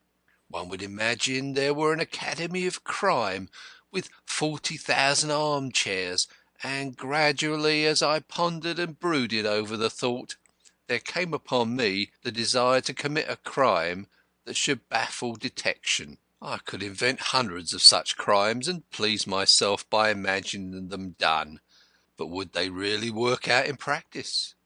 Evidently the sole performer of my experiment must be myself. The subject? Whom or what? Accident should determine. I itched to commence with murder, to tackle the stiffest problems first, and I burnt to startle and baffle the world, especially the world of which I had ceased to be. Outwardly I was calm and spoke to the people about me as usual. Inwardly I was on fire with a consuming scientific passion. I sported with my pet theories and fitted them mentally on every one I met. Every friend or acquaintance I sat and gossiped with, I was plotting out a murder without leaving a clue. There is not one of my friends or acquaintances I have not done away with in thought. There is no public man, have no fear, my dear Home Secretary, I have not planned to assassinate secretly, mysteriously, unintelligibly, undiscoverably. Ah, how I could give the stock criminals points with their second-hand motives, their conventional conceptions, their commonplace details, their lack of artistic feeling and restraint. The crowd had again started cheering. Impatient as the watchers were, they felt that no news was good news. The longer the interview accorded by the Home Secretary to the Chairman of the Defence Committee, the greater the hope his obduracy was melting. The idol of the people would be saved, and Grodman and Tom Mortlake were mingled in the exultant plaudits. The late Arthur Constant, continued the great criminologist, came to live nearly opposite me. I cultivated his acquaintance. He was a lovable young fellow, an excellent subject for experiment. I do not know when I have ever taken to a man more. From the moment I first set eyes on him, there was a peculiar sympathy between us. We were drawn to each other. I felt instinctively he would be the man. I loved to hear him speak enthusiastically of the brotherhood of man. I, who knew the brotherhood of man was to the ape, the serpent, and the tiger. and he seemed to find pleasure in stealing a moment's chat with me from his engrossing self-appointed duties. It is a pity humanity should have been robbed of so valuable a life, but it had to be. At 9:45 on the night of December 3rd, he came to me. Naturally, I said nothing about this visit at the inquest or the trial. His object was to consult me mysteriously about some girl. He said he had privately lent her money, which she was to repay at her convenience. What the money was for he did not know, except that it was somehow connected with an act of abnegation in which he had vaguely encouraged her. The girl had since disappeared, and he was in distress about her. He would not tell me who it was, of course. Now, sir, you know as well as I it was Jessie Dymond. But I asked for advice as to how to set about finding her. He mentioned that Mortlake was leaving for Devonport by the first train the next day. Of old, I should have connected these two facts and sought the thread. Now, as he spoke, all my thoughts were dyed red. He was suffering perceptibly from toothache, and in answer to my sympathetic inquiries, told me it had been allowing him very little sleep. Everything combined to invite the trial of one of my favourite theories. I spoke to him in a fatherly way, and when I had tendered some vague advice about the girl, I made him promise to secure a night's rest before he faced the arduous tram-man's meeting in the morning by taking a sleeping draught. I gave him a quantity of sulfonal in a phial. It is a new drug which produces protracted sleep without disturbing digestion, and which I use myself. He promised faithfully to take the draught, and I also exhorted him earnestly to bolt and bar and lock himself in, so as to stop up every chink or aperture by which the cold air of the winter's night might creep into the room. I remonstrated with him on the careless manner he treated his body, and he laughed in his good-humoured, gentle way, and promised to obey me in all things, and he did. That Mrs. Drabdump, failing to rouse him, would cry "Murder," I took for certain. She's built that way. And even Sir Charles Brown Harland remarked, she habitually takes her prepossessions for facts, her inferences for observations. She forecasts the future in grey. Most women of Mrs. Drabdump's class would have behaved as she did. She happened to be a peculiarly favourable specimen for working on by suggestion, but I would have undertaken to produce the same effect on almost any woman. The key to the big bow mystery is feminine psychology. The only uncertain link in the chain was, would Mrs. Drabdump rush across to get me to break open the door? Women always rush for a man. I was well nigh the nearest, and certainly the most authoritative man in the street, and I took it for granted she would. But suppose she hadn't? The Home Secretary could not help asking. Then the murder wouldn't have happened, that's all.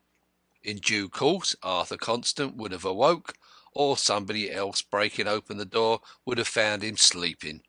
No harm done, nobody any the wiser. I could hardly sleep myself that night. The thought of the extraordinary crime I was about to commit, a burning curiosity to know whether Wimp would detect the modus operandi, the prospect of sharing the feelings of murderers with whom I had been in contact all my life, without being in touch with the terrible joys of their inner life, the fear lest I should be too fast asleep to hear Mrs. Drabdump's knock. All these things agitated me and disturbed my rest. I lay tossing on my bed, planning every detail of poor Constant's end. The hours dragged slowly and wretchedly on toward the misty dawn. I was racked with suspense. Was I to be disappointed after all? At last The welcome sound came, the rat-tat-tat of murder. The echoes of that knock are yet in my ear. Come over and kill him. I put my night-capped head out of the window and told her to wait for me. I dressed hurriedly, took my razor, and went across to 11 Glover Street. As I broke open the door of the bedroom in which Arthur Constant lay sleeping, his head resting on my hands, I cried, "My God!" as if I saw some awful vision. A mist as of blood swam before Mrs. Drabdump's eyes. She cowered back. For an instant I divined rather than saw the action. She shut off the dreaded sight with her hands.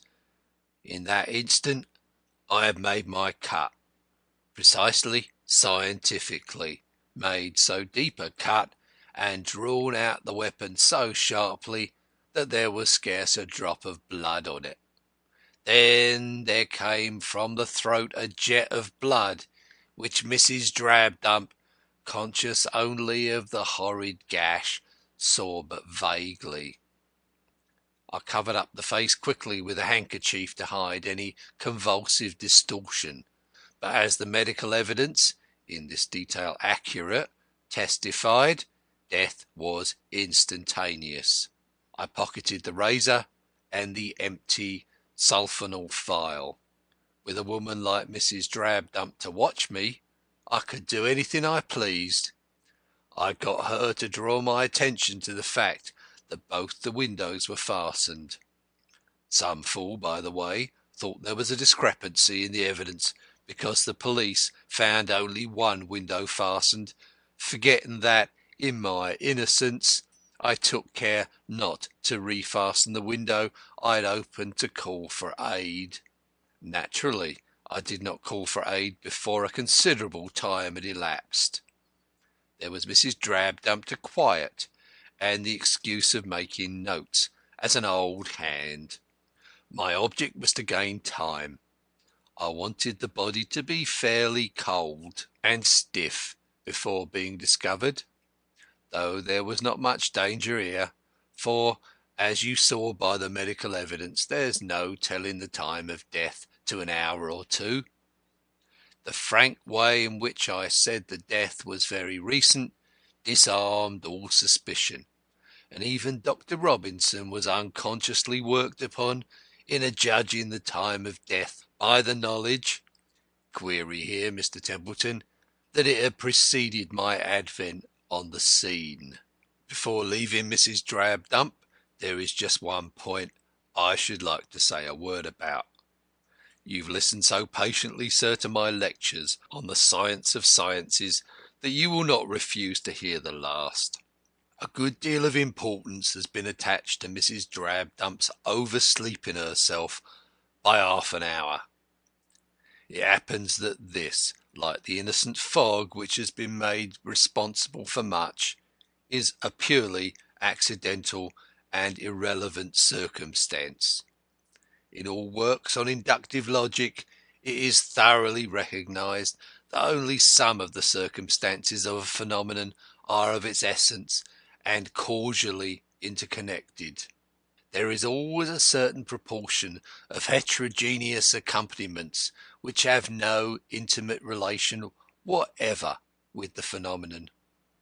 Yet so crude as yet the comprehension of the science of evidence that every feature of the phenomenon under investigation is made equally important and sought to be linked with the chain of evidence. To attempt to explain everything is always the mark of the tyro. The fog and Mrs. Drabdump's oversleeping herself were mere accidents. There are always these irrelevant accompaniments, and the true scientist allows for this element of, so to speak, chemically unrelated detail. Even I never counted on the unfortunate series of accidental phenomena which have led to Mortlake's implication in a network of suspicion. On the other hand, the fact that my servant Jane, who usually goes about 10, left a few minutes earlier on the night of December 3rd so that she didn't know of Constance's visit, was a relevant accident. In fact, just as the art of the artist or the editor consists largely in knowing what to leave out, so does the art of the scientific detector of crime consist of knowing what details to ignore. In short, to explain everything is to explain too much, and too much is worse than too little. To return to my experiment. My success succeeded my wildest dreams. None had an inkling of the truth. The insolubility of the Big Bow murder teased the acutest minds in Europe and the civilized world. That a man could have been murdered in a thoroughly inaccessible room savoured of the ages of magic. The redoubtable Wimp, who had been blazoned as my successor, fell back on the theory of suicide.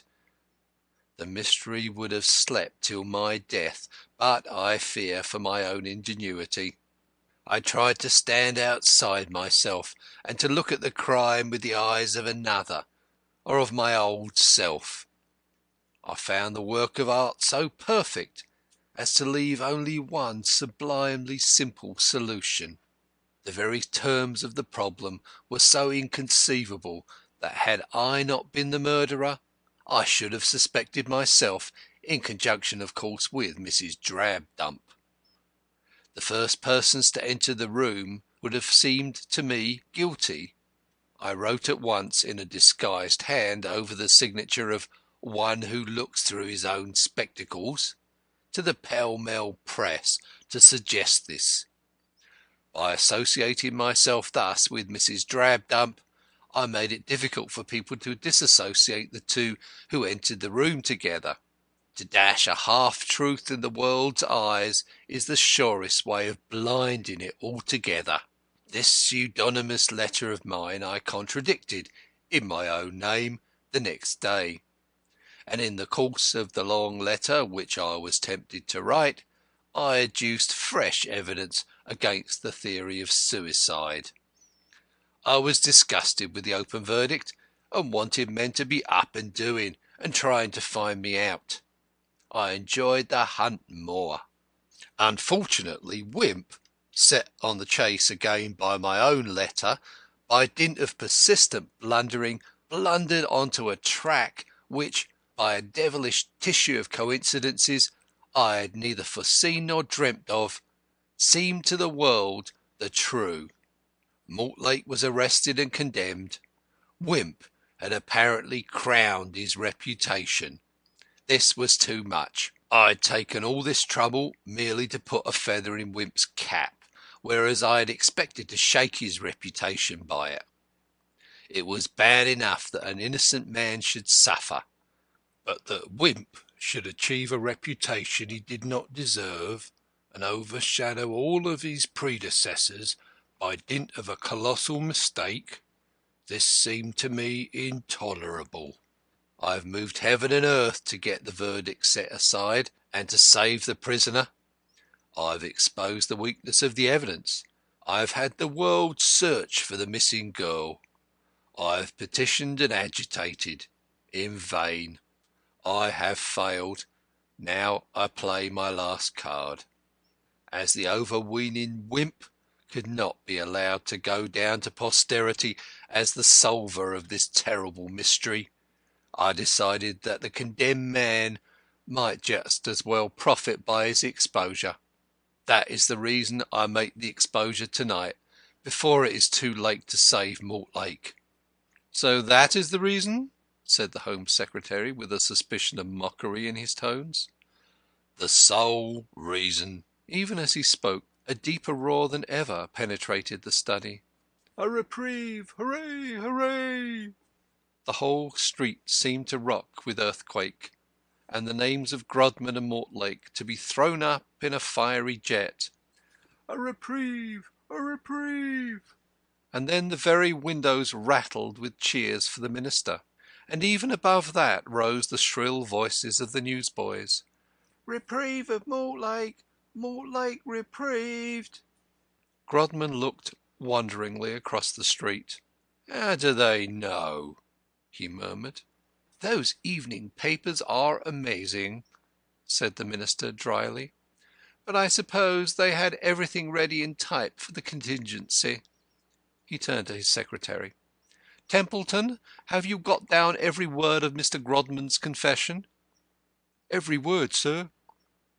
"Then bring in the cable you just received as Mr. Grodman entered the house."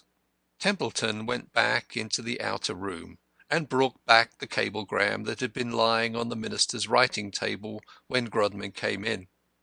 The Home Secretary silently handed it to its visitor. It was from the Chief of Police of Melbourne, announcing that Jessie Dymond had just arrived in that city in a sailing vessel, ignorant of all that had occurred, and had immediately dispatched back to England, having made a statement entirely corroborating the theory of the defence. "Pending further inquiries into this," said the Home Secretary, not without appreciation of the grim humour of the situation, as he glanced at Grodman's ashen cheeks, "I've reprieved the prisoner. Mr. Templeton was about to dispatch the messenger to the Governor of Newgate as you entered this room. Mr. Wimp's card castle would have tumbled to pieces without your assistance. Your still undiscoverable crime would have shaken his reputation as you intended." A sudden explosion shook the room and blent with the cheers of the populace. Grodman had shot himself, very scientifically, in the heart. He fell at the Home Secretary's feet, stone dead. Some of the working men who had been standing waiting by the shafts of the hansom helped to bear the stretcher.